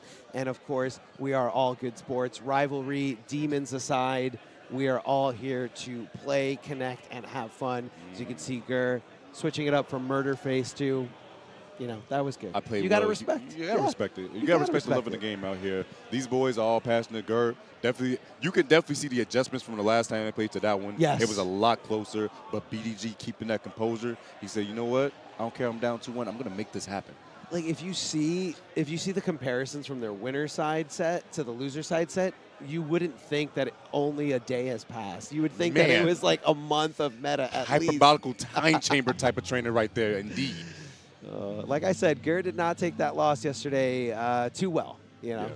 But you know, I think he's okay with this one. You know, Yeah. he knows he played well. He knows he didn't choke. You know, BDG just played it a little bit better. BDG And there's no shame in that. There's absolutely no shame in that. Just a better player in that moment. It was definitely some nerves coming out of both of them. And on this type of stage, Arma, are you seeing this time and time again? You've been seeing what the drops these players can do in these moments. It happens, man. It happens. It gets the best of you. And you know what? It's crazy because there's not much you can do to train yourself to stop getting nervous on stage other than just exposing yourself to that, for just getting yourself out there, playing under pressure even. Like, you know, you could be great. You could be one of the best players in the world, but if you're doing it just casually, it might not translate easily. Yeah, it definitely might translate easily at all, but man, this guy. We're getting our next set ready to go. Again, big thanks to Mountain Dew for the instant replay, the do-over. B-Dog versus Blue Linkies. Oh, my. First off, tell me. So I was, I had just, you know, woken up kind of late, you know, I was getting ready. And then I was walking downstairs. I thought I had, well, yeah, I had a fun night indeed. I had woke up, you know, stretching, like getting ready, and then preparing myself, walking downstairs. I was like, all right, let me see the bracket, what I missed. And I see B-Dog beat Splash. I was like, yo, whoa. Oh, yes. That set was intense. I heard and I missed it. And then Blue Linky's taking out some meat. Yes, yes. Two names that we are very familiar with in the NRS scene going down. And not to say B-Dog is not, you know, a name we know in the NRS scene, but not really at that level previously. But what I saw, how many times he baited out Splash's armor attack by just simply neutral jumping, making sure the Goro didn't connect either. B-Dog meticulously labbed that setup. B-Dog did his homework time and time again, and 100% deserved that win over Splash. Blue Linkies, again, Samij, no slack at all. One of the best NRS players from many previous titles, since MKX when he was anti-airing with Melina's down 1, all the way to now.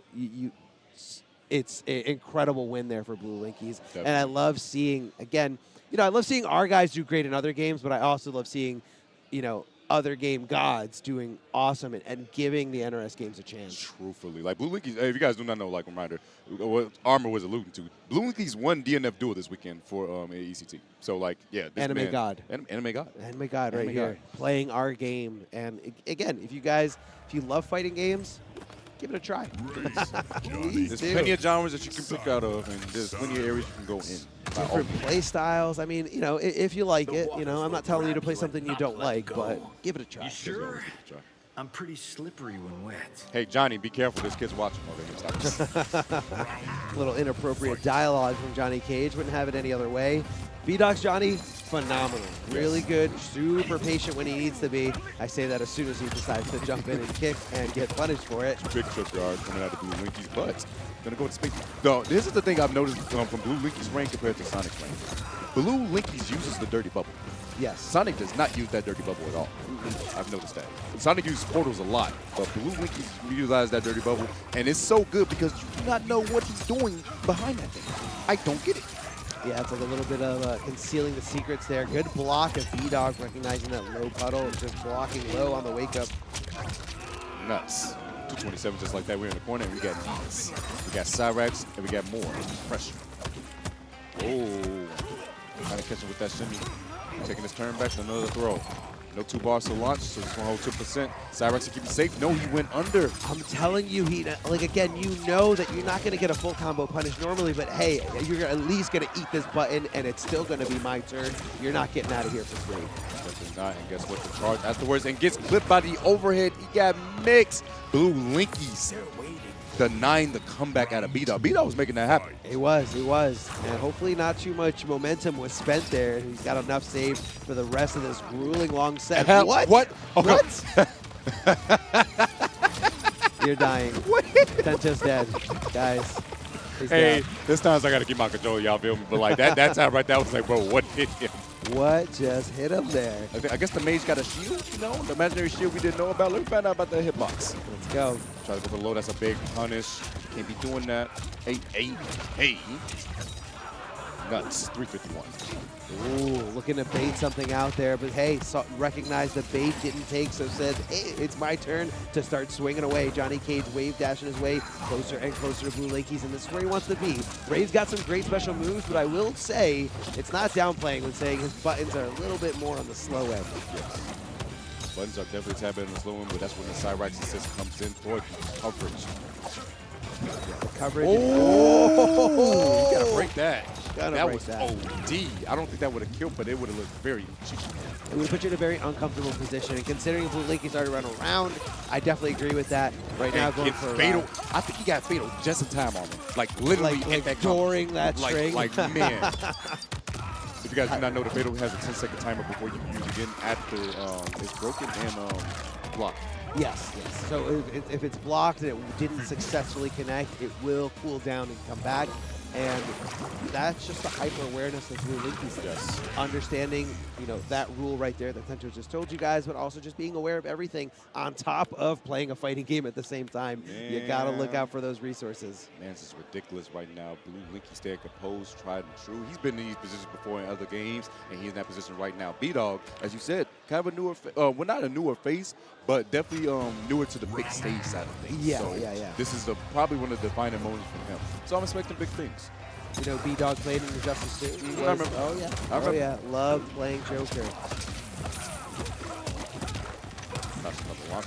Bro, just his water mage do, okay? Oh, he didn't care anything about that dirty bubble. Puts the elbows right through, and we're going coast to coast. Oh, we got all of it. Air combo. Oh, my gosh. And the conversion off of it, too. EX Nut Punch being invincible and wake up is crazy. Very fun. Very fun indeed. Oh, getting right under there. No, didn't get the jump cancel, though. Unfortunate. And helicopter parent just doing right there nothing. You're going to save anybody. Out of here. B-Dog trying to come in. And, he doesn't want to get too close. He doesn't have too much to work with here. Washing the toes. Wash your toes. Neutral jump kicking. And that's going to be his invite to bring in the Cyrax and bring in this pressure. Nice balls block. He getting all that shit from that whole sequence coming out of B-Dog. But wait a second. He finds his straight moment. Is he going to get breaker? He does. Portal's on deck, by the way. Ducks under, but Cyrax was there for coverage. Oh, my goodness. I mean, not only coverage, but literally bait, thinking, hey, you can punish. Just kidding. Cyrax coming in, and you continue the combo afterwards. This is not good. This is not good. You're in the corner. We're getting hype. We're getting absolutely hype here. Hey, nuts. I like that reset right there. Yeah, you already did the damage. It's going to scale more from there. And you might as well go for the reset in that moment. Plus frames on plus frames. Oh my goodness, goes for low. Good blocks, good blocks. Blue Linky surviving in the corner, but B-Dog with this onslaught. The man's been holding block button for about good 15 seconds. Finally gets opened up, and this can spell very disastrous for him. The sweep. Down four into the back throw, going to take it. B-Dog. Guys, tying it up 1-1. 1-1, baby. We got a real set here. B-Dog. Always around. Was always around in the NRS scene. And again, like, I feel like when the game initially came out, always put their best foot forward, trying to display tech, trying to show new ways on how to approach matchups. And I love seeing that B-Dog is utilizing a very good character this time around. Oh yeah, Johnny Cage arguably in top 1 in the game. Very strong character, oppressive, plus range, and with the right cameo can do things like this. Hello? Oh, goes right under that down forward, which is so low, negating pretty much Cyrex. A beautiful up block. Misses the combo. What are you doing? I'd like to see that, but that's okay. Still feeling good. Nice down one for the anti here. Tried and true, nice and simple. The throwback easily done here. Blue Linkies gets the shadow kick for his troubles, and challenging there with that stand one is Johnny Cage trying to just come in with that advancing mid. It's hard to see. Jumping in once again, the stagger. Oh, that would have got him if he was a tad bit closer. I like the idea from Blue Linkies, just couldn't perform. But guess what? The back throw to the corner we go. Oh, that's a big punish and not going to break. I respect that. He knew the life deficit he had to overcome. And there's almost 2 bars inside of B-Dog that thinks he said, you know what, I'm going to let you have this one. I got you next round. Got him. Here comes the net, but not in time. Able to block is Blue Linkies, but he gets thrown for his troubles. His back is up against the wall, and here comes a B-Dog. Here comes a Johnny Cage that's going for a ride instead. Ooh, tried to go for the cancel, the overhead to the throw, but misses it. The back throw coming out of B-Dog instead, and another trip guard. He has really been spacing his back dashes quite nicely for them jump kicks to whip and him to get a beautiful trip guard punish. Ooh, wants the back three and perfectly spaced there to not really get a big punish from Raid, but doesn't see the forward throw come in. Cyrex using those 2 bars to do tons of damage here to push him closer and closer to the corner. What Blue Linky's going to set up here? He does have 1 portal activated. Has the second one here, but there goes. Wait a second. It's a parry. I knew the poke was coming. And 1 more hit is all that's needed. He got 2 bars. Oh, he's so lucky. Holds it. Oh! Out of here. Oh my God. I thought he was going to clip him in the toe, but guess what? Rain had the high ground. He learned from Anakin's mistake, and guess what? He's got the whole state to work with. Yeah, it was a little bit of a desperation move there coming out of B-Dog. Just kind of a Hail Mary, if you will. Oh, I got caught by that net. He's getting hyped, and guess what? That's a full start. He just burst. Oh my God. He's going in. Yep, back up. Armor to get out of there. I don't want none of that, superstar. Misses the punish, and guess what? He still has a little star power to work with this. No, he's not gonna. It's gonna be on by then. Armors gets Cyrex, little combo for him, but chases him down. Oh, if he's put the fire, it would have been so much more. That's going to be enough here. B-Dog love the chase down there on the backdash. A very common option when you are getting a little aggressive on your opponent as they're getting up off the ground. A lot of players like to backdash and anticipate a down one or some kind of check and then go back and whiff punish. Now, let me explain what's going on here. The hat. The hat is being summoned back onto Blue Linkies. Tell me the lore, please. The lore, apparently, I was filled in by Big Bird, as you see here, coaching Blue Linkies. When Blue Linkies was playing against Samij, when it went down 2-2, they decided to play Native American rain music for him to power him up, and apparently it worked. Okay, well, hopefully it does work right now because his nuts are gone. He's getting pushed to the corner once again. Johnny doesn't care about any rain noises. You know why? He's a movie star. He's been there, done that. Gosh, bro, less than 30% left, and the shimmy, the rain music was not enough. He needs a thunderstorm. Look at it, he's building hype. Full hype on deck. This is not what you want to see. That's not what you want to see as your Johnny Cage opponent is on match point. Love the patience there from Blue Linkies, knowing that the hype, giving him access to do the shadow kick again, and just kind of waiting for a guess opportunity to go in for a punish. B-Dog right now trying to get him rushing, pushing from corner to corner. Blue Linkies trying to look for his moment to stop this momentum because you really need to. Gonna get a combo for this? Yes. but misses it, went the other way. Gets so low into the launch, but breaks it immediately. B-Dog didn't want to see none of that. And beautiful out space.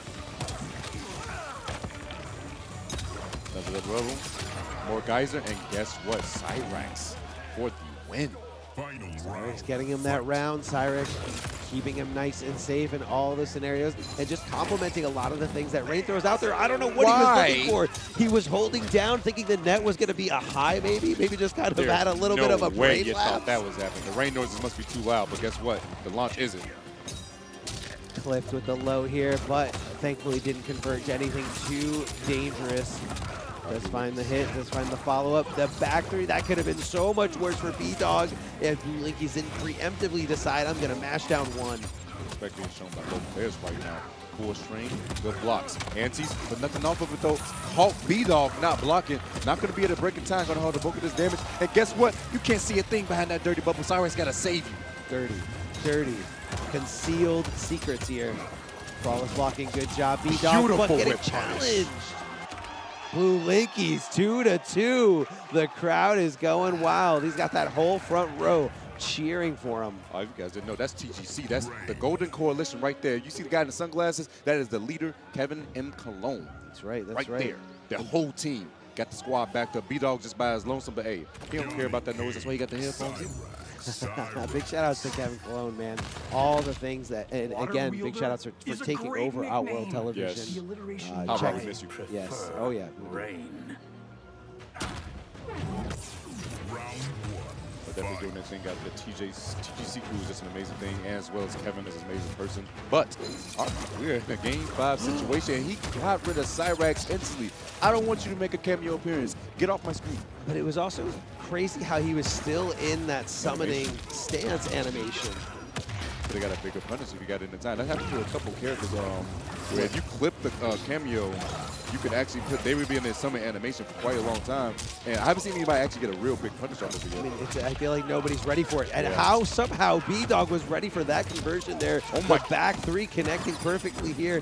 And Blue Linkies in a tough spot trying to block this onslaught of buttons from Johnny Cage. B-Dog with a double down one check. That has got to take some nerve, let me tell you that. Nerve indeed. This man Blue Linkies is trying out to come back. B-Dog starting off strong once again, but can play the Space King. The Royal flushes are down, portals are up. There's so much water on the screen. Yeah, Johnny's right. It does get slippery when wet, but misses the Cyrax, but the knee. Shout outs to Dizzy is going to close out, and it looks like B-Dog is one round away from advancing in the losers round 16.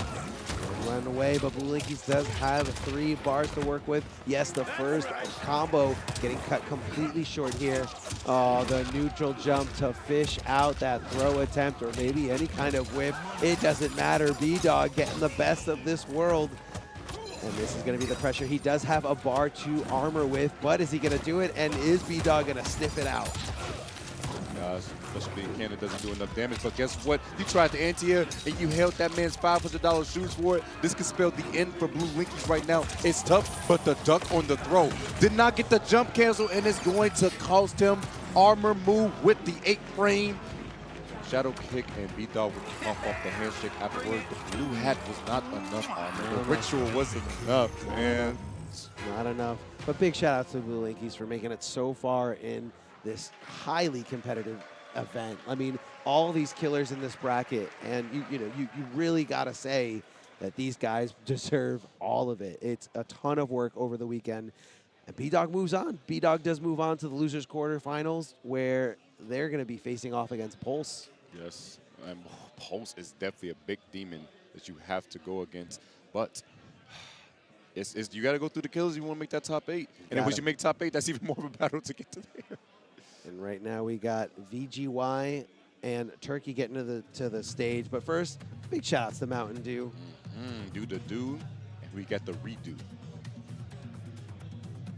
Yeah, Blue Linkies definitely, he was definitely trying his best to like stop the momentum of B-Dog. B-Dog had so many good moments where jump kicks were connecting. Of course, he was rushing down beautiful whip punishes using that knee so well. But Blue Linkies is able to stop that momentum. Then again, at the end of all of that, the hype meter, I feel like, played a decent factor at keeping Blue Linkies on his toes and then making B-Dog rush with that approach, and any drop that ended up happening on the side of Blue Linkies, B-Dog had capitalized since right here. That was so unfortunate. Could have been a change of pace, but B-Dog recognizing armor 3, immediately kick to the chest, watch the foot, and the pop-up, the fist bump. Yeah, and I think that was B-Dog 100% doing the homework around what to do with Rain's armor move when he tries to back it up with Cyrex. In the corner, we saw him even just getting the down forward to knock Cyrex out, still apply pressure to Rain for the punish, and then it's still his turn, which is exactly where Johnny Cage wants to be. And even there at the end, he knew all I need is one shadow kick. So if I can get that in there before Cyrex even comes to the picture, and that's what I'm seeing. I'm blown away by B-Dog and all that preparation that we've seen so far. Yes, he's making that loser's run, and he's going to continue to make that loser's run. But before we see everyone else's loser's run, we got to take a quick break, but we'll be right back. Don't leave.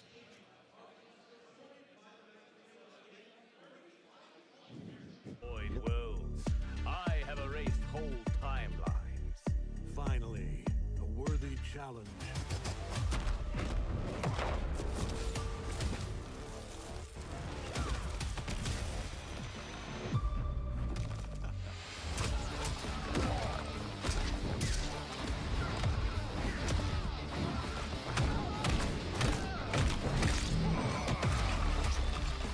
I claim this timeline for the Viltrum Empire. You will burn for this invasion.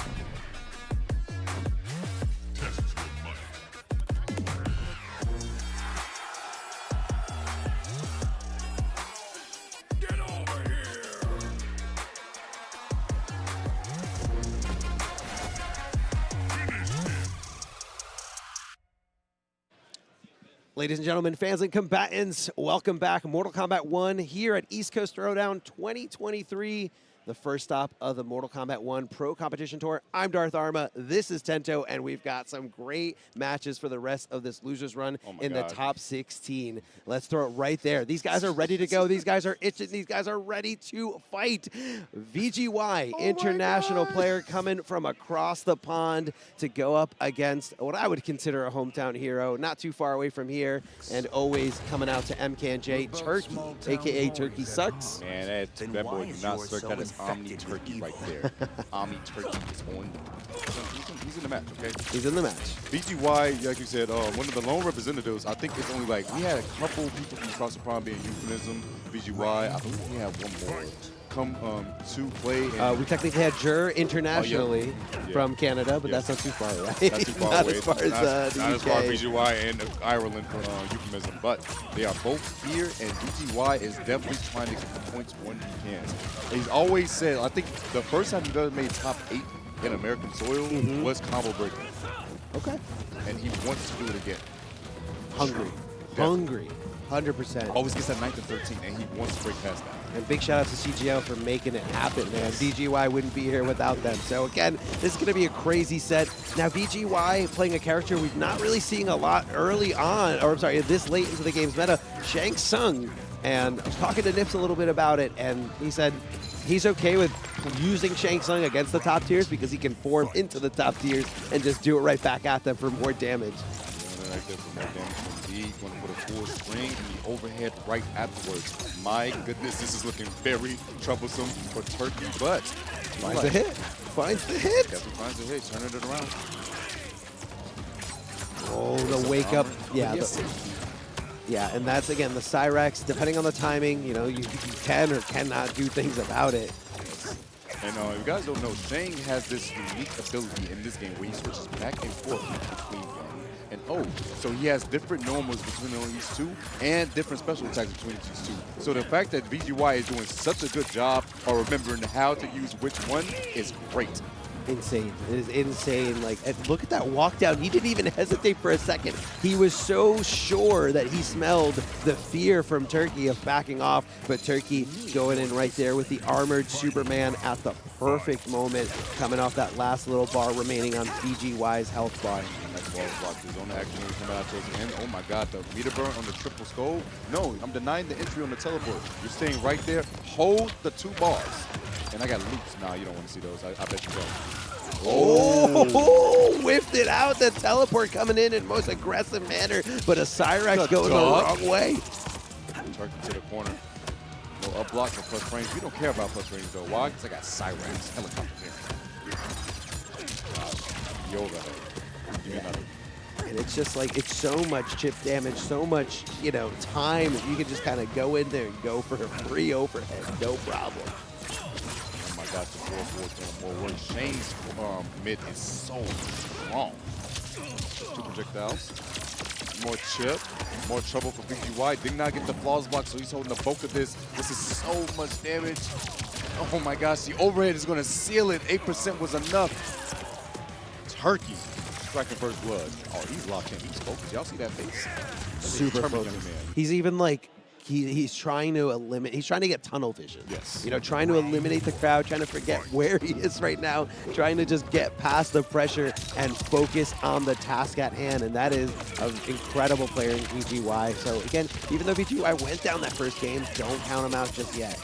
Okay, clip. Whoa. Wait, whoa. what? Wait, what? I don't know kind of what like knew he was going to fall into that last whiff. The ambulance is too powerful. That's all I'm going to say. Take it away. That's it. Please. Oh, what did you read right there? It wasn't even armor on top of that. It was just raw Superman. Oh my gosh, a 3-year combo. Oh, switching to Raiden. How do you like it? I love it. How do you like down 1 into special? I love it. Give him a little taste of his own medicine here. If he does find the opening, no, it's not in time. It's like the same thing, but more damage. Yes. And you're using the same assist, so why not? Fireballs and fireballs. Just so you guys know, in the young form, Shane has 3 fireball forms. He has a single, the triple, and the double. Oh, nice down 3. So much shit damage he's holding. Nice walls block. Oh my God, getting hit by the better spikes. And the triple skull breaking the armor. Turkey teleports, and that's going to be Chip at this point. No, the clip flaws block, negating it, and Turkey should get the kill should he not drop the combo. Hee-ha! The double hitting fatal blow there.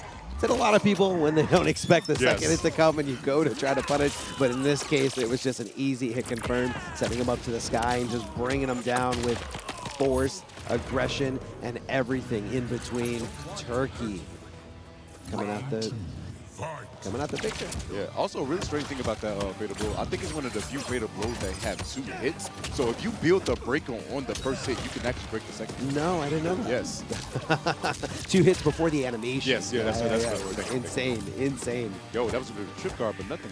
Turkey's just out here swinging. I love how he took the Cyrex out for him. Get him out of here. Oh, wait a second, 2 bars. Cartwheel. I'm an acrobat too, you didn't know? It does scale, but not too much. No. Going the wrong way. No. Not a big enough punish though. The Chicago punish, the Chicago classic right there. As you listen to Living Forest, you go to the other side of it. Yo, he got the conversion off that. That was so good, but misses it. Nice walls block. +3. Clap him up. Electricity day. Oh, we got a combo. No. Cyrex wasn't close enough, but he gets the discharge. Guess what? Another full combo. Turkey looking like he's on the verge. Going up 2-0. Trades. Full stream. Nice walls block from Turkey. Yeah, he's showing a lot of knowledge because of being that I think he actually beat You're getting here who also plays Shane. Yes, and we saw that a lot in that matchup where you pointed out the Superman. A lot of times, most characters aren't going to have anything to deal with it because it recovers relatively fast, and he recovers on the other side of the screen. Shang, one of the few characters that can summon the rising fireballs, the upskulls, if you will, in that specific old man variation or that old man stance of Shang Tsung. VGY taking a second to think about it. If you guys do not know, VGY plays Xiao and Shang Tsung, and it's looking like he's going to the other bad guy. being the man with the axe. He just plays the boss character. He's like playing evil cowed by your bluster, Shao. Called him a buster, man. Crazy word. It's crazy word. I don't know if you'd use it in a fighting scenario, but it's definitely a statement.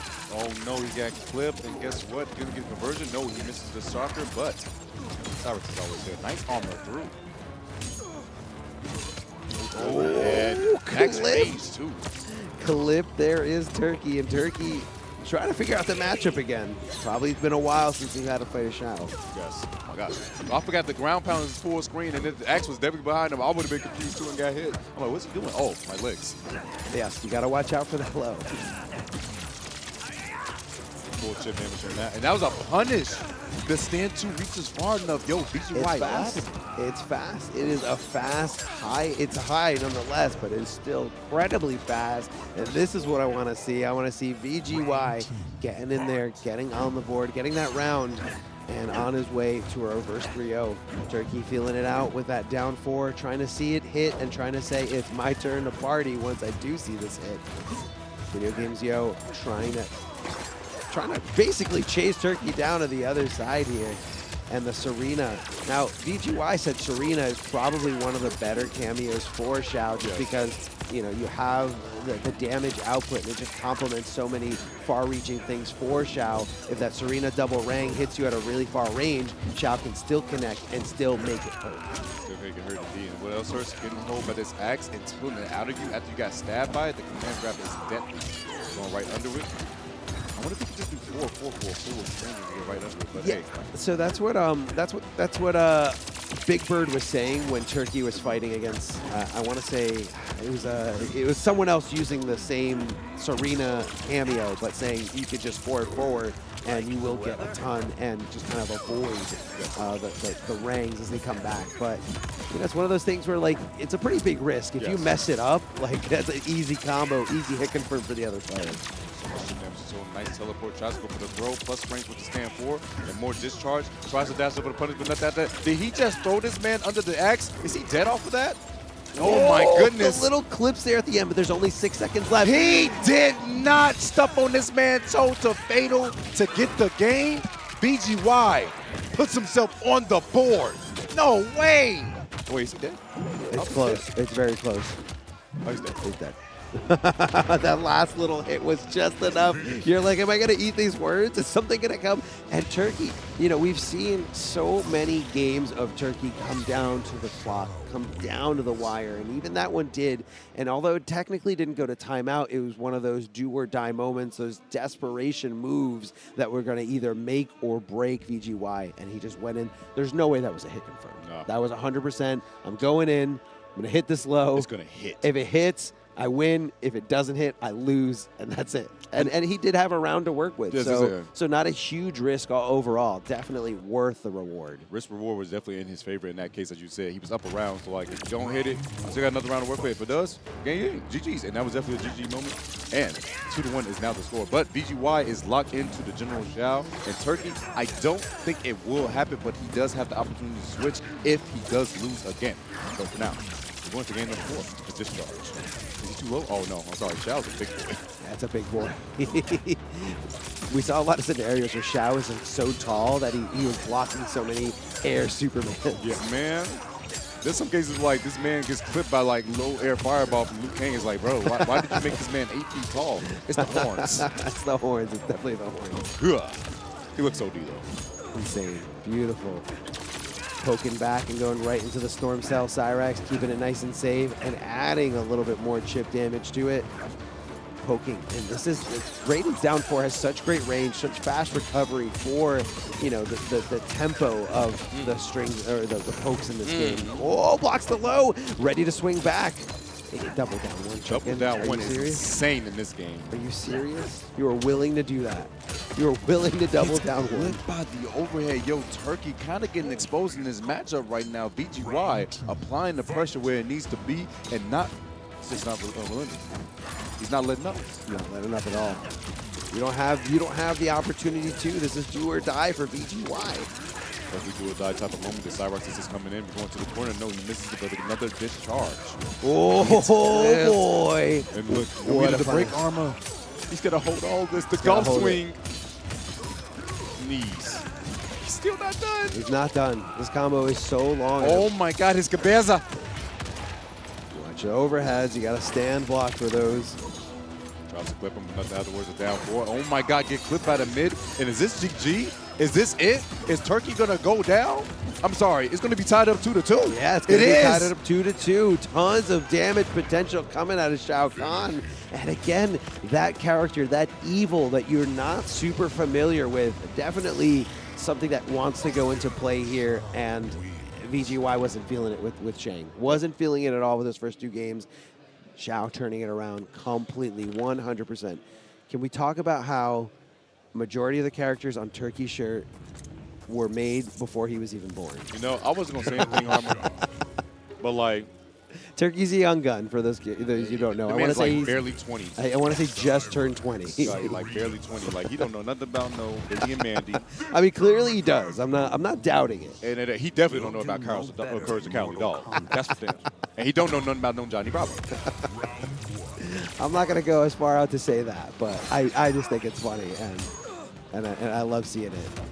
But we're in Shang Tsung's laboratory. The section of it that the health inspector definitely didn't look at and say, okay, you need to shut down immediately. And this is a game foul situation. This is a health hazard, 100%. Please stay away from whatever that thing is. I don't even want to fall in here and have an open cut wound. I would just like honestly just just end me right now. I don't really want to find out what I have. How much money would you need to walk from one corner to the other barefoot in this laboratory? Armo, don't even put. Oh my God! Why did you say that?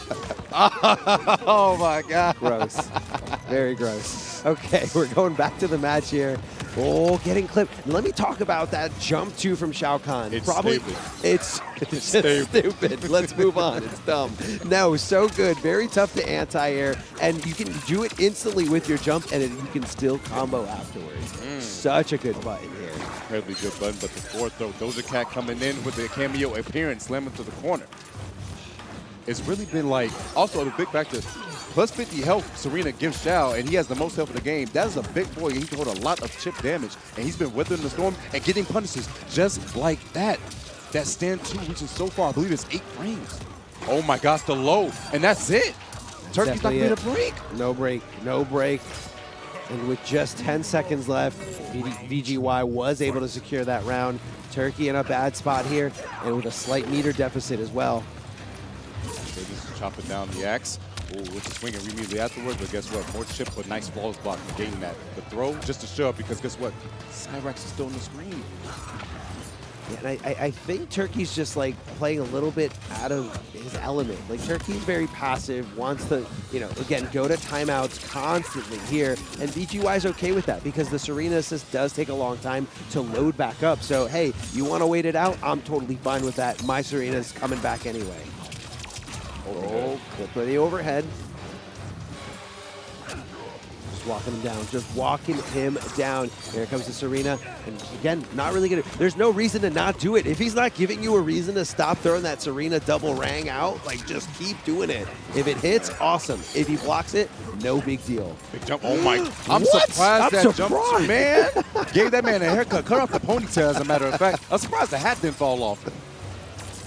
It was right there, but he's just like so low profiled when he down fours. That boomerang action is so insane, but wait, the jump back Superman wakes up with the armor. Turkey baited it out. Should he not drop the combo? Armor. We're going to a final game, final round between these two. One of these boys getting eliminated. And remember, this is not even to make top 8. This is just to get to 9th place. This is literally just to get to move on to fight Wise Gemini for the top 8, but that's okay. Right now, we got to focus on the task at hand. The Serena is coming out there, getting at least the down 4 check, but hey, that's fine. I get the down 4, and I get to apply some pressure. The breaker coming into play here. VGY's got no bar at all, but does have a nice punish. And he has a cameo to assist him too. Big launch. Meterless. Meterless here. That had to be a missed input. Yo, tried to interrupt the follow-up to the overhead. Not hitting the...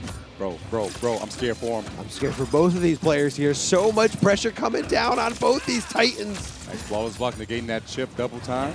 Cyrex. Oh, The throw, the backwards variety. Still no bar for BGY, but he has arena assist to work with. Throw it once, not going to throw it twice, but oh my gosh, he buffed up the axis red and is looking mighty scary right now.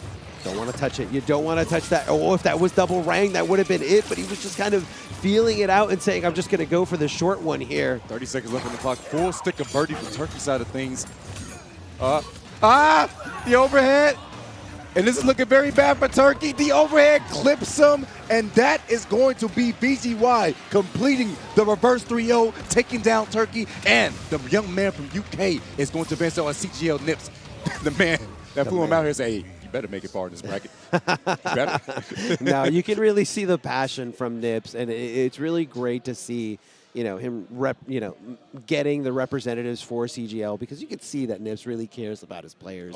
Always. And let me tell you, I don't think there's another sponsor out there that's in the front row the entire time, ready and watching your matches, cheering you on, and just making sure you're in the right headspace in between them. So big shout outs to CGL. Big shout outs to CGL. Nips is a very cool dude. CGL, part of the Texas boys, always just really open arms and just being so cool. And yeah.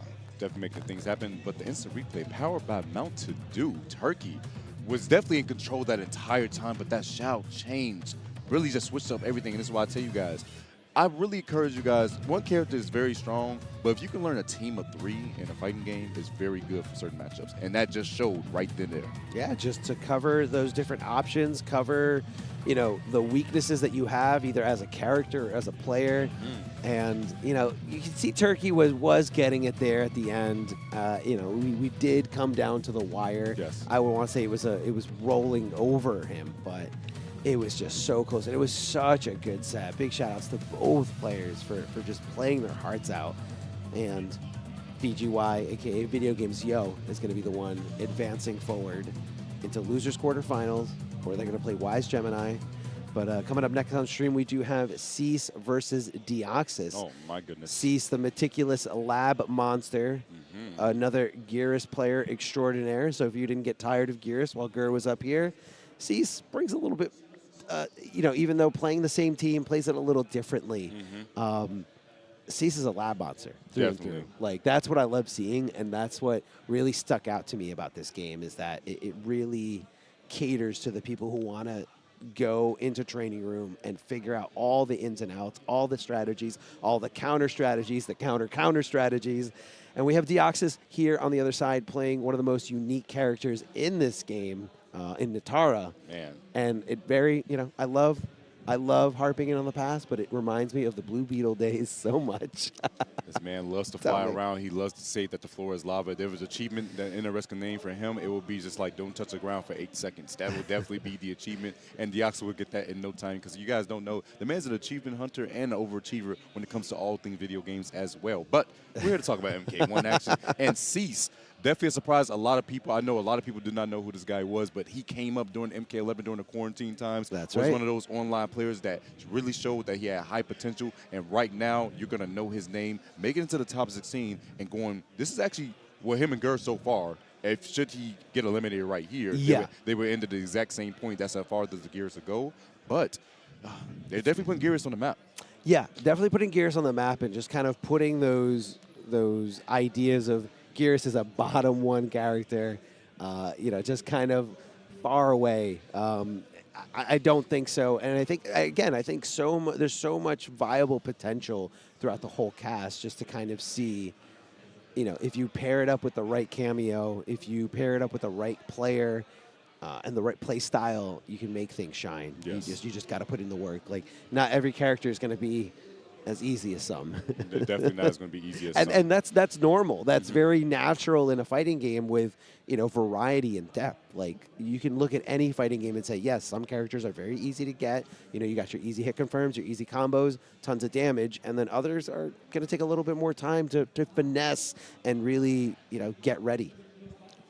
Definitely so. It looks like the players just make sure those buttons are checked and make sure everything's locked and loaded, but got the nod. Yeah, definitely got the nod. But Cease and Dio, one of these boys sadly had to leave, and we're going to find out who it is underway. It's going to be Natara. And like you said, with Cease and Gerd both playing the same cameo, it's always a mind game of like, do they use the cameo the exact same?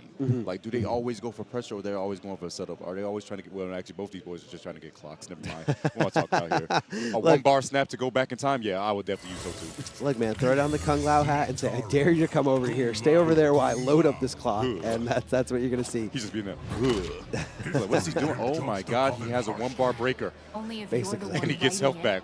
Not fair. Is it really one bar? Crazy word. Just smacked her with a tombstone. What does this do? Back and forth here, ducking right under, or maybe he just didn't think that. I'm not sure if he did it too early. I mean, he was still in a hit stun from the. But again, I just feel like it was just so clearly, you know, a hitting conversion situation that was going to present itself. Where you use the Kung Lao hat hold as an anti-air. Yes. And Dio, one thing about Dio we don't talk about too much. I have here in this intro. Just honestly just vomit on the one. It's crazy. But Dio's movement with Katara is actually so fast at times. I have seen opponents actually get the wrong input of a special because they're on the other side now. Yeah. Happens a ton of times here. I mean, it's just, nobody has the mobility like this character to just take to the sky and be able to just shift around left and right, up, back, up, forward. Right now, we're not seeing a lot of that here. I think one of the strongest attributes to Nataro's is she can kind of, as long as the opponent doesn't have something that can like snatch her out of the sky, she dictates the pace. Definitely. Goes for the low into the low. Pokes into poke. And yo, that was a beautiful, the bait on the end. Bro, this man, that hard to blockable. Look at the point. Carry off with another hat setup. He over there, still coming. Just the back throw this time. Yeah, probably going for a little bit of a throw mix. Didn't want to be too obvious to Cease in which direction that they were going to, but it looked like Cease didn't even go for the tech either way. Deoxys coming back here, one round apiece in this first game. Who's going to take the lead? Who is going to keep going and trekking on through here? Cease pretty patient when it comes to like the approach. Like after he blocks something, seeing a lot of backdashing. Doesn't want to really like press buttons. Doesn't really want to get in there right away. Oh. That hard to block was actually insane. What is this dude doing? Yes, he wants to get away from his life. He wants to set up that clock. Oh, nice burst. Yeah, and instead of going for like any kind of like regular pressure, Cease is looking to get out of the corner. Doesn't want to be trapped here, so to speak, where Natara can just freely move wherever she wants. Definitely wants to freely move when she can. And right now, oh my gosh, a little hard to block. Good block from Cease. Blocks the corner. Oh my God, big punish. But has to rewind time. Gonna get another clock. No, doesn't have quite a bar yet, but the overhead connecting. Out of there. Oh my God, he tried to up block. Other side once again is plus the staggers. Low hat, more plus frames, but guess what? The back throw. I have a thought. Beautiful overhead. No punish. No punish. Wasn't ready to press buttons at all. Back it off there. Super plus on that Kung Lao hat, and Dio, aka Deox, is taking that first game here. Ooh. Hey, both the players definitely have the stuff they need to do, but towards the end, I'm starting to see Cease like, man, I got to get a read on this guy's movement because it's been kind of tough. He tried to meet Dio for an air-to-air, but Dio immediately went down, downwards with an air dash and got a down-2 punish instead. Yeah, it was kind of like that fake, like, I'm going to the air, just kidding. You thought I was going to the air, so you went to the air. Instead, I landed in anti-air. Love to see those split-second decisions happening. And, of course, love to see this execution here from Natara as she just dances around in the sky. And doesn't have an hourglass in him. This man Cease has both his damage. Goes to the 4-4. Oh, whip throw! You don't want to see that. You don't want to see that as Geras. The animation and just no connection at all. Great reactions here by Cease, recognizing she hit the ground, recognizing the low is going to be the more probable thing to come out here. Block. Oh, brother. He's changing the timing. He's changing the timing here. So depending on when that overhead comes, depending on when you let go of that Kung Lao hat, it's either low overhead or overhead low, and that is so difficult to block. A fun blockable, if you will. Definitely a fun blockable, if you will. 10% for a little bit of blood. You know, actually, I think about it. Natara probably wants to give Gears his blood the most. Like, that's fine aged wine blood. You know, he's been alive for like 10,000 years. I thought he was just made of sand. You actually might be. Well, there's got to be something. Like, when he gets hit, there's something come out of him, right? It's not sand juice, right? Sand juice coming out. Just little. She just gets like, you know, when you go to the beach and you drop something you really want to eat, and you said, I think it's fine if I just clean it off. It's never fine. It's just never leave fine, it. It's never fine. That's what Natara gets. That's what she gets. Armors, but the hat is still there for coverage. Oh my God, that could have been a huge whip on it, but Gur, yes, Gur risk. Gear risk being in the hands of Cease. That's okay. We play it off here. Deox has taken the second game, 2-0 lead, and a little shrug of defeat from Cease, but he's still in this. He's just kind of like, what do I do? Is there literally anyone in the building that plays Natara? Anyone in there that can help Cease? Because he's looking a little lost. that's not a good look at all. When you get a shoulder shrug and you look to your teammates and no one's coming up, that's like, oh man. We got to, oh my God, Zork actually did play Natara, I think for a total of 1 week, and then he said this character sucks and moved on. Cheeks. And guess what? Deox is saying, you know what? You're wrong. So this is literally probably the only other person in this building that could play Natara at a high level. Shout outs to Zork, and shout outs to everybody who's just here watching and enjoying this top 16. He's talking to him. He's giving him some dirt. Giving him some dirt, indeed. I'm pretty sure he's just talking some heebie-jeebie, and Dio's just like there, like, I don't know about you guys, but like, if your opponent after they take the loss just shoulder shrugs, you're definitely up. You're feeling it. You're definitely up. Like, you know that you have the matchup down pat, and they don't know what they're doing. Our fate isn't sealed. I mean, in such a short amount of time, without an actual like setup, without actually any kind of gameplay, I can't imagine what Zork could tell Cease to turn the tides around, but maybe just a little break is all he needs. Maybe he can, you know, duck under the throws, keep it nice and simple, as Deoxys loved the side switch there. Deoxys going for a ride. Hey, I guess he's just like, I don't know when I'm going to get the throw again, so I might as well. Yeah, I saw a little bit of that before from Cease's previous match, but that's okay. Up walk, get the punish, no problem. Zork might have told him some sauce. He might have told him a little sauce. Just a little bit. Oh, with the overhead, that was max range too. And the chip out kill with the sand pillar. Okay, Cease. Showing that he's father time. He went into the future, realized how the set was going to go, and he said, okay, I got it. There you go. More overheads. That's it. That's what you need. Overheads. And just wait for her. And again, I think it's very dependent on the life lead. Because Natara doesn't really have like a projectile to really like force you to come to her, or force that life lead to like slowly dissipate. Oh my goodness, almost 400 damage for that. 386 to down shoot. That's a big bloody claw coming at you, but beautiful whip punch coming out of Cease. Too high in the gravity, was not going to get a conversion off that, but the low hat's in play and the clock as well.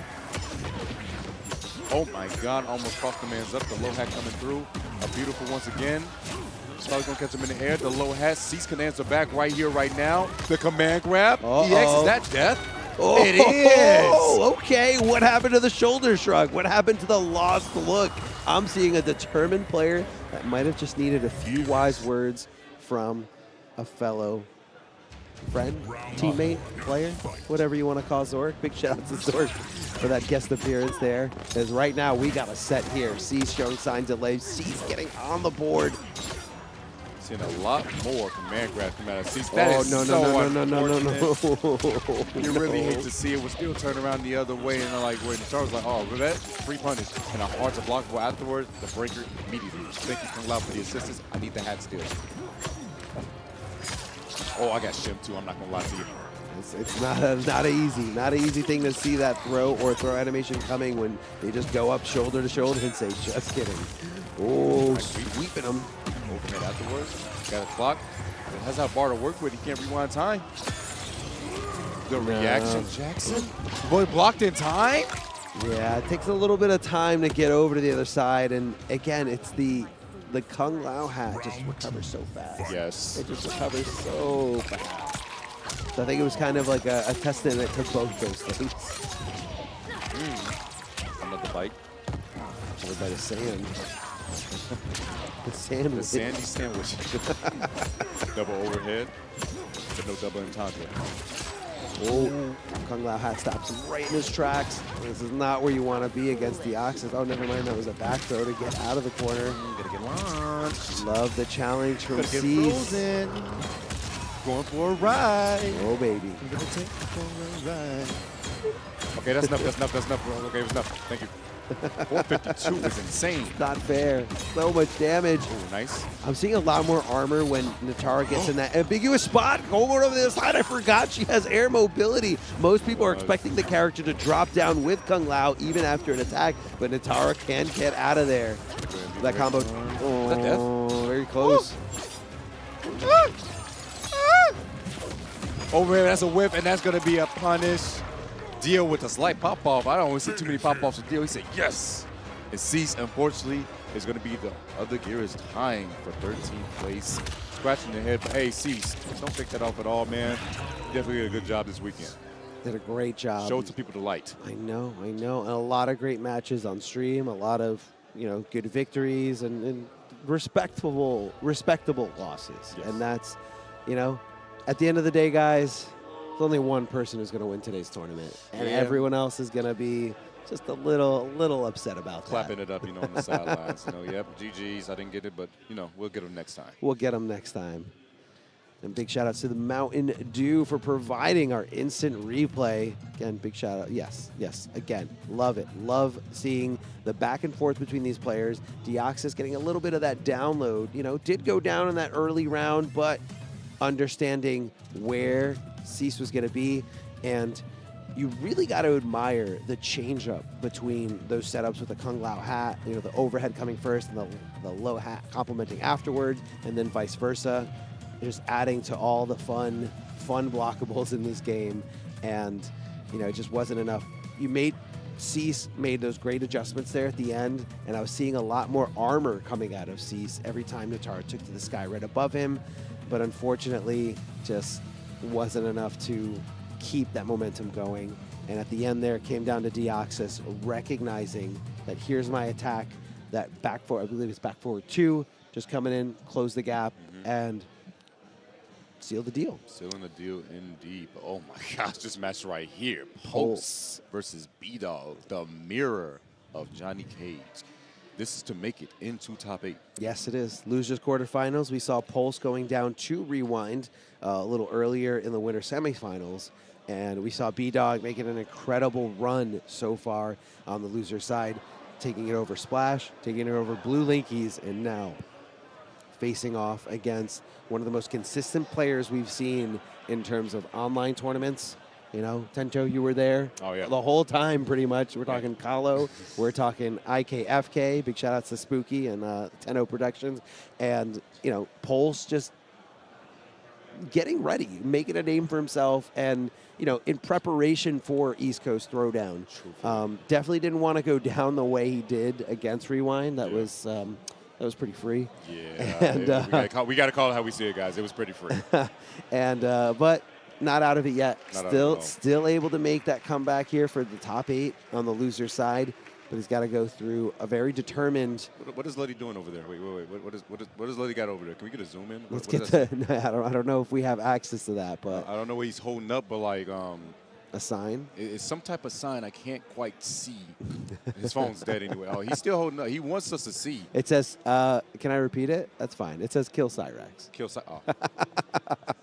Cyrax never dies. He's going to simply just rebuild himself. And Cyberlinkway initiative is too strong. And forever twirling towards freedom. We got Johnny Cage out here, though. All smiles between these two. Yeah, this could be an interesting mirror. I can't remember the last time Pulse and B-Dog had actually met up in an online tournament side of things. I mean, but I feel like they play pretty frequently. So I don't remember a lot of B-Dog during MK11. To be honest, yeah, no. Like I remember B-Dog, occasionally here and there, but I remember B-Dog being a little bit more prominent during the Injustice 2 days, and I don't know if it was just like taking a break or focusing on life or whatnot, but that's what's so fun about a new game finally being released is that you get to get another crack at it. The even playing field. Everybody's just starting. The game's new. The meta's not really developed, and he's starting with his best foot forward in Johnny Cage. I don't know if he knew Johnny Cage was going to be a good character, but looks super duper comfortable. Has Johnny Cage ever not been a good character? Like truly? MKX? Oh, no, I'm sorry. I just remembered. The Roar Crime. I'm so sorry. Vendetta's out there laughing. Remember that Infinite he found like in week 2? Man. I'm so sorry. I held man. I figured it out. I was thinking like late phase of MKX, but yes. He was still strong. DJ, too. I know, but like the Fisticuffs. The fisticuffs. That's right. Yes. DJT. That's The Commonwealth just everyone's like, what's this character? Oh, he's having a great time. just tons of chip. But yes, Johnny Cage, always a fan favorite. And of course, he's going to be great in the game where he's the main character, MKX. Not going to be, and I guess he's technically a main character in this. We saw a lot of Johnny screen time when it came to the MK1 story mode. Definitely so. The walked up actor still got it and showing he got some big damage. But it's going to be a mirror all the way around. It's Johnny Cage, Kung Lao for both players. Pulse is going to be with the pink shirt, and B-Dog is going to be in the blue one. I'm sorry, is that black? Oh, right. It looks black to me. It looks black to me. I thought it was a little navy blue at first, but then it was just shading. My fault, guys. It's all good. I mean, there's a lot of blue in the background. These beautiful snowy mountains. Good up block there from B-Dog. I guess the optimal reset, the American reset. I like it. Nuts. Pulse going for a ride here, holding onto his groin as he's just gasping for air. The forward throw, Kung Lao coming in with the assist, swiping him with the hat and saying, I'll see you in a little bit when my low hat is back, which is always. Always there, always prominent. And guess what? The movement between these two, the neutral, is going to be insane. Why? Because it's going to put that one straight hit when that 4-3 is going to connect. And it's just like a constant, oh baby, the back three, taking him for a ride here, but does come off that breaker. Gonna slowly try to build that meter up little by little, and it's just constant checks with the low Kung Lao hat. It's very hard to call out. Like, you can call it out if you've got like a bar, you maybe amplify the shadow kick to get through. Dash. Yep. Oh, but he said, I don't want to deal with none of that. He just hit it with the shadow kick, 8 frames. Read the footage. And that's the difference between holding it and not holding it. You know, not holding it throws it out way faster, obviously. And, you know, one option definitely beats the other. Another Chicago punish, just a down 4 punish on the whip parry, but gets the throw. Kung Lao coming out the rabbit hole and going right back in. Thank you for the assistance. But I need another little hat. Yes. Oh my Oh, the backdash from Poles. Feeling himself, drops the end, but that's okay. We pick those right back up. And when we've got such a life lead, we don't have to sweat it. I'm seeing slight nerves between these two. And it makes sense. This is 4 top 8. This is 4 top 8. These boys are definitely nervous. Beautiful parry and got Kung Lao to clip too. Doesn't get the follow-up there on the second hit of the string. You hate to see it. Just didn't dash enough here. I'm going to be honest, guys. Expect some drops because these boys are definitely nervous. Super nervous. The read on the throw, but didn't get the punish. I wonder if a jumping kick would have been a little bit better in that Oh my scenario. God. Oh, speaking of kicks. Another one. All right, gets the throw. Kung Lao, just save me real fast. I need to catch my breath. I'll get back into it. Need to make a phone call. I'll be right back. Man throws the boner away immediately. Oh, he's been whip punches so matched with back 3. How to deal with 4-3, use back 3. That's nice too. Yeah, use the very unsafe back 3. Go for it. See how that ends up for you. Oh, we're going to hype right now. Hype right back at him. You should have did it. It would have been so. It would look so good. Double hype. Uh-oh.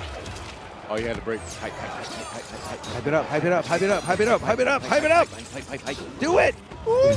Oh my! Just back 3 has been causing so much damage to Post. B-Dog out spacing this man, saying, "What are you whipping for? You're gonna get launched." I like how there's not even like a crack or a smirk. Just stone face, ready to go right back into it. Oh, yes. Drinking the water, taking that little second. We got a sign for Pulse in the crowd. Ramos Pulse. Big shout outs to Pulse's brother, Christopherson, in the crowd. Ah, I didn't know they were brothers. Yes, they were. Told me something new today. Christopherson is the older brother, and he gets really offended when people assume he's the younger brother. Well, I could only assume why he's shorter, by the way. So, yeah. Down 4, keeping him in the corner. Poles feeling the crowd, feeling the brotherly love in the crowd, powering him up. Back-to-back forward throws, just keeping him in check, in lock constantly here. What? The Kung Lao hack came out in time? That move is too fast. That move is too fast. I noticed something right there, actually. So that he did that in the last match where I saw that the Kung Lao actually did activate in time, but just didn't. He got the hit. He used a different button. So that time, I think this is actual tech where after a parry, if you commit to the low hat, you'll be fine. And Pulse, definitely doing the homework here. You can't be whipping. B-Dog is definitely going it up, man. Here comes a shadow kick accompanied by a Kung Lao hat that you are holding. That's going to make pretty much everything safe. Backing off. Very good. Yeah, good awareness. You got to keep your eyes on the screen all over the place, on the ground, in the sky, your meter, your cameos, everything. Oh boy. Super Duper Plus on a hit. Doesn't get in there in time and just lets Pulse jump out of there. Big kick to the face. Oh, he definitely tried to wake up with something, but it got blown up immediately. Yeah, no armor. Break. No armor on whatever he was trying to wake up with. Oh, back three. What is with back threes and B-Dog? B, that's what the B B3 stands dog? for. Yeah, B3 Dog. B3 Dog. That's his name change right now. No anti, but just a low hat. Anti-air, baby. Easy peasy anti-air, and the crowd is getting loud. And by the crowd, I mean 3 people who are really, really pulling for Pulse here. Both taking a drink of water, the synchronized drink. So Pulse not using the headphones, but he's got his own headphones. Always listens to music when he's playing. Always. He be jamming. He's jamming. I actually didn't know until Pulse has a great list of music. If you're a fan of like early 2000s alternative rock, go into his stream. That's all he plays. It's incredible. He be chilling. And I'm like, you were born after a lot of this music was made, so I double respect it. Pulse a very calm individual. He plays a high-level character, but high intensity character. But brother, if you throw out another back three, I'm just gonna walk to the stage and ask why. What are you doing? How are they hitting so much? Good. He just feels it. He knows. It does help they play the same character. I know all his moves. Thought maybe a throw was coming in that scenario. Let go of block. Instead, here comes some mids. And it's been like a constant check here on that wake up. Down forwarding, if they get a little disrespectful, yeah, they get hit. It's your turn, your super plus. And if they wake up with that shadow kick, it's going right over. You got to punish either way. And that's 2 for clinching, holding the knee, and that's going to be a decent amount of damage. Oh, a setup afterwards, didn't get the combo off of it, but he waited, but didn't get the punish. What's going on? Oh, the first one blocked. Whiffed it out, Pulls, smelling the blood in the water like a shark. Nice block on the low, -4 on that one. Low hat is +2, but he poked. Ooh, nope. Showing by both. I was going to say, neither player wanted to press a button. Antes, jump over to the other side. Who tried to anti himself? Pulse's success rate with jumping out and kicking, like 100%. All over it. Nice down 4 into more plus frames. What are you doing? It's my turn. It's never yours. Wait a second. Hold on a second. Hold on a second. Pulse going for a ride. I don't like this. Antes. Love it there. Anti-air, stand 1, no problem. Yeah, you're going to jump because you're looking to apply some extra pressure to solidify your turn. Stay hydrated, my friends. And one more Vamonos for Pulse. Vamonos Pulse. Got the Peruvian flag on there. Shout outs to their heritage. I love seeing the representation there. Pulse definitely Latino heat. Yes. Latino heat, of course. Right back into it, yes. 2-1 in favor of Pulse right now. Armor's right through, so I don't want to deal with it. Oh, get Kung out of here. Ooh, that down 1 didn't get, like, checked back. Instead, decided to go for his turn, and that spelled disaster here for B-Dog. He finds himself in a bad spot. Very bad spot right now. Pulse is definitely cooking, and he's on a full momentum shift right now. So that was an empty jump, trying to bait out an up block that neither player decided to commit to either thing other than just jumping there. Nice big combo once again. Pulse trying to fight it back out in the corner. It's looking very troublesome. Staggers in the back up into 4-3. Pulse is 1 away from making top 8 loser side at our first stop of the pro competition. But B-Dog, there's a reason why he got here, and he's about to show off why. 355. That's right, B-Dog has been tested time and time again. Don't count him out just yet. Oh my, he did not duck. He ducked and punished it perfectly. B-Dog coming off that bar of breaker. Tons of resources spent there. B-Dog fishing out that shadow kick. B-Dog getting a huge punish here, trying to get the first round in this game number 4, and he does. Very well complemented with the Kung Lao low hat. B-Dog showing that he can still do this. Pulse needs to close this out right now because I could see B-Dog taking this all the way back, and this is exactly what Pulse is doing. Shadow kicking him and keeping him in the corner, keeping the pressure on. No way. Didn't get there in time. How? Didn't at all, but he has 2 bars to work with. Misses the conversion, but he gets the pick up this time around. B-Dog. Nuts. No. He goes for the shadow kick. Big punish. Doesn't get it. This is it. Doesn't get it. Low hit. Oh, baby. The parry, but misses it. Boy, no, he got the punish this time. Got the second hit to connect there. This is not good. B-Dog not going to build enough bar to make that breaker. And the throw. Perfect opportunity to go there when he's just holding on to block for dear life. This is where Pulse can do it, but no, gets shimmied. Gonna break, 3 bars spent. We're about even on life. 2 hats are on the way. Had to block because there was another one coming. Good block in the overhead. He does fatal. Does it connect? The parry. Pulse makes top 8 here at ECT loser side. Let's go, Pulse. Love to see the representation here. Yes, we didn't have a great start here on the winner side, but definitely making waves on the loser side. And the max is as far as Pulse can definitely go. He can definitely do this, taking it all the way. This is someone who is very well practiced, very well versed in all these different matchups, and I want to see the redemption story of Pulse coming through here on the loser side. I love to see it. I love to see the guys who just come out and support everything, making it as far as possible. Pulse, man, Pulse. Man, and it's special coming from you because I know you watch this man time and time again at MK&J's. That's right. Practice, grind, and try to get better. And seeing him make a big stage like this, I know this means a lot to you as well. Oh, yeah. But Pulse, like I said, one of the favorites of the tournament, like I said, it's been so consistent online. Made it to top 8. It's on the loser side, but nonetheless, it's top 8. And he's there. Top 8, a ton of points, some great cash to take home to say, hey, this was all worth it. And we're going to the instant replay. The Johnny Cage mirror. Of course, Pulse rocking the Johnny Cage on the pink. And B-Dog, the Johnny Cage. Not the Johnny Cage wearing the black, but the Johnny Cage going for the back 3 over and over and over again. He was making sure that leg get extended. It was close. And Pulse is the one who came out on top. I feel like B-Dog just didn't really adjust towards the end when it came to a lot of the jumping out that Pulse was refusing to not stop doing. And he just didn't bite. He didn't bite on a lot of things that B-Dog was baiting out. Yes. There was the up block that B-Dog kept thinking about, kept saying he's going to do it this time, he's going to do it this time, but Pulse kind of kept that composure, and that was really key here at the end. I love how it just like warps him down and just goes right into the animation. Tons of damage and just enough. To pop off. Oh, I saw it. I saw his whole body just shift into the air, and you could even see Ludi jumping in the air in slow motion the there. Goons are definitely going to represent their boys. Oh, my goodness. Speaking of goons.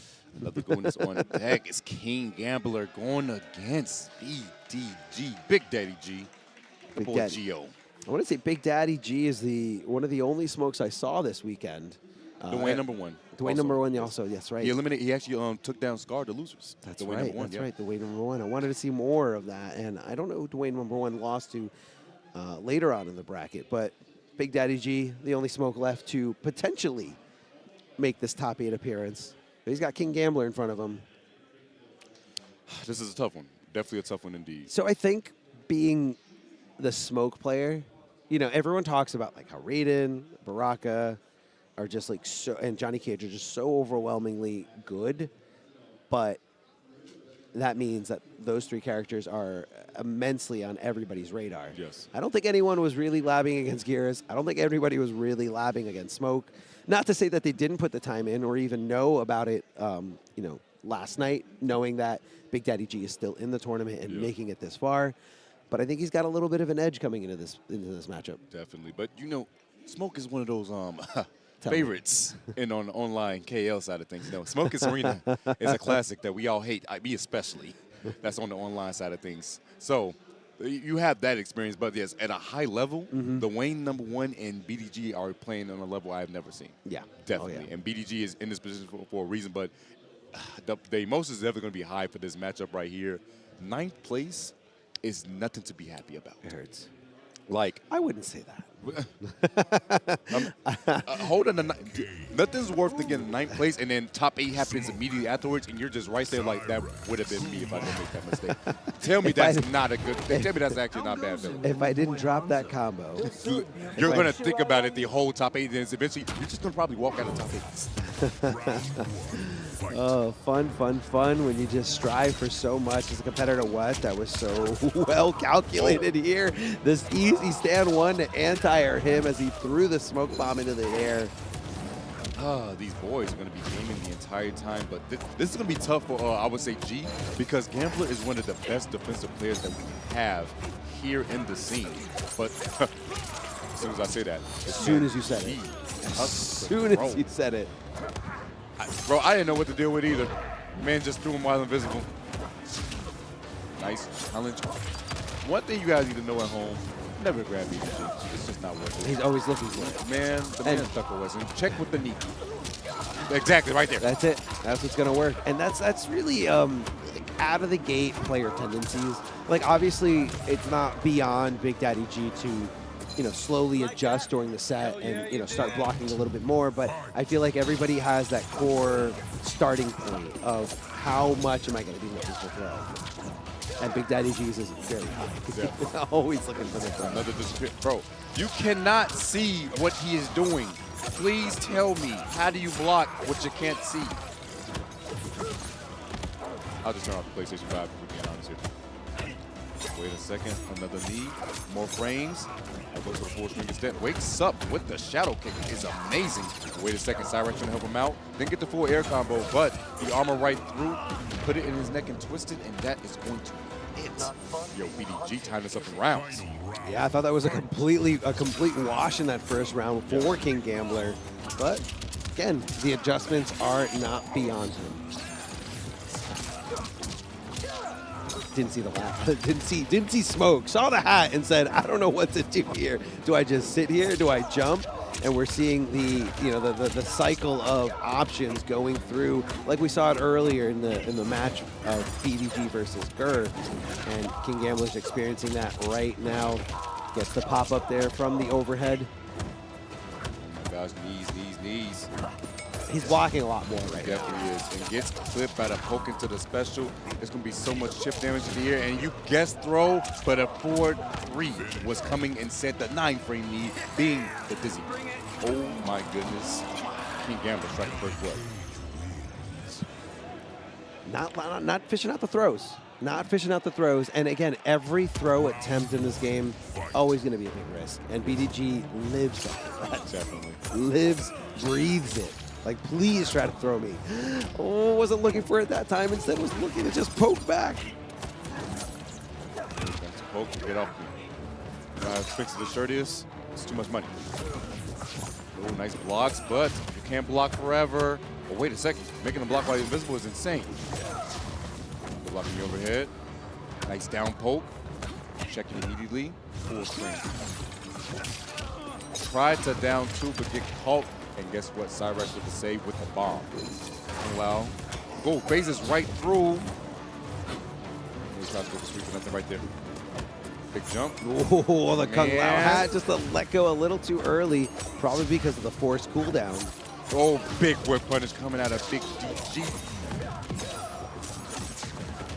Oh my God, look at the damage. Look at the damage, Tento. 7. 43% nearly. And on top of that, more pressure, more chip. Gets the trade, but of course, right up close, the trade always going in the favor of Johnny Cage. Uh-oh. The throw. Doesn't have 2 bars to spend. This is a huge comeback. He has him out, and that is definitely not going to help him out. A whiff shadow kick in front of that man's face is an easy punish for BDG. Yeah, just wanted to make the connection, keep him a little closer to the corner. Low crushing under that down 1, so Gambler going to be a little bit more hesitant on checking the next time around, most likely. Bring him a little closer. Yes, right on my feet. So nice little delay wake up from Gambler to kind of miss time any of the Oakley setups that Smoke's not going. That was a reaction to the overhead, but you're not reacting to the follow-up where he goes completely invisible. Plus frames, more plus frames into a low. Yeah, the low is a nice little check there. In case you think, okay, he might try to loop the cross frames again. Here's the low. That leads into tons of damage. Staggers. Nice poke. Cyrex locked down. Armors through. Tried to press something right there was Gambler. I guess he would have thought they was the one where he turned invisible, not the armor type. Yeah. Possibly confusing the two just slightly. Here comes the Cyrex net, but nobody's biting. Nobody's taking the bait. Nobody's getting hit for a full combo from full screen. Oh, boy. That anti-air from Smoke especially very good. He lunges forward very slightly with either the stand one or the 4-1. It can do so much work. But here's Splash coming up to say, hey, brother, I need you to focus. King Gambler finding out that Splash might play Smoke. Splash playing anyone else besides Kung Lao, not sure, but could have a little bit more knowledge looking into this matchup. Certain things that he might not be respecting, certain things that he needs to start disrespecting. Something he's not noticing. Like, it's always crazy, like from the crowd, you might notice something that the player is not noticing in match at all. You can just tell them, and the adjustment can switch right then, right there. We saw that. It always reminds me of like tennis at a high level, where the coaches aren't really allowed to say anything during, while you're playing, obviously, but that insight of what you see from the outside can mean a world of difference. Ooh, gets the throw. Oh, gets the armor this time. All right, the low hat is a low. Oh, right under the stabs the man's kneecaps, left hands, right through the fabric. Oh, spins the 2 bars. Gonna get the life lead off this. Oh, it's going for max damage right here. Oh no, he built the hype, didn't he? Oh, no, that's down that too. is so unfortunate. Luckily, BDG does not have fatal blows, so it's not going to be the kill. But look at the damage. Tons. Oh my God, armor. Tons. Oh, he went into it. He was so sure he was going to let go, or it was going to cool down all the way and then let go on its own. And he was like kind of trying to follow it to close the gap here. Very unfortunate for King Gambler. Cyrex going to keep his rising star nice and safe, though. BDG just making the run with the smoke right now. Causes so much trouble. Version, no, misses it. Extra slightly. And oh. I almost feel like BDG doesn't want to play in that, close range. Normally he did, against Gur previously, but against Shawnee Cage just says, I don't really want to be in down 1 range. I want to be far away. I want to come in for mix, and I want to use my longer range buttons so I don't have to really contest against your super good saggers. Oh, poking the special. Yeah, you got to keep blocking, my guy. I don't care if you're invisible. That doesn't give him special privileges. Nice flawless block, but man, the impression is on for Gambles. He doesn't want to turn him invisible again because you got to guess for game. The throw. Oh my God, he blocked the low into over correctly. Go Gambles. The low hat coming in here. Gets the anti-air conversion. Going in the Fatal, I'm assuming, but it's not going to kill. But definitely going to put some pressure on King Gambler. King Gambler, I think should get 3 bars by the time this Fatal is over. Yeah, should be. You get tons. The bar gain is a very big correlation with the damage you're taking in or outside of Fatal Blow. Blocks the Cyrex net. Get in. Oh, he's going to get time. Stuffed, baby, stuffed before the parry properties come into play here. Big Daddy G making a huge name for himself right here on the stream with an amazing character. I mean, a character that, a lot of people are like, it's online only. It's only because of the lag. If it was offline, I'd be able to react to these things. But Big Daddy G playing it very methodically. He definitely is, and he's definitely showing that Smoke can hang offline, and he's now 1 away armor from making top 8 with Smoke only on the loser's side. Man, that's definitely some determination. BDG is, I will say this all the time, I won't say this to his face, one of the most determined players I have ever seen, and one of the most hard-working players that I have ever seen play in a fighting game. Remember, MK11 was his first game. He won in NA West, NA East. That's right. In the online events with only Sonya. That's right, that's right. Sonya always seen, throughout the life of Mortal Kombat 11, after she got those initial nerfs, as, not so great. But BDG, a player, to add to all those characteristics of the determination, also willing to travel to so many offline events, even when it was outside of the pro comp, just to get that experience because, you could see that they're here right now. You could see that they're embracing this lifestyle, embracing this competitiveness in them to want to try to get out there, want to try to, do the best you can. And, you really got to admire the players that are willing to test out their skills and try to represent those characters that they love. Like, we saw that a lot with Sonya before, MK11, like you mentioned, but not a lot of smoke players out there. Yeah, not a lot of smoke players out there. Only 3 prominents that we really see are the Wayne #1, BDG, and Just Nasty, who hopefully we get to see him in the offline event compete very soon. Very young kid, I believe 17 years old. Wow. So much damage and so many online tournaments, all people know of him. But right back into it. Gambler, you gotta get to your life again. All pressure. Smashing on the plus range while you're invisible, I think, yeah, that's definitely your pressure. Oh my gosh, You can kind of like go off by like the little block animations there, that yellow that you see on the person's body. So like once he sees that, he's like, okay, it's my turn to poke back, my turn to challenge back with some staggers. And once again, Gambler making the mistake of trying to grab BDG and is going to pay for it immensely. He gets the back throw, and it's just smoke right now for Gambler. He's got to try to find his way in. Ooh, up block, easy, no problem at all. A nice big conversion. As soon as a person lands, not able to block right away. And Big Daddy G recognizing the successful up block and saying, here's my time to shine. 1 round away from taking this 3-1. Can King Gambler fight back, though? And King Gambler fight back, we shall see. But the smoke is looking so incredible right now for G. He has all the momentum, misses the conversion off that 4-3, but look from corner to corner. The armor right through, Cyrax can do a thing about it.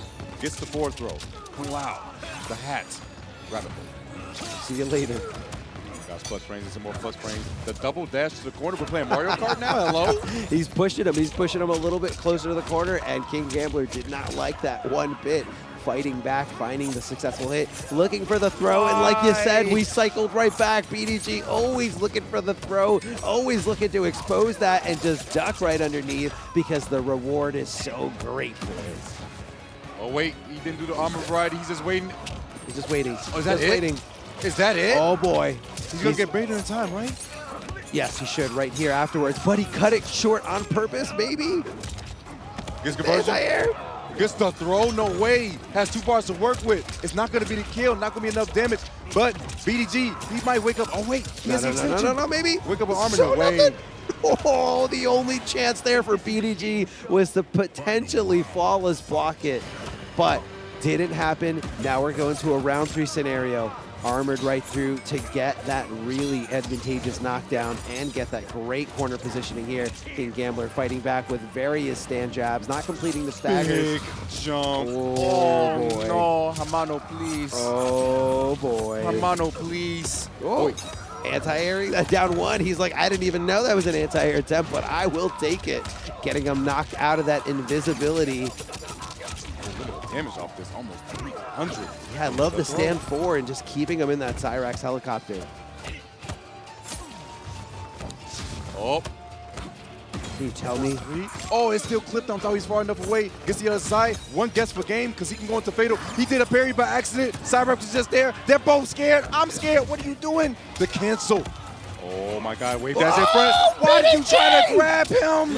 Why? Why are you trying to grab the man who refuses to be grabbed when he dropped it? He dropped it, and this is going to be King Gambler tying up the set 2-2, and Big Daddy G just hanging his head in shame. So disappointed in himself. He let it go. It was right there. Your top 8 was in your hands, and you let it slip through your fingers. Big Daddy G.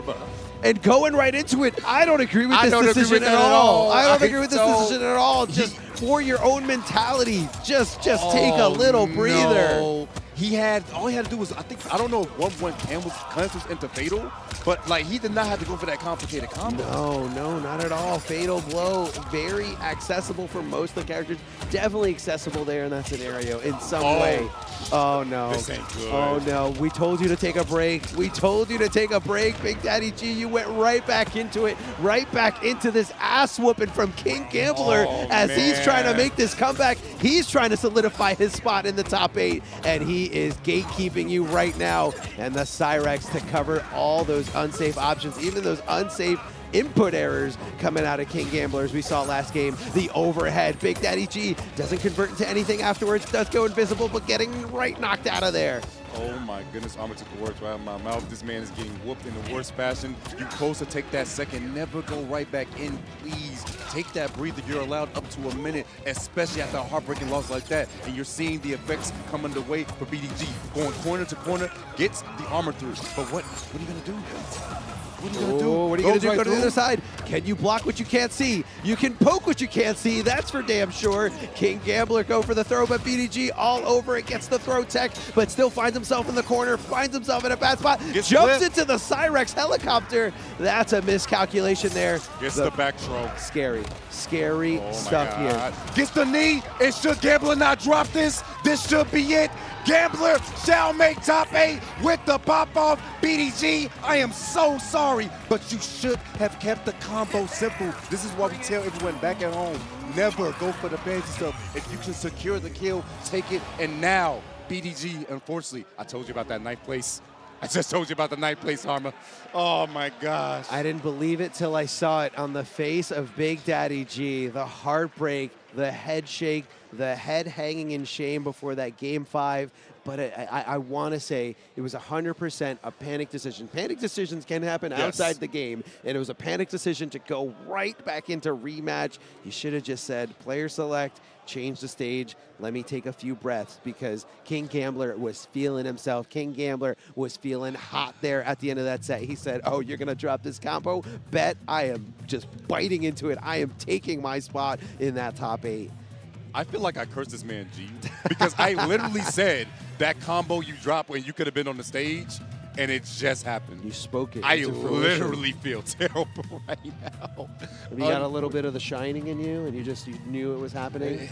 It happens in this main stage so much. As you can see right here, BDG in full control, 2-1. Yeah, I want to see the we didn't get to see the specific drop here, but there was a drop. Oh, it's right here. Is it right here? Oh, no, it just shows when BDG actually, after he dropped it. Yeah, Get it. Oh, so the drop happened beforehand. But again, either way, we still love to see the round enders. Big shout outs to Mountain Dew for the instant replay. Yes. And you can just see it. You can just see the hype from all those players wishing for King Gambler to claim that spot, claim that victory here, and still be in the fight for the top 8. But hey, guys, the sooner we go to the break, the sooner we can come back with more matches. Love you guys. Don't go anywhere. We got more Mortal Kombat 1 action coming your way. Don't go nowhere.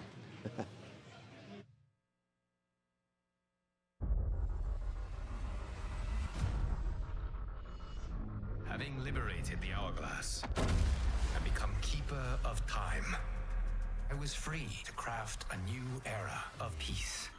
As long as I've known you, you've dreamed of leaving things young. Is it so wrong to want some excitement? The time draws near for the grand martial arts tournament between Earthrealm and the Outworld. It has begun.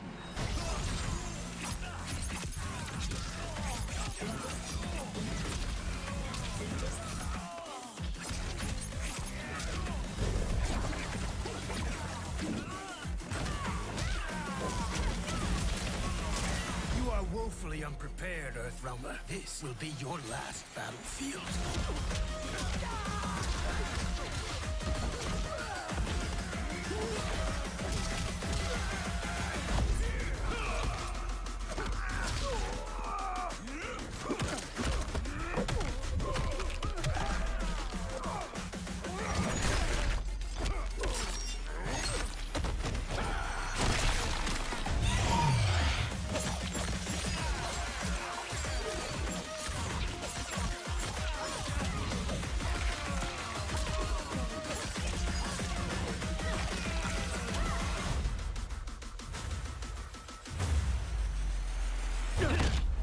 Two Johnnies, one timeline.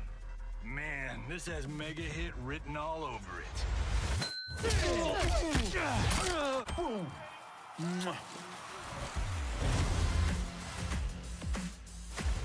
Inferior clans who will fall to the Lin Kuei.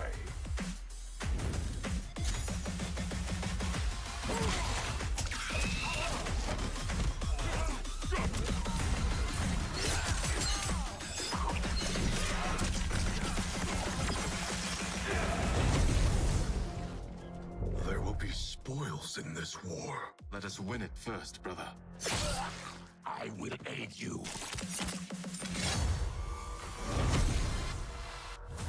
If you fight tomorrow, the symptoms of your disease could manifest. Katana will take your place. There are already whispers she should replace me as your heir. Your race can shapeshift.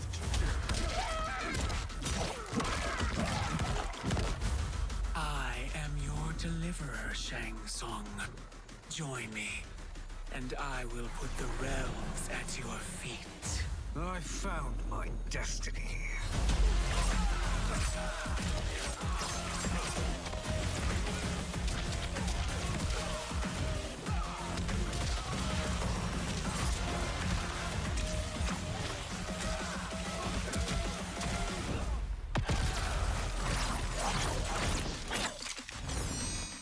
The threat you pose ends today.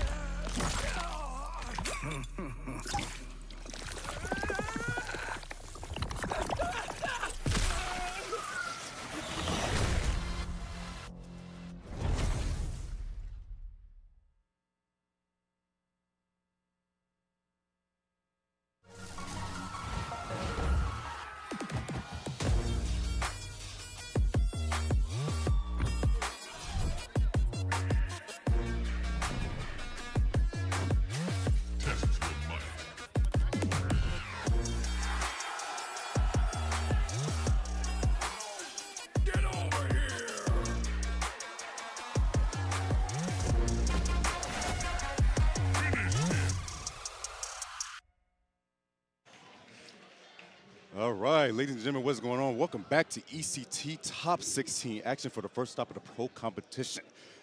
My name is Sento.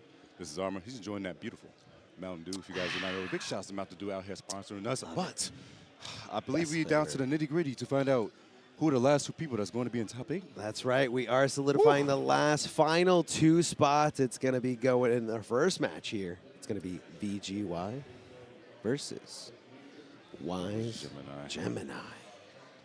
It almost rhymes. It is rhyme. I see what you did there. Kind of clever.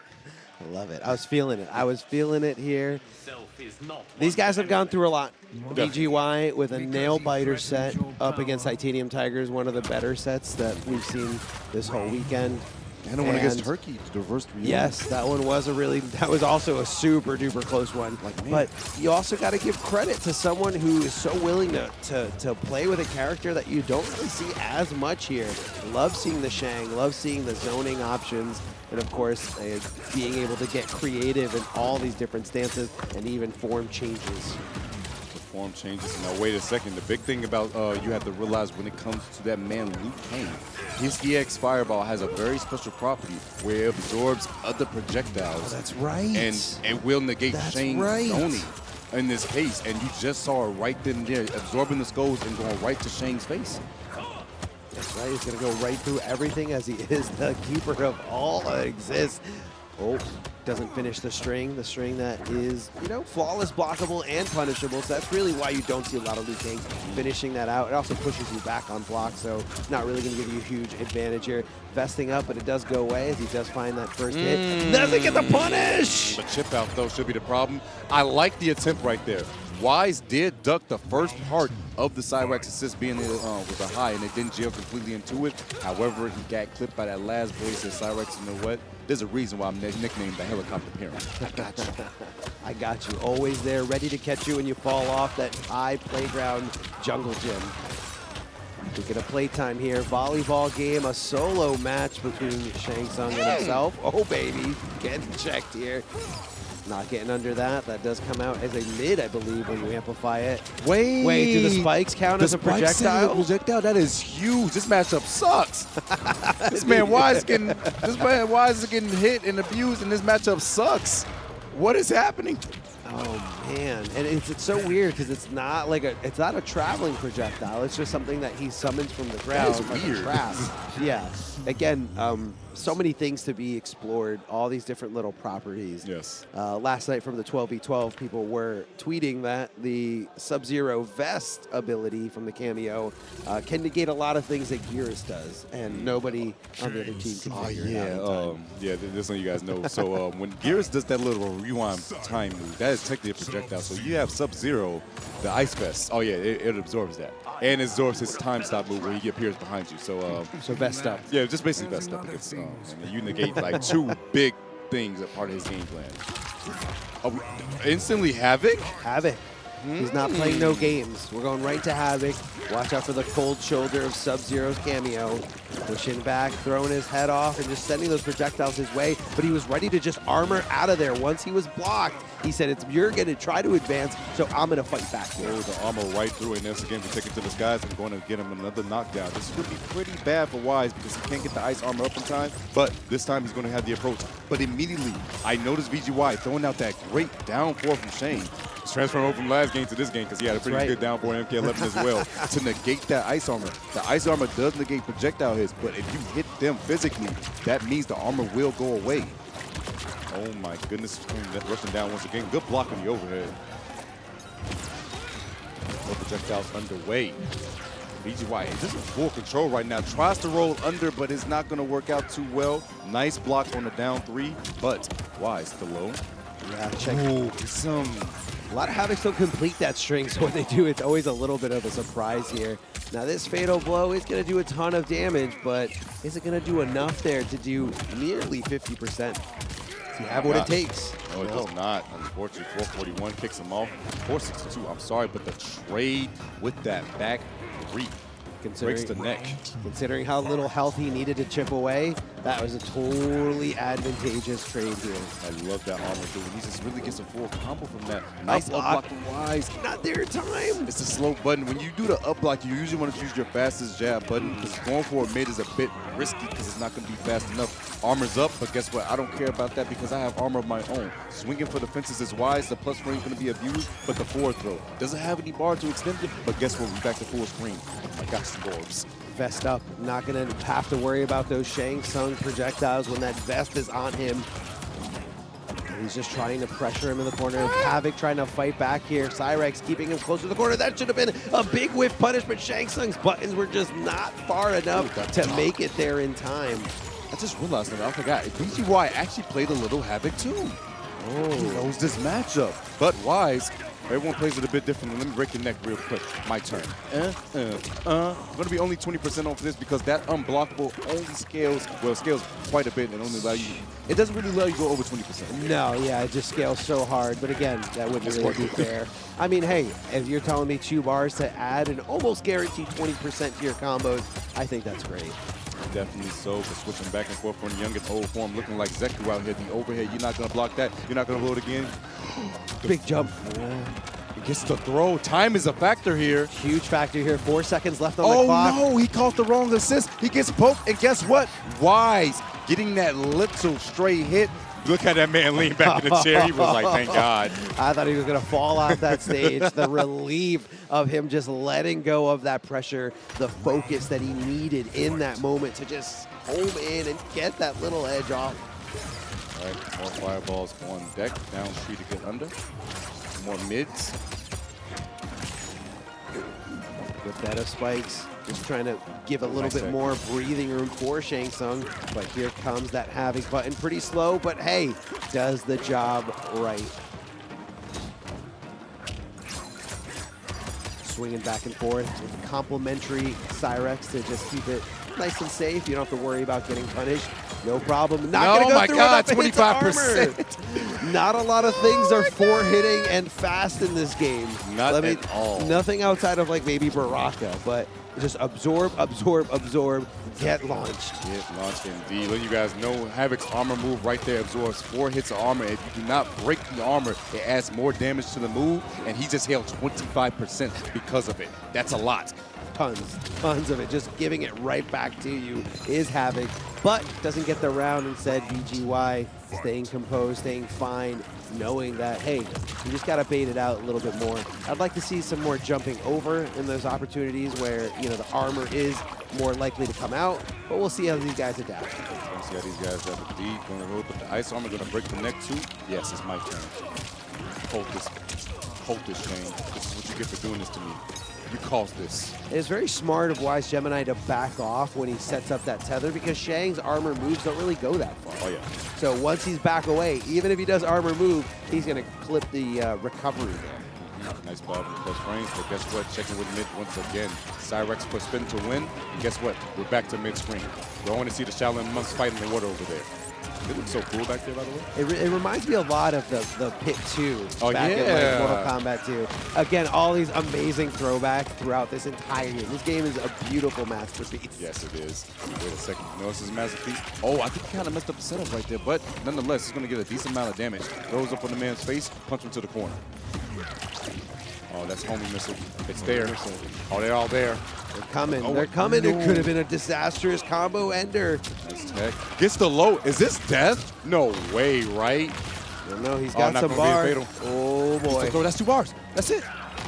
Especially if we go into Fatal. Yes, it is going to scale, but it's going to do a ton of damage. I want to say it's pretty safely in. Yeah, that's death for sure. There's no way he survives this. If he survived, he's got a bunch of stabbing to do. But he's surviving. No, there's no way. Okay, yeah, I'm about to say. He turns him into like Groot for a second and then just pushes him away. Messes up the fatal. You don't have easy fatals. Exposed. Boo this man. I want boos in the chat. I want tomatoes, tomatoes, tomatoes, tomatoes. All of that. Man can't even do a fatal after looking it up. You're terrible. So much pressure, okay? Yeah. Like, it's so funny. Nobody knows. Like, it's a completely different kind of pressure from, like, competing. It's like, yeah, you can do one-frame links. You can do all these complicated juggles. But even after pressing start, you still mess that up? It's hilarious. Pro players are very good at executing. But when it comes to the fatality, oh, they mess up so bad. I'm looking at you, MIT. But, like, this is That's so a bad. throwback. Man. MIT will take 30 seconds to look at the fatality screen on the stage. Make sure you look at how to do it, and then still press jab and kill the person. By the way, one of the smartest fighting game players out there in the NRS scene. But yes, a very funny moment where he pressed start, messed up the fatal. MIT's hilarious. We love you, man. Hope you're doing good. You and DJT. Big shout out to you guys. Every hope I had for you. Music to my ears. Switching it over to Liu Kang. Going back to Liu. And let's see the Shaolin Monks boys. We're gonna go with low Kung Lao hat. Going to be being able to open the door, so to speak, for Liu Kang. That right there. Yeah, on top of the throw, leading into pretty much double damage here with the use of just one cameo or half your cameo bar.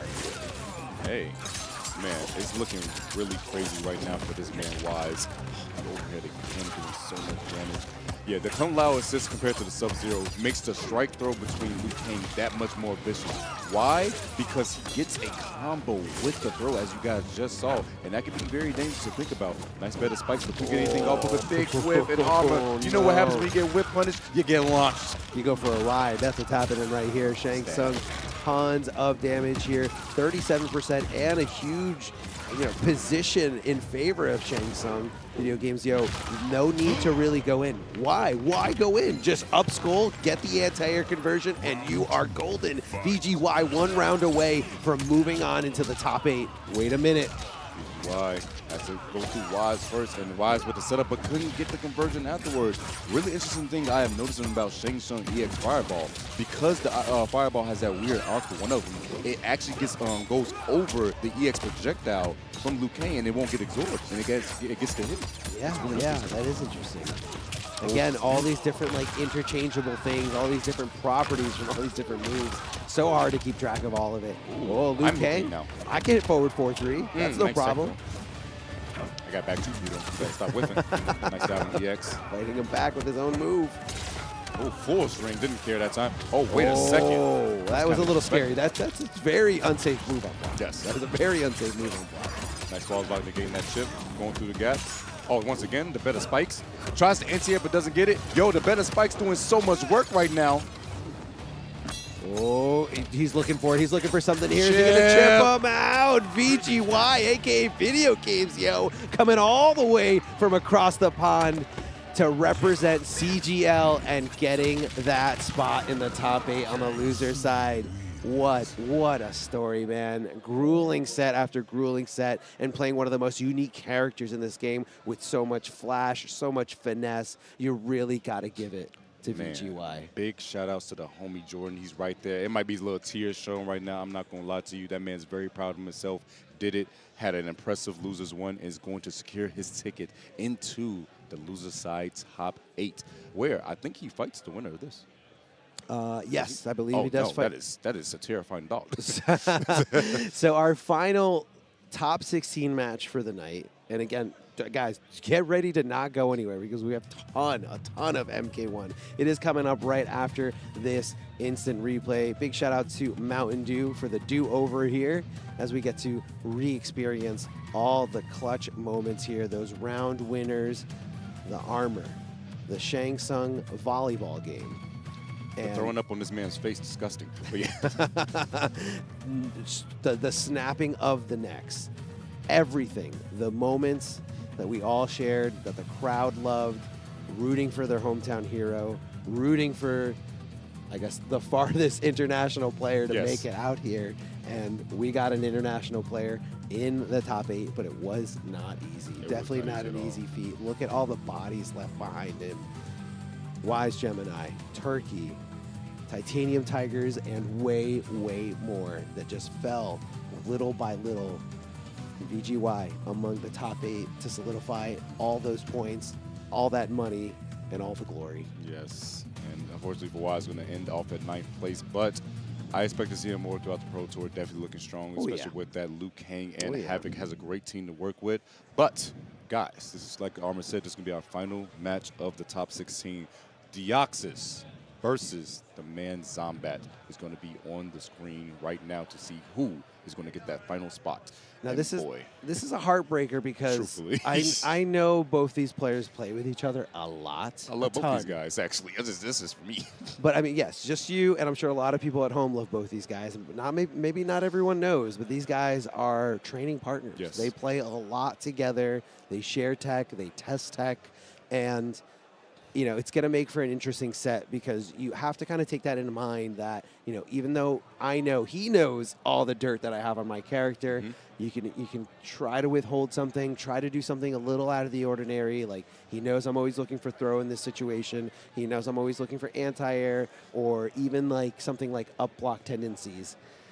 So whatever level of Yomi we're seeing here is way beyond just level 1, 2, or 3. It's probably something up in like level 300 Yomi, as these players just kind of constantly have to adjust to each other as they learn to play the game. Figured out what for. But, guys, it's going to be Raiden versus Natara. Not expecting to see anyone else. Uses that bar because, hey, why not? I get the bonus meter for that first hit. Doing some good damage. A punish on it, chasing them down. This is a full combo. That is a launcher. Yeah, and that's not, usually Raidens are like, I don't have any consequences for jumping and Supermaning out of the corner, but Natara says something different. Definitely says something different this time around. So many projectiles on the screen. It's going to be tough for Natara to try to get in, but walking them down. Nice blocks. More chip. It gets caught. And guess what? We're back to the corner. Oh my God, it's hot over here. Look at the green body. Gotta be bars to spin. Smoldering hot over here. You don't want to be anywhere near this. And Natara poking out here. Deoxys trying to find a little bit of breathing room, trying to finish up what that tiny little bit that's left. I love the pose. She's just like, I don't know why she's a little cold. She was covering herself up with her wings. Oh yeah. She's right next to the fire. No way she's chilling. She's protecting the wings, but oh my God. Had him over the fly over, said no, this is no fly zone. Hold the shocker. Gonna be at a flawless block. This almost got the full MK logo with that charge up. Hello? And Natara not really putting herself in any kind of danger there. I think that might have been an input error. That does happen sometimes. You want to hit back cameo and you get neutral cameo as an ambush, and you're like, Kung Lao, no, don't touch me. I'm trying to whip punish. He definitely tried to take it to the other side of the screen, and guess what? The overhead coming through. Zombat looking like he might be able to take this with chip, and Cyrax coming in to seal the deal. Yeah, when you go right into that lightning storm, there's really not an opportunity to flawless block, to negate that chip. So that's kind of what you saw there. And again, what's the risk if Cyrax is going to keep you nice and safe? Dio, though, finding a nice little conversion here, pushing him all the way to the corner, but we all know Raiden is one Superman away from getting out of the corner or a teleport away from getting positioning. Goes in for something here, but Raiden recovering just in time and able to punish him. When Raiden punishes you, he hits like a truck. And it just sets up for so much chip. And look at this, the life lead being changed so quickly because of that one mistake. Dio in trouble, the forward throw into 2 bars, into a cartwheel. And because she has not... drops it, but that's okay. We're going to pick it up. American resets here. Goes right into the lightning storm. What are you going to do? Dio finding himself in a 1-0 deficit. Zombat looking confident here.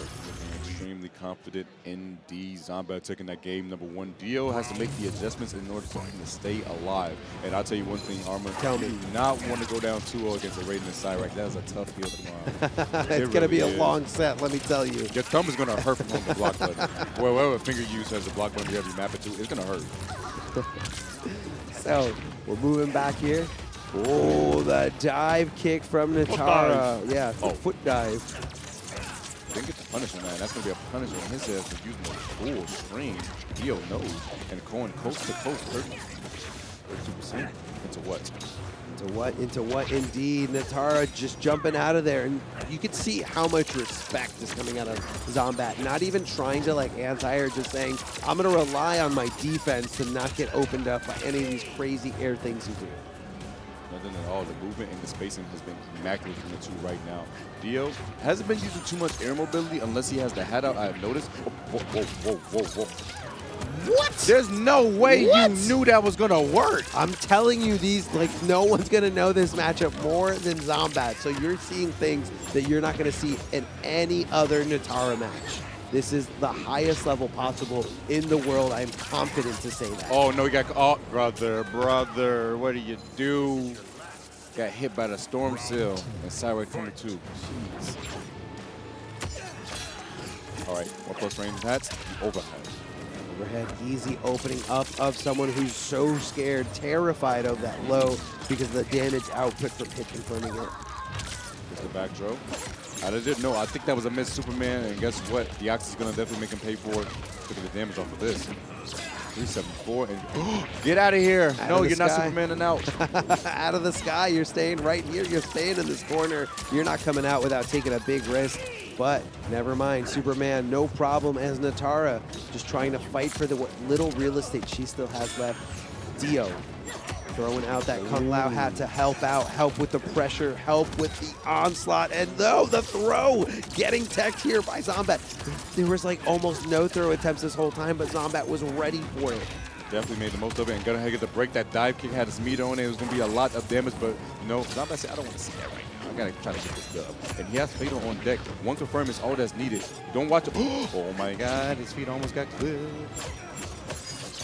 Go full string here. Trying to ship this man out of his socks, but wait a second. I can go for chip damage instead, but not if he flawless block. Over. Gets the low hat. Is that gonna... He armors through, and that should be it. Storm Cell. Oh my goodness. Zombat with the clutch after the electric fly with a little bit of armor on it and into the Storm Cell. As you said, it's hard to get that flawless block timing if you do it on wake up. Yeah, just do it right on top of them. It starts up super fast, whereas like, you know, a lesser player would have maybe done something like doing a string first and then canceling into it. If any part of that string gets telegraphed and they flawless block it, it applies to the entire thing, including anything you cancel into, and even includes a second stagger if you don't give it enough time in between staggers. So flawless blocking really comes in clutch when negating chip. It's not just, you know, a lucky block. It's literally like just getting it almost frame perfect. Getting the frame perfect indeed, but Dio, he's got to be played perfect for the rest of the match if he wants to take this set. Because currently Zombat is up 2-0, but that's a good start. The neutral jump on the whip, and we get this corner switch. Yeah, you definitely want the corner positioning here. Just down 2, out of here, no problem at all. Get the hell away from me. Down 2 and Mega Fox is crazy, but gets the back throw.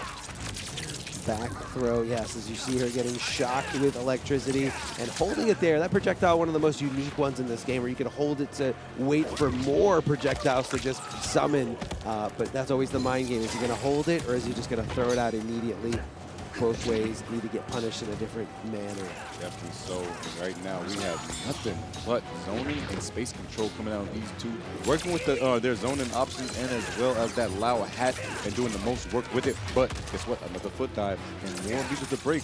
Why? Zombat has always had 3 bars in case of any insurance that is needed. Luckily, you didn't have Cyrax right there, but gets clipped by the low. Cyrax here this time, and that should be the kill. And now Dio is on his final stand between him and getting eliminated at 9th armor. He's got to do it. He's got to do it right here. Tries to get there again. Second time that's happened in this set, and it just makes you feel so bad for Dio, as Zombat just taking full advantage of that, full advantage of those punishable frames, and just making sure it hurts. Pushing Natara closer and closer to the corner, amplifying that to make the damage tack up so easily. Is this going to be it, Tento? Is it it? The Cyrax assist into, oh my God, the combo wasn't even done. This man, I know I can read lips. And that man said, what was I supposed to do? What was I supposed to do in that moment? I could feel him saying, I had no options, you know, and it really kind of like, not to downplay Zombat at all in terms of player ability, but it really makes you think about, do you just need more experience against Natara to understand when to attack, when not to? Because this is the person who probably has the most Natara experience, as in fighting against Natara, than anyone else out there. And Zombat made it look so clean and so easy. Like he wasn't playing against someone who killed so many killers on their way here. And by that person, I mean by Dio, or Deoxys, if you will. So very one-sided, very one-sided indeed. It truthfully was. That man was holding block button for eternity. I think he only got literally the 1 round. But like even the special move, using it as an anti-air when Natara was right in that special sweet little spot, like that was matchup experience. Truthfully. Through and through. I mean, it was just so good and so well calculated. I don't know what he could have done differently. Don't know what he could have done differently at all. He was definitely holding the block button. He was trying to. He had the flawless blocks here and there, but then that's when it came to, look, what was I supposed to do? what was I supposed to do, man? You can tell these guys are really, really good friends. Definitely no bad blood there. No bad blood. Nothing but respect, again, for all the players who made it in the top 8, and of course, a shout out to the players who fell like just short of that, but were still a part of this amazing production by giving us this high level gameplay with all these different varieties of characters. It's just amazing. And Zombat's going to be taking that last spot there on in our top 8. And that sets up the top 8. We're going to have that bracket made for you guys in a second, but yes, we got to give a big shout out to ECT in their production, as well as our sponsor, Mountain Dew. If you guys do not know, Mountain Dew is a beautiful thing out here. Now through December 29th, when you purchase specially marked Mountain Dew, you can get a $15 Game Pass, the Xbox Game Pass at that, and you get so many rewards out of it. Additional codes will be with that as you get those more points. Oh, yeah. So feel free to please check that out at mountaindewgaming.com by all means. Yeah, lots of stuff there, and there's going to be more, so watch out for more updates, because whatever's there is just the tip of the iceberg. And again, we want to give a shout out to the merch that you guys can purchase. That's right, you guys at home can head over to the WB shop at wbshop.com, and this merch that you see here is only a little taste of it. Obviously, we don't have a big enough flyer to show all of it, but we've got some awesome stuff, high quality things. Everyone I talk to that has personally purchased merch from here has said it's been incredible quality, such a good addition to anyone's apparel to kind of show off your love for Mortal Kombat. Make sure you guys follow on all. I want that hoodie. I want that hoodie too. The hat is amazing. Yes. And look at the characters. The art is just so cool, and you're definitely going to want to just show that love for Mortal Kombat there. Follow all the socials there. Twitch on NetherRealm, TikTok, and YouTube. Go to Mortal Kombat. Again, wbshop.com. Go directly to the source. Everything is there. Everything you could ever want. This is this incredible shaping into the top 8. Tento, what do we got there? All right, I got to break down this top 8 bracket for y'all Tell real me. quick. Oh, my God. Tell me. Tell you me can what we see, have to look forward the to. winner's side of the top 8 will be Rewind versus Sonic, then Mighty Unjust versus Ninja Killer. And that's a run back from Evo, Mighty Unjust versus Ninja Killer, by the way. So that's going to be a good one. And then the loser sides, we just saw it wrapped up. Post versus King Gambler, a Johnny Mirror. And BGY, the only lone representative from out of the States, will be going against Zombat, another potential mirror, by the way, that could possibly be. Because BGY does play Johnny as well, but we didn't see it too much. But, you know, I might be reading too much into it, but that is your top 8 bracket, and that will be happening at 6:30 Eastern Standard Time. Yeah, so that is pretty much it there. It's just, I can't wait. I cannot wait for this top 8. It was just the blood, sweat, and tears, and it is not over. It's not over. It's not over. These guys, like, there's going to be more upsets. There's going to be more comeback situations, and you guys don't want to miss this at all. Tento, it was absolutely a pleasure.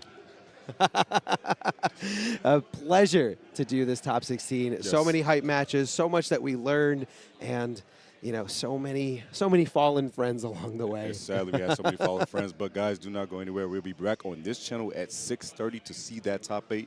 We're going to take a little breather, but stay tuned.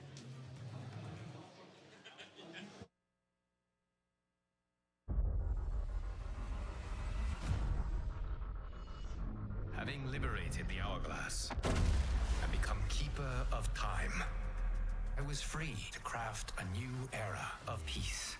As long as I've known you, you've dreamed of leaving things young. Is it so wrong to want some excitement? The time draws near for the grand martial arts tournament between Earthrealm and the Outworld.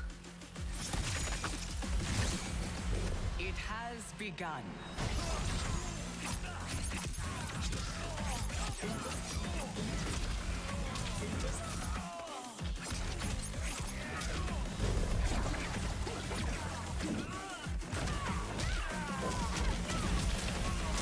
You are woefully unprepared, Earthrealmer. This will be your last battlefield.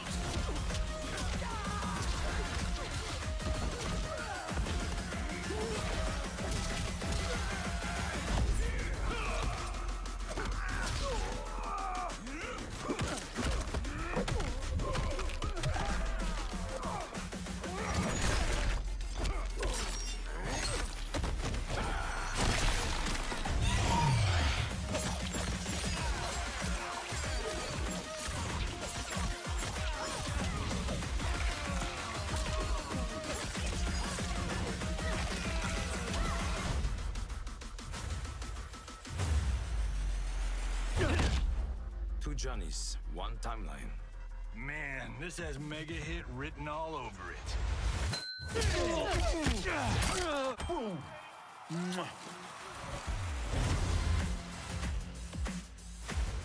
Inferior clans who will fall to the Lin Kuei.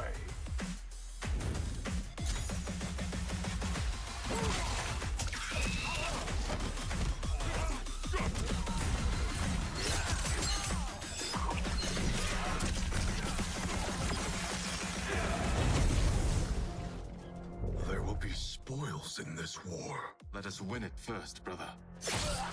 I will aid you.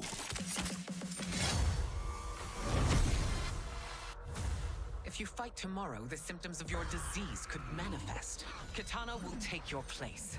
There are already whispers she should replace me as your heir. Your race can shapeshift.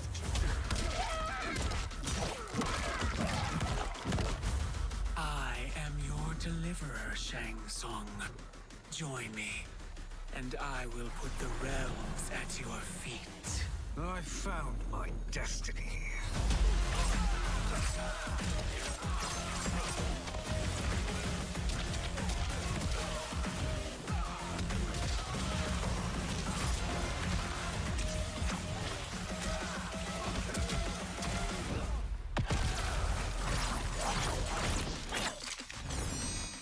The threat you pose ends today.